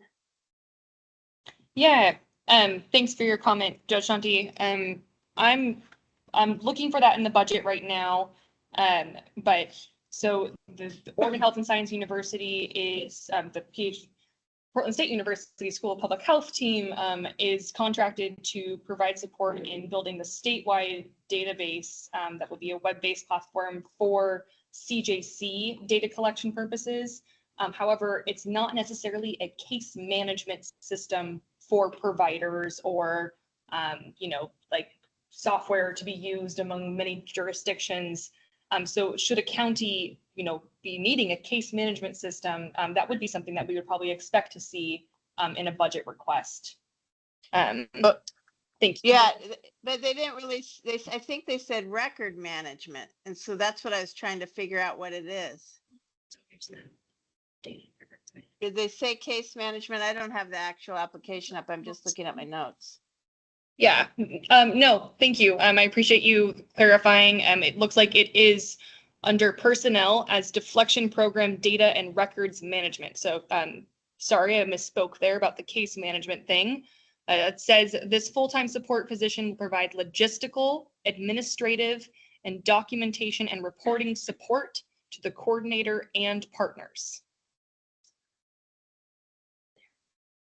And then there's another under contractual services, records management for the Medford Police Department. This position will be dedicated to the deflection program to assist the Medford Police Department in managing records related to charges held in abeyance for those in the deflection program. Yeah, so that, thanks for reminding me about what that is. Some of that seems like it was maybe what the definition of the program coordinator is, but again, we don't have a definition of program coordinator, so I'm not quite exactly sure how people divvy that up.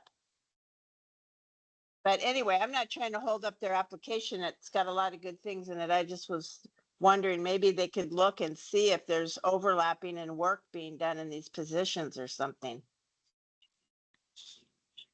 This is Grant Hartley, and I had the exact same reaction. I called out the fact that there are two full-time full FTEs dedicated to records management, which seemed odd. But I also will say the rest of their budget actually looks really good. So I wouldn't want to hold it up, but I do think some clarification is necessary. That seems a lot of document management. Perhaps a piece of feedback from the GRC to Jackson County could be, we would seek clarification on the specific job duties of those FTE assigned with records management and how that supports their deflection program. Judge Shanti, does that sound okay?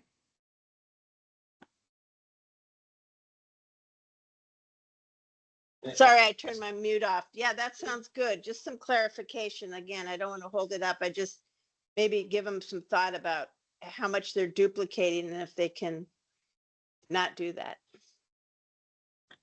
And I think this is an item that we could also flag for our OHSU partners as they set up the data collection system. They're doing individual county engagement. And I know amongst the counties, there's been a lot of confusion as to who has to do what from a data perspective. There's a certain amount of data infrastructure the counties will probably have to maintain that we don't even ask for, but it's for the functioning of their program. And that's their decision. But then there are the pieces they have to give to CJC. But I think that we've had some counties, for example, throughout this process, reach out and they thought they would have to do all the data stuff on their own. And so they were going to build things in. Then when they heard we were going to help, they thought we were going to do all the data for them and everything in between. So I think that's definitely a point that may lead to some amendments. Anyway. Oh, I can speak loud. Paul Solomon here. One of the things that I think their application is strong, but that concerns me is around the eligibility and screening out people on supervision. And I have concerns about counties that are doing this because we are narrowing the pool of eligible individuals when we start screening out populations like this. And I have concerns about their ability to serve large numbers of people if they're not going to allow people on active supervision. This is Jeremiah from DOC. Paul, I've wrestled with this and it did come up in some of the 4002 work groups. Part of it is the duplication of services. If you're on supervision, you already have someone who's available to help refer you to appropriate resources, is working with you already in a more holistic way than most deflection programs will be able to, and providing ongoing services. Might already have you engaged in treatment or other programs, and then a deflection program might, again, be redundant or in conflict with what the broader case plan is. So from a supervision side, we've been okay with that exclusion, recognizing that still remains our role to provide those ongoing services. But I'm with you, it's going to limit some participation for these programs, but maybe we give it a try and see if our supervision practices and services can support. And whether or not that means we don't need another new conviction to do those things. Still like to see that there's some deflection of being sentenced, convicted on the PCSU if we're already supervising you for something else. So that part's still gray. Okay. Are there other thoughts or feedback that folks have for Jackson County? I didn't want to forget about poor Casey. She needed a break. Okay, then in her absence, I'm going to call for a vote. If you could just state, Avery, what we have. Yeah, for our specific feedback, we are going to seek clarification on the record management line items and how that supports the deflection program. Is that something that you want feedback or responses to that feedback as part of quarterly reporting? I would say technically that even statutorily, the programs are not supposed to have their data system set up until September 1st. So why don't we ask for that on for our 6-month progress report, which is technically in January. That way they actually have some time to figure out this interplay between data systems and record. Yes, Jane. And then just clarification that if there are peer services in there that sound blending with the navigator position. TA for peer. Okay. Then I'll ask, are there any abstentions? Stacy Brubaker noted. And I'll then call for all that would vote to approve Jackson County's application. Please say aye. Aye. Aye. Aye. Aye. All opposed? Oh, sorry, Eric. All opposed? Hearing none. Move on to our next county. Josephine.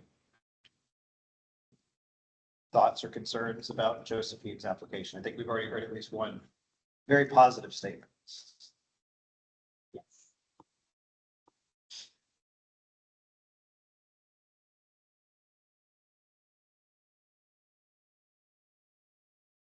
I would just, Charlie, I'd just add, their staffing their sobering center, so point of data, I guess from OHSU would be how their sobering center is actually working and the staffing and graded funding over time. To be able to see is that model for some of the other counties that don't exactly have that and are using that option.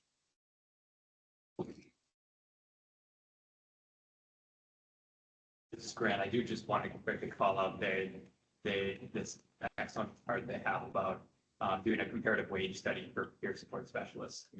I think that's very important. It's something that I think as we look at some of the massive salaries for system partners, compare those to the folks who work in the community. I think that including something like a comparative wage study is a good idea.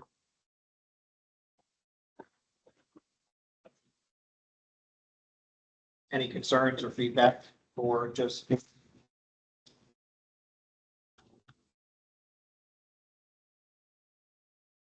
The one comment we had was about how their staff, their sobering center and how that braided funding was working. We were walking. Thank you. All right, so if no further discussion, we'll go ahead and proceed to the vote. The decision before you now is whether or not you approve the application from Josephine County. Was that specific feedback that we're providing? Okay, with the feedback provided by the GRC to the county by CGC staff. Are there any abstentions from the Josephine County decision?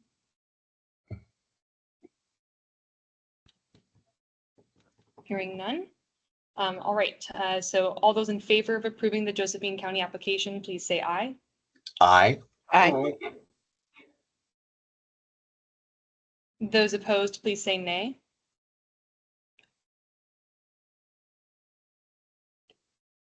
Okay, the application was approved.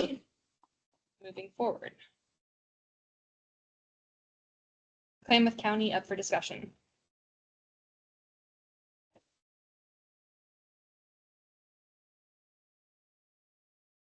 I'll start off again. Sorry. Please. For Klamath, they had the van. And appreciate the mobile crisis. Curious the range, and is it going to cover the whole county? And then as we discussed before, timelines, outreach, follow-up, just some of those more specific details. Exactly how that's going to function.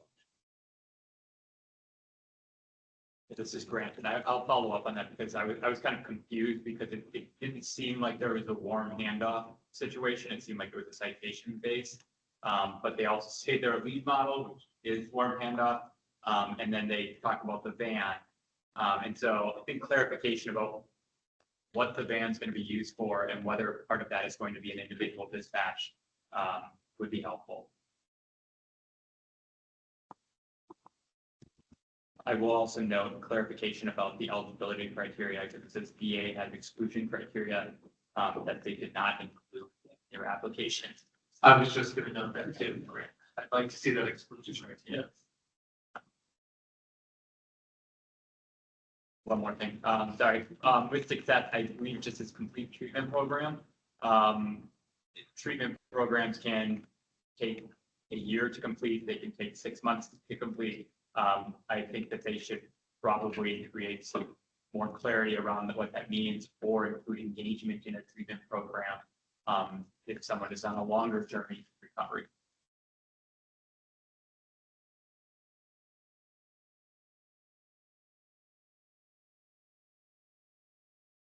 Any other thoughts or points of feedback for Klamath County? So far, it looks like we have range for the van. Yeah. And then more information on the exclusion criteria and clarity about what it means to basically fulfill the treatment requirements, given the wide range treatment type programs. Though.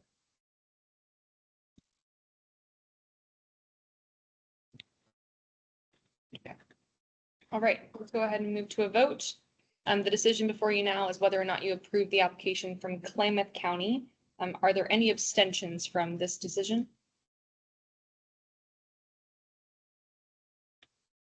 Hearing and seeing none. All those in favor of approving the application from Klamath County, please say aye. Aye. Aye. Those opposed, please say nay. The application for Klamath County is approved and feedback will be relayed to the county by staff. What was the timeline for that? Probably, I should have clarified. So October.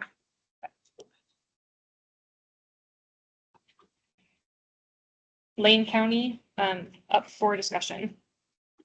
Best application ever. If be an easy vote, I call the question.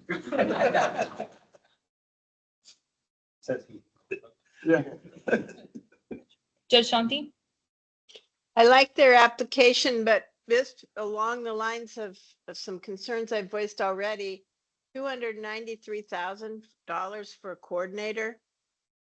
Again, I don't know what to do with this kind of concern, but I don't know exactly what the definition of a coordinator is, but when I look at the scheme of what other people are going to pay their coordinators, there's a few that are outliers, and this is one of them.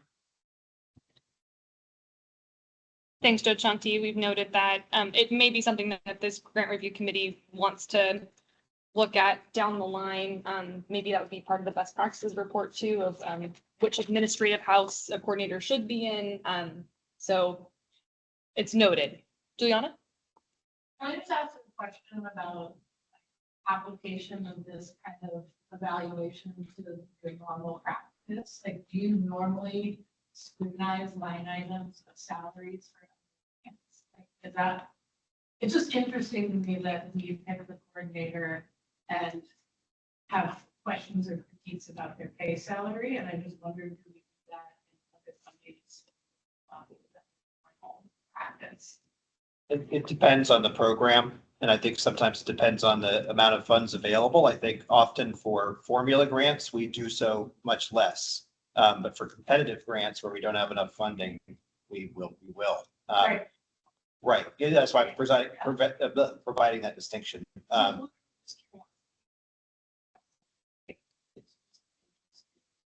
But I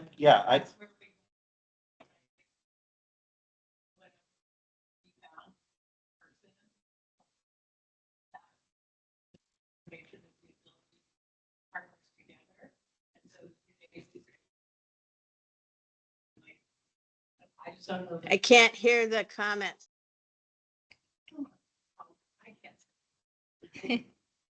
Hold on. I got my answer. I'm curiosity for like process. Like, this norm being someone that doesn't normally sit. I will say too, the grant review committee with so many different areas of expertise and background, historically, at least for the impacts grant program, members have pointed out like, hey, that salary looks a little low. I would encourage that grantee to come back and ask for more to support and make sure. So that's happened in the past. So if I can chime in, this is Charlie real quick. So from the public local government side of things, remember all these are salaried. A lot of the folks, depending on where they're at, are either going to be union or non-union.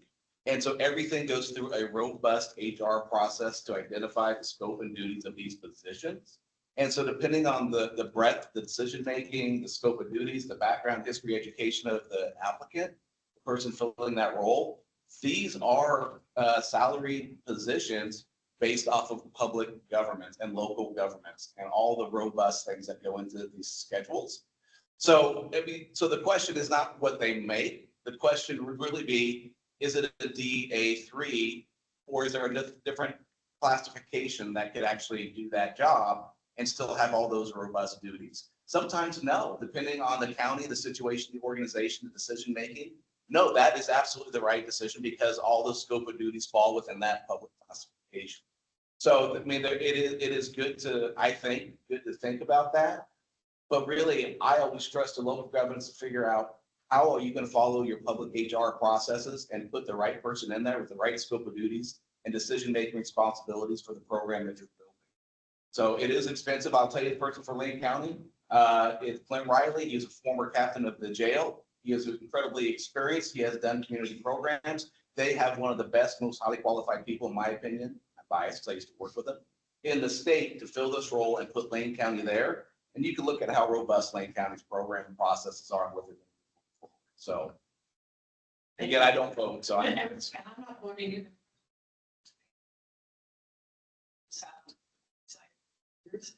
and asking for increased salaries and grants. Getting this, the interesting to watch this. Skepticism. My salary is higher when I would say, good for them. So like figuring out how to pay someone a livable wage to manage a very high profile. So like, thank you for giving me a minute to say, but like it's interesting for me to watch us and I don't know.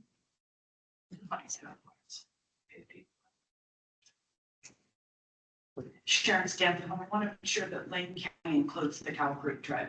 They have 3 of the 4 tribes, and since they do have at least one tribe, they could easily forget Cow Creek. So we need to make sure that they're included in that for tribal government. That would be a piece of feedback, Dr. Stanfield, that we can provide. RJ and then Jane.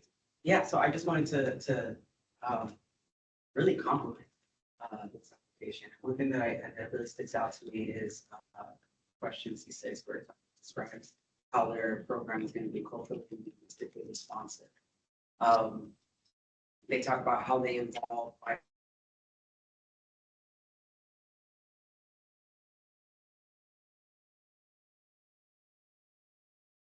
marginalized, which are disproportionately are going to be overrepresented in these in this population.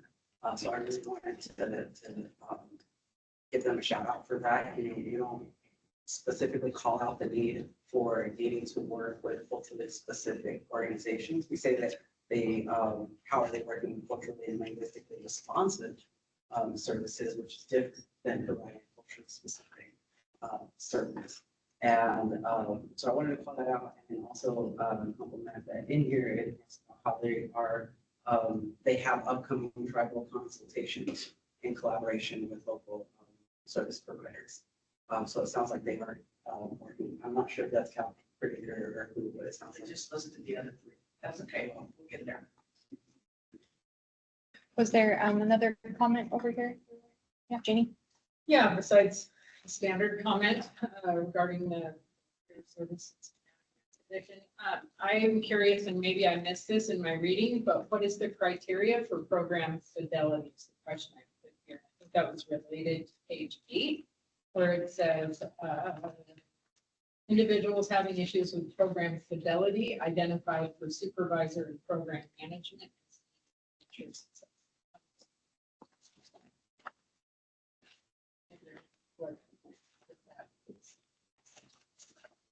Page 8 and C3. What, sorry, page 8 you said? Yes. Okay. I didn't know what's Third to the last bullet. Thank you. We can ask them to define fidelity. I think that's pretty simple. Any other pieces of feedback we'd like to capture before moving to a vote? Could I just follow up on my comment since it garnered some response? Yeah. This is so Clint Riley's great. I know him and I like him. And I think Blaine County has done a great job. What my concern is, or the point I was trying to make is we don't really have a definition of what this coordinator is. And so that's all it. And like, if you're going to go out and you're going to ask people to apply, you have to have a job description and you have to go search for it. And then like the one speaker, I don't know who it was, talked about, it's all dependent on a whole bunch of processes. I get all that, but I don't know how we figure this. Like, I think we're stewards of the money. That's what I think part of our committee is responsible for. Is just because it's there doesn't mean we just say sky's the limit for whatever. And so all I've been pointing out is it's hard to know if it's wise. I guess maybe wise isn't the word, but I don't know what the definition is of this coordinator position. You have to have it. But as I said earlier, do you need a surgeon or a school nurse? I don't know. And so that's all I was trying to point out. But I do appreciate people asking those questions about, well, why are we looking at this? And maybe I'm all wet and I shouldn't be looking at it. I don't know. But anyway, that's my feedback. Thanks.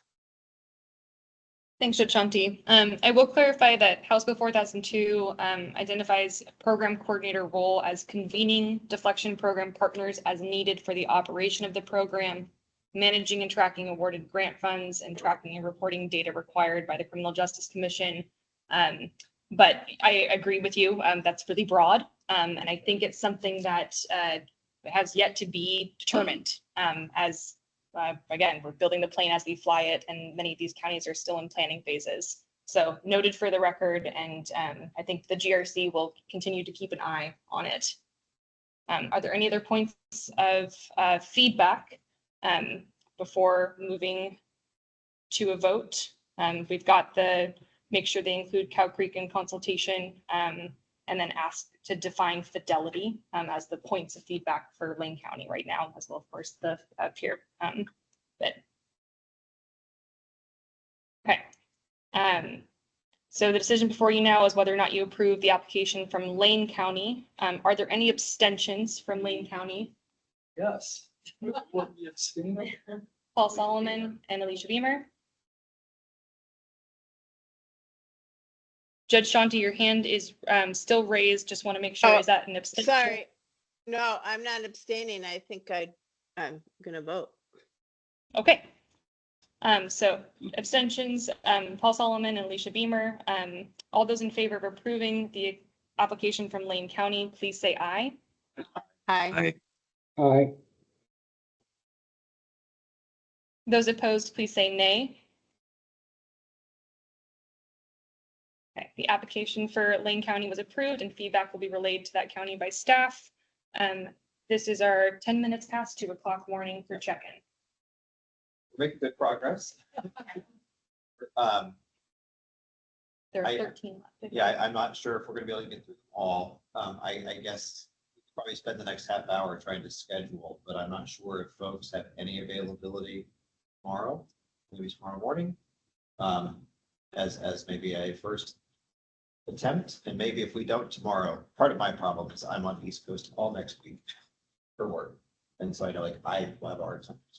But tomorrow morning, do folks have any block of time, even an hour, maybe 2 would be better? We also may have quorum beyond 2:45 p.m. That's true. Or would people try to stay longer, given that we would have to have some departures?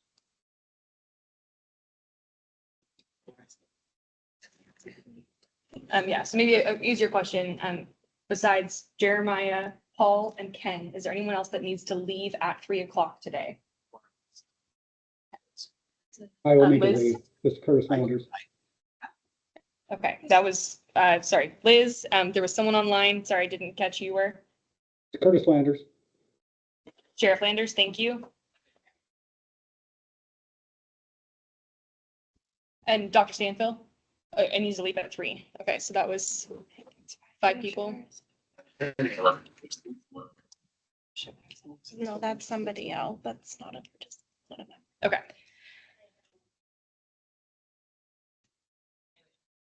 At 3 o'clock? Okay, so that Then, rules out today. yeah, we won't form. Okay, so tomorrow morning is the next proposal.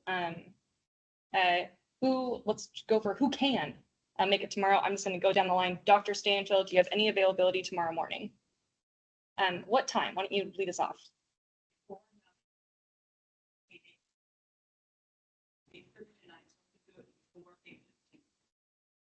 Okay, so maybe 8:30 to 9 for a half hour would be available. Okay. Alicia, do you have any availability tomorrow morning? Yeah.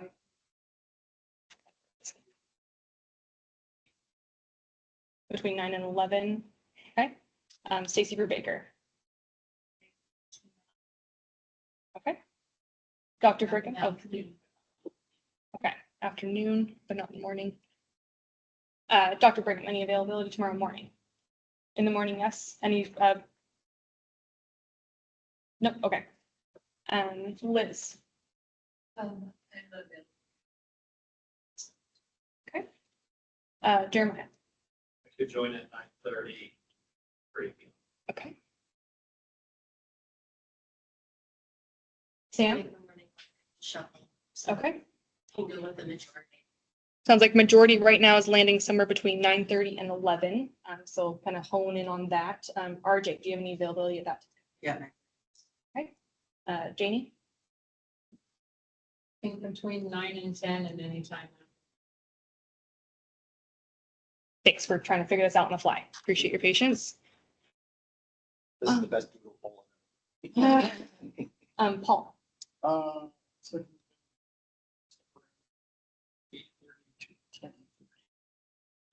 9:30 to 10:30 would be, I guess, the majority there so far. Ken, you said you were available. I'm hopping to online folks 1 second here. Sure. But my. Okay. Ken can stay when I. Ken can stay when I have qualms. Okay, hold on. Let's go through this real quick. Sheriff Landers, might have availability at 9:30 tomorrow. I don't, anytime before 9. Okay. Thank you. Let's see. Eric Swallow, you're next on my list. Do you have any availability at 9:30 tomorrow? I'm good from 9 o'clock on. Okay. What more do we need? I don't. Okay.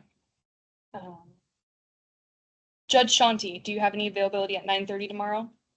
Yes.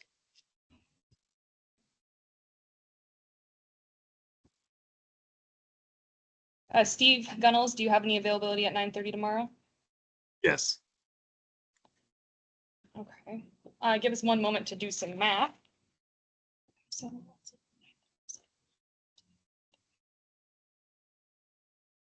I guess I would ask Ken, am I going to be done by 9:30 tomorrow? Since I have a meeting with. That's what I was wondering, Sheriff. I think if we call Constantine, we can probably get that rejiggered, just to maybe to lead with your lead program first to get us out by 9:30 from Fed Cabinet. In fact, Okay. I'll go. Then I could be available at 9:30, but only till 10:30 at the latest. okay. So let's put it for 9:30 to 10:30. So Sharon's out. Alicia, yes. Stacy's out. Brigham, yes.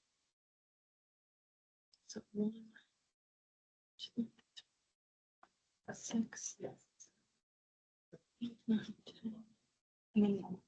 And for Ken.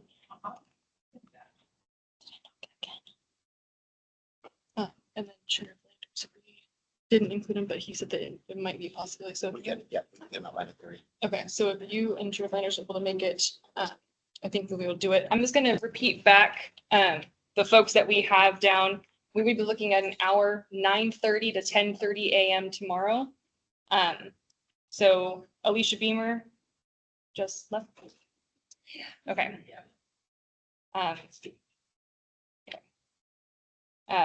Dr. Brigham, that works for you? 9:30 a.m. to 10:30 a.m. tomorrow. Let's see, Liz, that works for you? Jeremiah, that works for you? Sam, that works for you? RJ, that works for you? Janie, you would be maybe able to run for a half hour. But yeah. Anytime after 11. Okay, so we're gonna go ahead and just, if you can be there for the first half hour, that would be great. That worked for Paul, but I need to confirm with Paul and Alicia, I guess. So I think he's. And Eric Swallow, I have you as that working for you, 9:30 to 10:30. Yes. Okay, thank you. Judge Shanti, 9:30 to 10:30 tomorrow.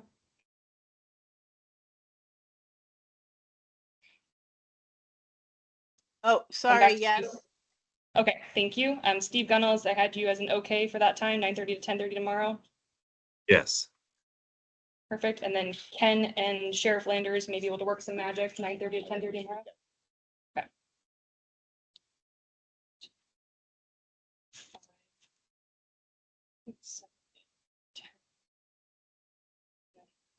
Alicia. So Alicia and Paul, I think they said 9 to 11. Yeah. So we would have quorum for 1 hour tomorrow.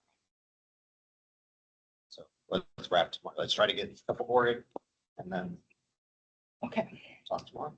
Yeah. 1, 2, 3, 6, 8 in the room right now. Some Steve Gunnels, Judge Shanti, Eric Swallow online, and Sheriff Landers so far. Okay, so we're good. All right.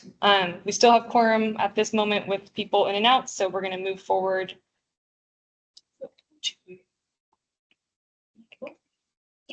No, we need to. Okay. Lincoln County, up on the screen, ready for discussion.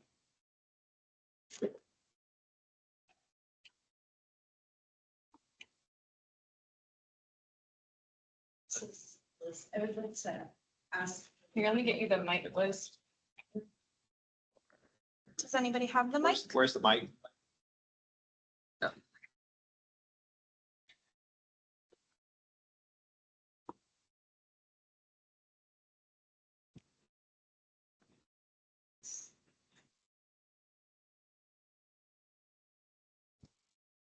You'll need to hold the button.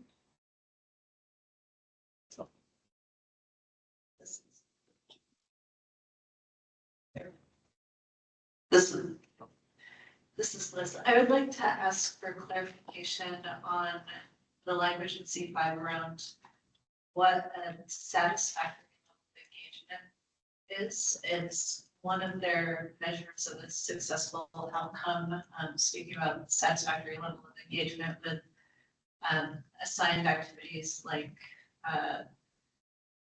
engagement in services and housing and treatment and employment services. Was that for C5, you said? Yes. Yes. Okay. Let's see. I did, as part of outreach, ask for some additional details on that. So I'm pulling them up here to share. All right. Let's see. So program navigators will make appropriate referrals to treatment providers and other community services based off client needs determined during their assessment. Deflection program coordinator will determine if participants have successful outcomes based on reaching a satisfactory level of engagement with their assigned deflection activities recommended by program partners in coordination with the program coordinator. Examples could include clients actively engaging in services to overcome identified barriers such as substance use disorder treatment, housing, employment needs, behavioral health treatment, etc. Seeking more clarification? Yeah, I mean, satisfaction is really subjective, especially when you're thinking about things like housing and what is and is not available and wait list and all of those type of considerations. I think for some populations, non-compliance also looks like the services. So just like a little bit more information about that. Noted. Thank you. This is Grant. I would echo that. And then, but I do want to also call out their excellent budget, which is entirely dedicated to services and participant supplies. And I don't think they included any admin funds. So I did want to call that out.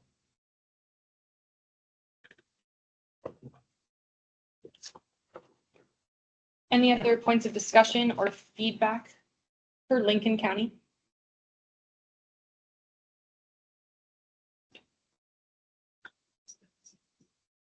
Also, just want to acknowledge kind of their taking on non-person DNC misdemeanors as well as possession cases. I was impressed with their application. All right. I'm not hearing any other points of feedback aside from the one from Liz. So if there's not any further discussion, let's go ahead and move to the vote. The decision before you now is whether or not you approve the application from Lincoln County, noting the specific feedback provided by the GRC that will be relayed to the applicant. Are there any abstentions? Yes, this is Curtis Landers. I abstain. Thank you, Sheriff Landers. Okay. All those in favor of approving the application from Lincoln County, please say aye. Aye. Aye. Those opposed, please say nay.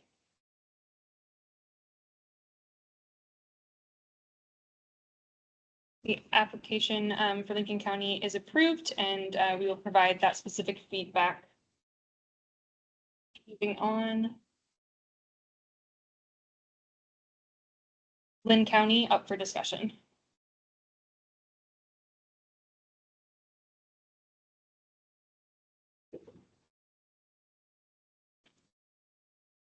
Casey?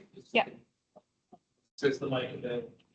I think am I close enough to the owl where I think it's? I think so. This is Janie Gullison. I would just like to know that there's some outdated language or some use of the word addict and addicted person prior to any assessment given. So I just comment is SUD status cannot be established without an appropriate assessment. For example, in the exam conducted by CDC. So I just want to offer some or propose, recommend, so not that I would do it, but support in maybe.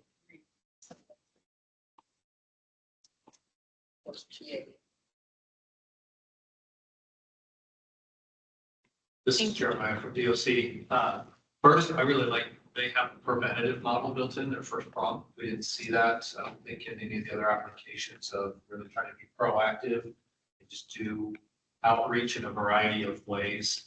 I'm struggling a little bit with the second prong of their program. Meeting with an individual from the DA's office and 90 days of sobriety to determine your success.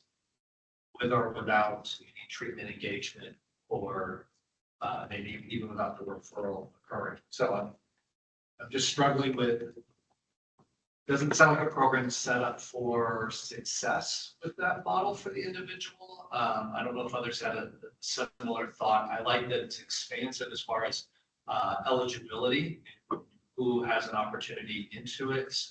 But this, you must remain rigorous UA testing to ensure sobriety for 90 days. Success metric of the program. Struggle with it. Yeah. This is Grant. Yeah, I had that same reaction. I mean, again, this really does feel a lot like a drug court. The fact that they will meet with a facilitator who is an agent of the DA, again, raises constitutional concerns because there's a potential pending charge. And so, you know, that person has the right to remain silent, has the right to counsel. That is going to create issues. But also having, you know, sobriety rather than engagement in services or treatment be the standard, I think is setting up your program for failure. And then also dedicating money to UAs when there should be providers in the community, treatment providers who offer UAs already as part of their treatment programs, I don't think is a good use of the deflection funds. I also did find it very strange how they have a sobriety standard that is unrelated to treatment and then a separate sobriety standard that is associated with treatment. That didn't necessarily make sense to me, but one of the biggest things was the eligibility is for first time PCS only. That is not the target of any deflection program. Deflection programs are intended to be for high acuity, high system utilizers, not for individuals who are, this is their first time getting in trouble with possession. Those people can go through deflection, but deflection programs are intended to provide stability for high acuity individuals. So I see that as a serious concern.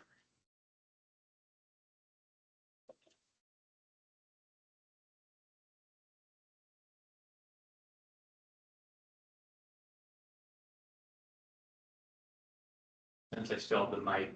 I will also note that the DA's office, once again, the program coordinators located there and then 2 deflection facilitators. Given that they're only doing first time PCSs, I'm not sure why they would need 2 facilitators. That seems like a lot for the number of people that they're going to get into the program. But that DA budget makes up 49% of their overall budget, which again is concerning and is not.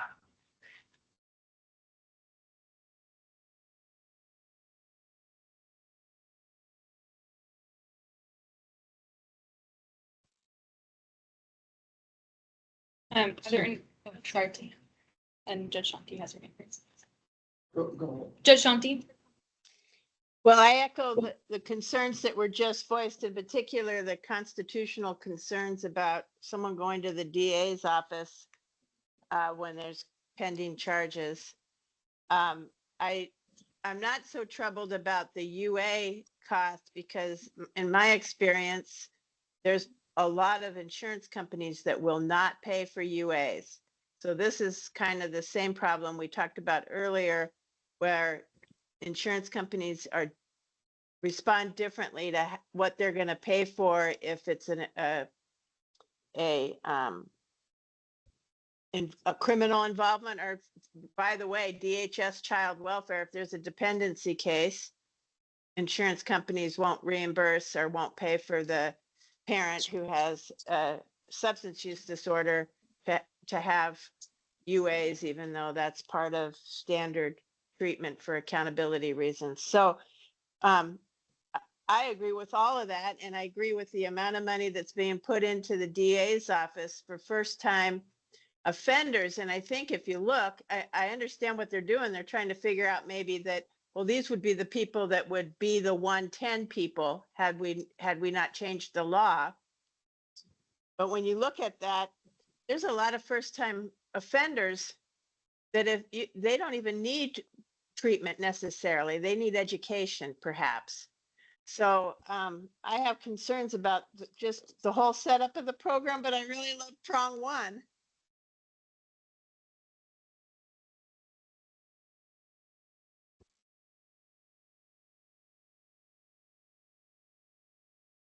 In terms of specific feedback to Lynn County regarding this application, I think we've captured a concern around the 90 days of sobriety and determining success and where's the treatment engagement as part of that. Are there any other specific pieces of feedback that you wish to bring to Lynn County's attention for elaboration, clarification, or adjustment at a future time? Dr. Brigham? Maybe we'll get you the microphone. Just go to the restricted eligibility criteria first time. For the PCSU, yep. Thank you. So that was the first time PCS only being restrictive eligibility requirements. Thank you. I can just speak up. This is an application that I have a hard time supporting, and I get that it meets technically the eligibility criteria, but given the rigid criteria that they have, and I also would really like to understand how they justify the DA positions.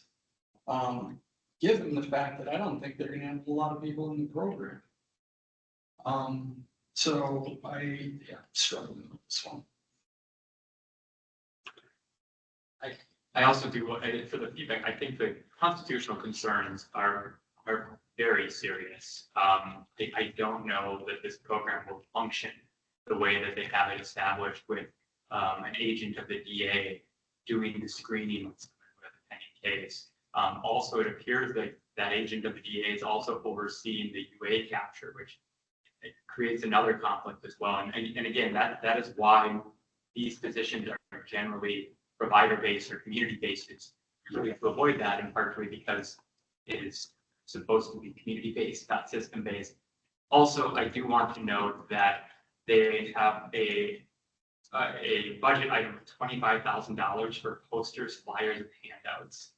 I understand that they're allowable items, but I do think that this body has some responsibility to sort of check those things, and $25,000 for paper seems like a significant amount of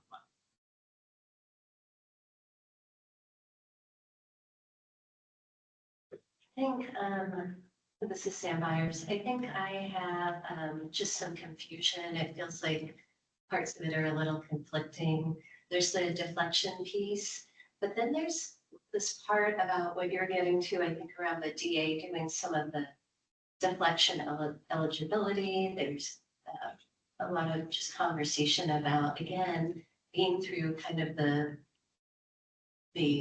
legal system and somehow then deflection happening within that. So I think I'm confused, and in part because I think there are many deflection programs where even with the citation, it's like it's never happened once somebody has completed that deflection program successfully. And this one indicates that there's some level of like court dismissal, or that it would still exist on the person's record. Like it just doesn't line up with other ones. So I am, I have to say, a bit torn on this one because that piece isn't clear. It feels like we're back into the legal system a little bit more than other deflection programs that we see.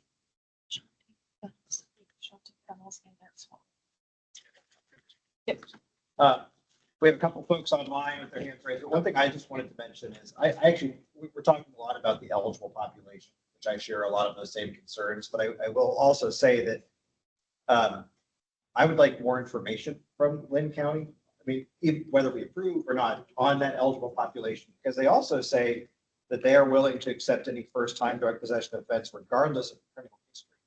And while that may be more restrictive than a county that's willing to accept more folks, I think there may be more people in that pool than some of our other counties that are much more restrictive with no person crime history, no this, no that, no. It doesn't even say no co-occurring charges. And so that's where I'd like some more clarification that I agree it's restricted compared to some, but it actually may not be as restrictive as some we've already approved. And so I'm just being cautious that maybe we want a little more clarification, especially on whether co-occurring charges, which are not mentioned, whether they could be deflected, you know, if you also have a murder or something at the same time. So it may be more expansive than we think. Maybe that's the thing. Online folks. Yeah, Judge Shanti, looks like your hand was raised first, then Steve Gunnels, then Eric Swallow. I'm sorry, I meant to take my hand down. I keep forgetting to do that, but thanks for calling on me. No problem. Steve Gunnels?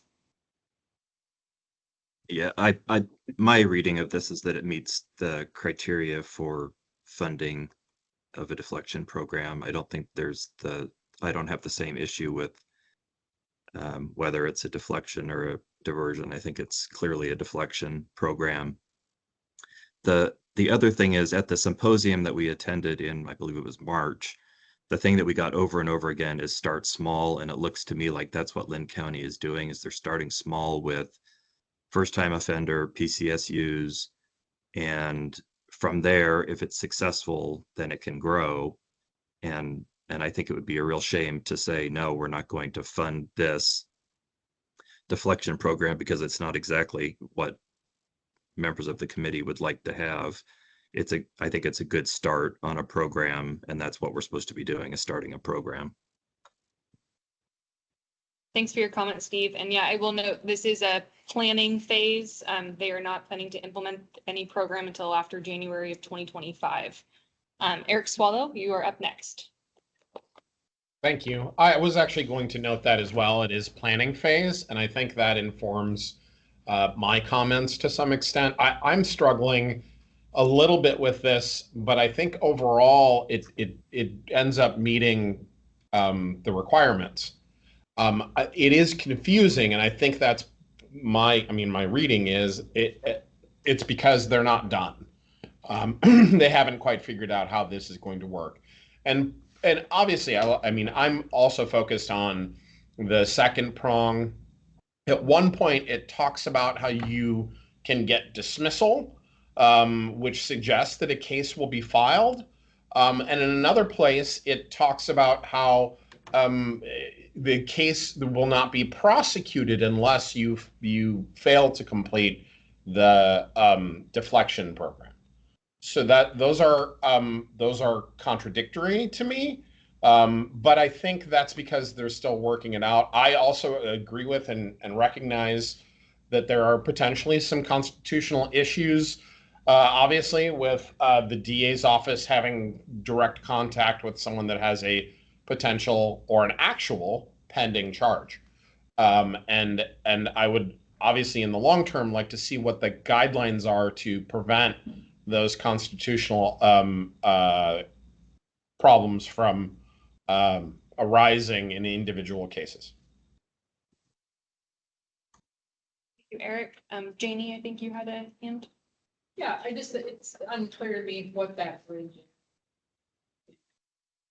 Like, what is the program they're getting connected to? The provider for, it was helpful to have the call out regarding the planning phase. I'm just still, yeah.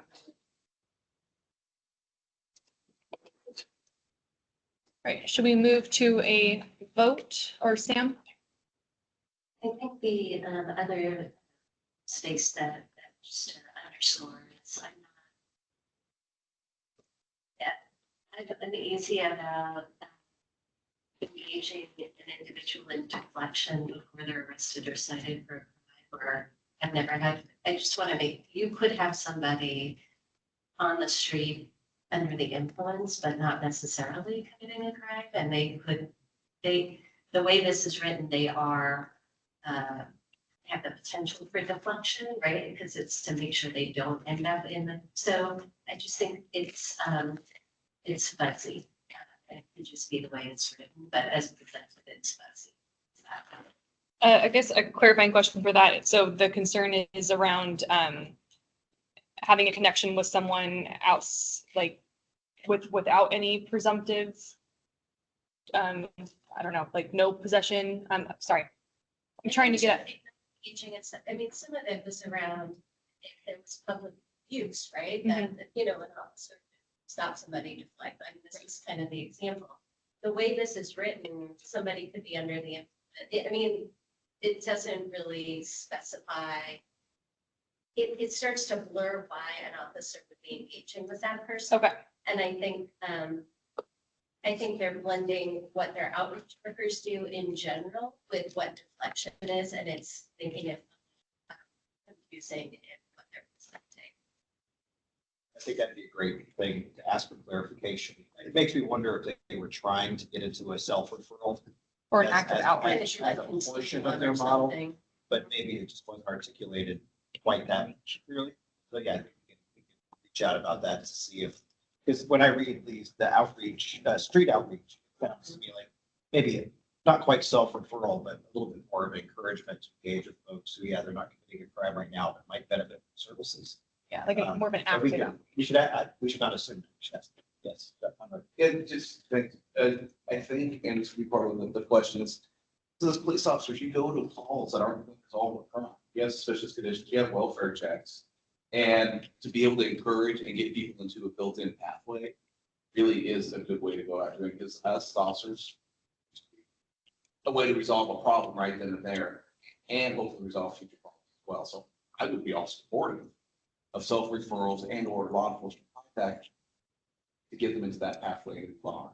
And if there needs to be clarity on how that works and how robust that is and all the funding that goes with that. But to me, that's a great, let's do it every time an officer contacts somebody, if that's part of their background and why they're doing things, why that contact exists. Yeah, let's get them somewhere, help them out. Yeah, I just don't know that they end up on the deflection track, right? Which is starting to, it's right. If you do a well check, right, on somebody, and maybe they're like, I need help, and an officer would be like, great, here, let me get up here to you. That's one thing. But the way it's written, it even if that person has not been using in public or anything, and they're just like, they want help, it implies that they're on that deflection to diversion track, where what I'm saying is you could have that, an officer could be like, great, let me get you up here and walk away. And they don't have to track whether or not they engaged in that service. This is saying that they would be tracked now. And that's the part that feels like it's getting a little too close to the diversion piece. I suspect they could work it out, but right now that's my real piece, but I agree. I agree to the lack of clarity. I'm not sure between prong 1 and prong 2, how the prongs meet. And so, yeah, you're right. You wouldn't want to have somebody voluntarily go into a program, have to do 60 days of sobriety, and the consequence of them not being sober is somehow then being roped into the system, even if they would not have been charged first. And that's what you're trying to say, right? Yeah, and I agree. Yeah, I think we should definitely get clarification.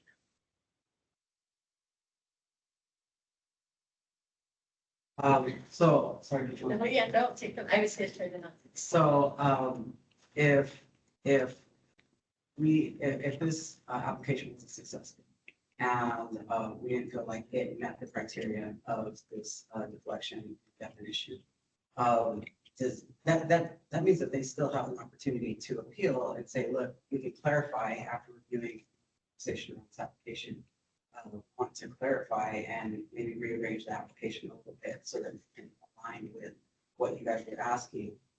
Does that opportunity still exist for? They can make an appeal based on whatever process violations they perceive occurred, if there are any sort of particular. I think that maybe the more operative point would be what, let's say an appeal, let's say they didn't appeal or they appealed and it was unsuccessful, then I think you're asking me, is there another opportunity for them to come back? We would have to create another opportunity for them to come back. I don't think that pre-existed now. As staff, I think I would weigh in. So this is a planning grant, operational after January of 2025. I think the pieces of feedback here are great. So, should it not be approved, it's not approved, and the applicant would have an opportunity to appeal your process and the eligibility requirements that you said that they did not meet. And if, through our protest process, we find that, they do in fact meet those, then they are approved, or they could, change their application in one way or another. Alternatively, if it were to be approved with the specific feedback, this would be another great opportunity for that programmatic check-in in February as part of that January quarterly reporting, where you're saying, I really want to see these changes, meet these benchmarks, and maybe the conditional funding piece, if that comes out of ODOJ, it being our purview. And I think the clarification I was really trying to provide is the protest or appeal process is not a place for just clarifying information. Yeah. That is not appropriate. Really, what they would be alleging for a protest, the way our protest is written into the grant review handbook, is a decision was made without quorum or some other like process violation. And then they would say there's a process violation.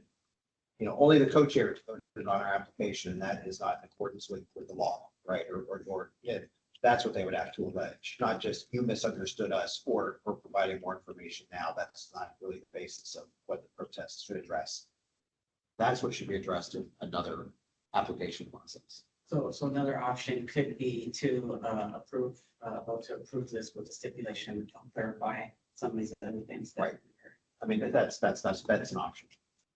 Just really quick, so if they appeal, they could only appeal the process. Could they say that we didn't fully understand because of the, like TA beforehand, we didn't fully understand what was being asked. Therefore, now that we've heard the conversation, we do, and we're willing to make these changes. The way it's written is there has to be an error in law, statute, or the solicitation. Like in how those apply. So I think it's simply. So you could argue the solicitation potentially. Potentially. Okay. But I think that like the fact that maybe some TA happened out of order is based on the speed with which we moved with the solicitation. That's not a fatal error with the solicitation itself. Got it. I would argue. I mean, they can allege anything. Okay. But I'm thinking of other appeals that we have had. There has to be something in the process that is erroneous. And you might be able to approve it now with conditions and make those conditions, like make that conditional on their receiving additional funds down the road. Potentially. And especially as a planning grant, right now, Lynn County was not an early adopter, and so they have no money to even do planning. And so I think that as a planning process, if they want to then become operational, that gives us our chance to at least have another conversation. But yes, Dr. Brigham. Thank you. Okay. The decision before you now is whether or not you approve the Lynn County application with the specific pieces of feedback that have been provided by the GRC. It's been a while, so that regarded the concerns of having the sobriety instead of engagement, the eligibility being restricted for the first time PCS only. I'd say clarification around eligibility. Yeah, overall. clarity around eligibility overall and clarity on the self-referrals, I believe was another one. So points of thing, they're on the record. Are there any abstentions from the? I thought there were. What, why don't I turn it back over to the GRC, have you all summarize?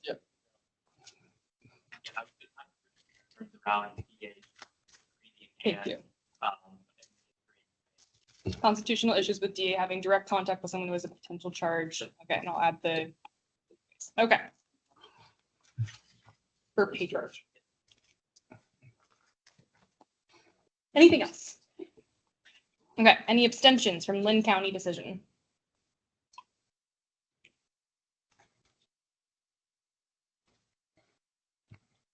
Okay, all those in favor of the application, please say aye. Aye. Aye. Aye. Aye. You got online? Yeah. Okay, those opposed, please say nay. Nay. Judge Shanti. Judge Shanti, we have that recorded. Thank you. The application is approved and we will provide the feedback as noted. I believe we are going to be losing some of you soon. Let's try to get through. One more? One more. Yeah. Okay. Now here, that's probably about what we can do. Okay. Now here, up for discussion. This is Grant. Their eligibility criteria is interesting and confusing, I would say. It doesn't identify any crimes and it says at risk of incarceration. So I think there definitely needs to be some clarity around that. I see what staff is looking. We received an amended answer from the county. Law enforcement officers will ultimately determine who is eligible to receive deflection services. Criteria includes Oregon residents, individuals facing a possession of controlled substance, single offense user amounts of PCS, low level misdemeanors, high risk populations, not eligible, non-Oregon residents, violent/sex offenders with charges in the last 5 years, and individuals currently under supervision. Oh, that's cool. Sam. I just have one case. So Malheur is using mobile crisis response and Lifeways is the community mental health program. All of that is great. Except mobile crisis since 2018 was to be 24/7. And what I'm seeing is it will only be offered during business hours. So I think that is, I just want to note that and understand what happens. I mean, appreciating maybe nothing happens at 2 o'clock in the morning, but I think I would want to understand what happens there. And whether if the crisis response at that hour is law enforcement, then what is law enforcement? Yeah, we have that noted for feedback, Sam. Thank you.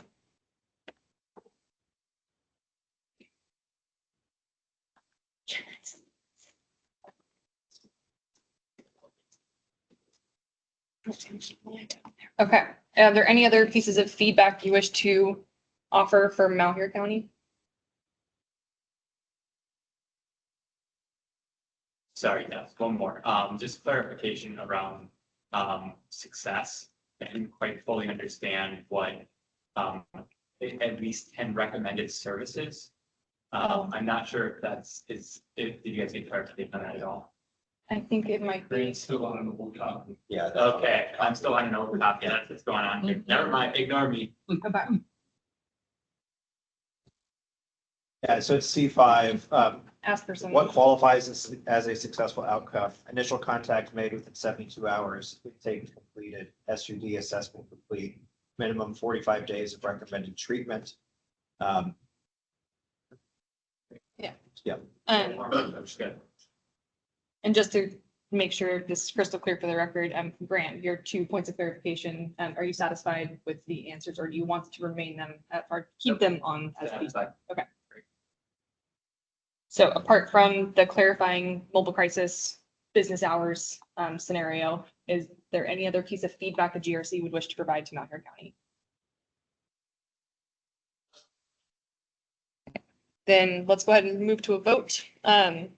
The decision for you now is whether or not you approve the application from Malheur County as presented with the specific feedback provided by you all. Are there any abstentions? Okay, hearing and seeing none.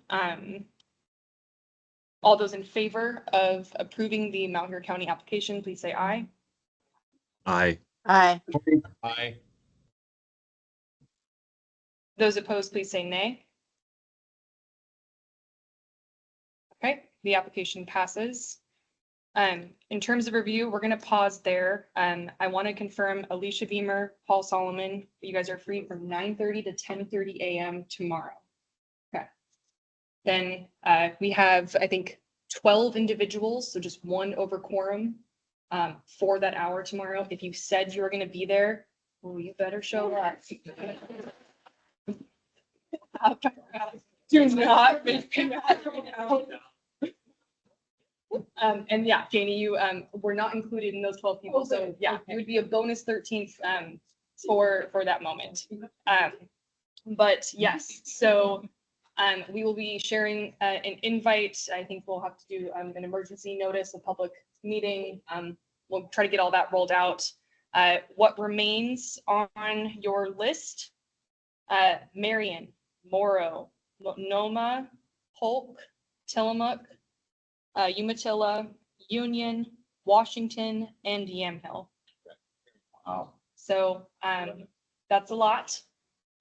You have homework. I mean, continue to read through. Maybe now that you know exactly how this process is going to work, it'll be virtual. It'll be a little bit different, but you know, maybe you have a specific thing of feedback that you'd like to present. We can be really feedback focused. If there's great things about the applications, that's awesome. We might not have time to hear your comments about the great things about the applications. Let's really stick to the process in moving these forward for funding. Are there any questions for us at this time? Yeah. All right, until tomorrow. Thanks everyone online for joining us. We'll see you at 9:30.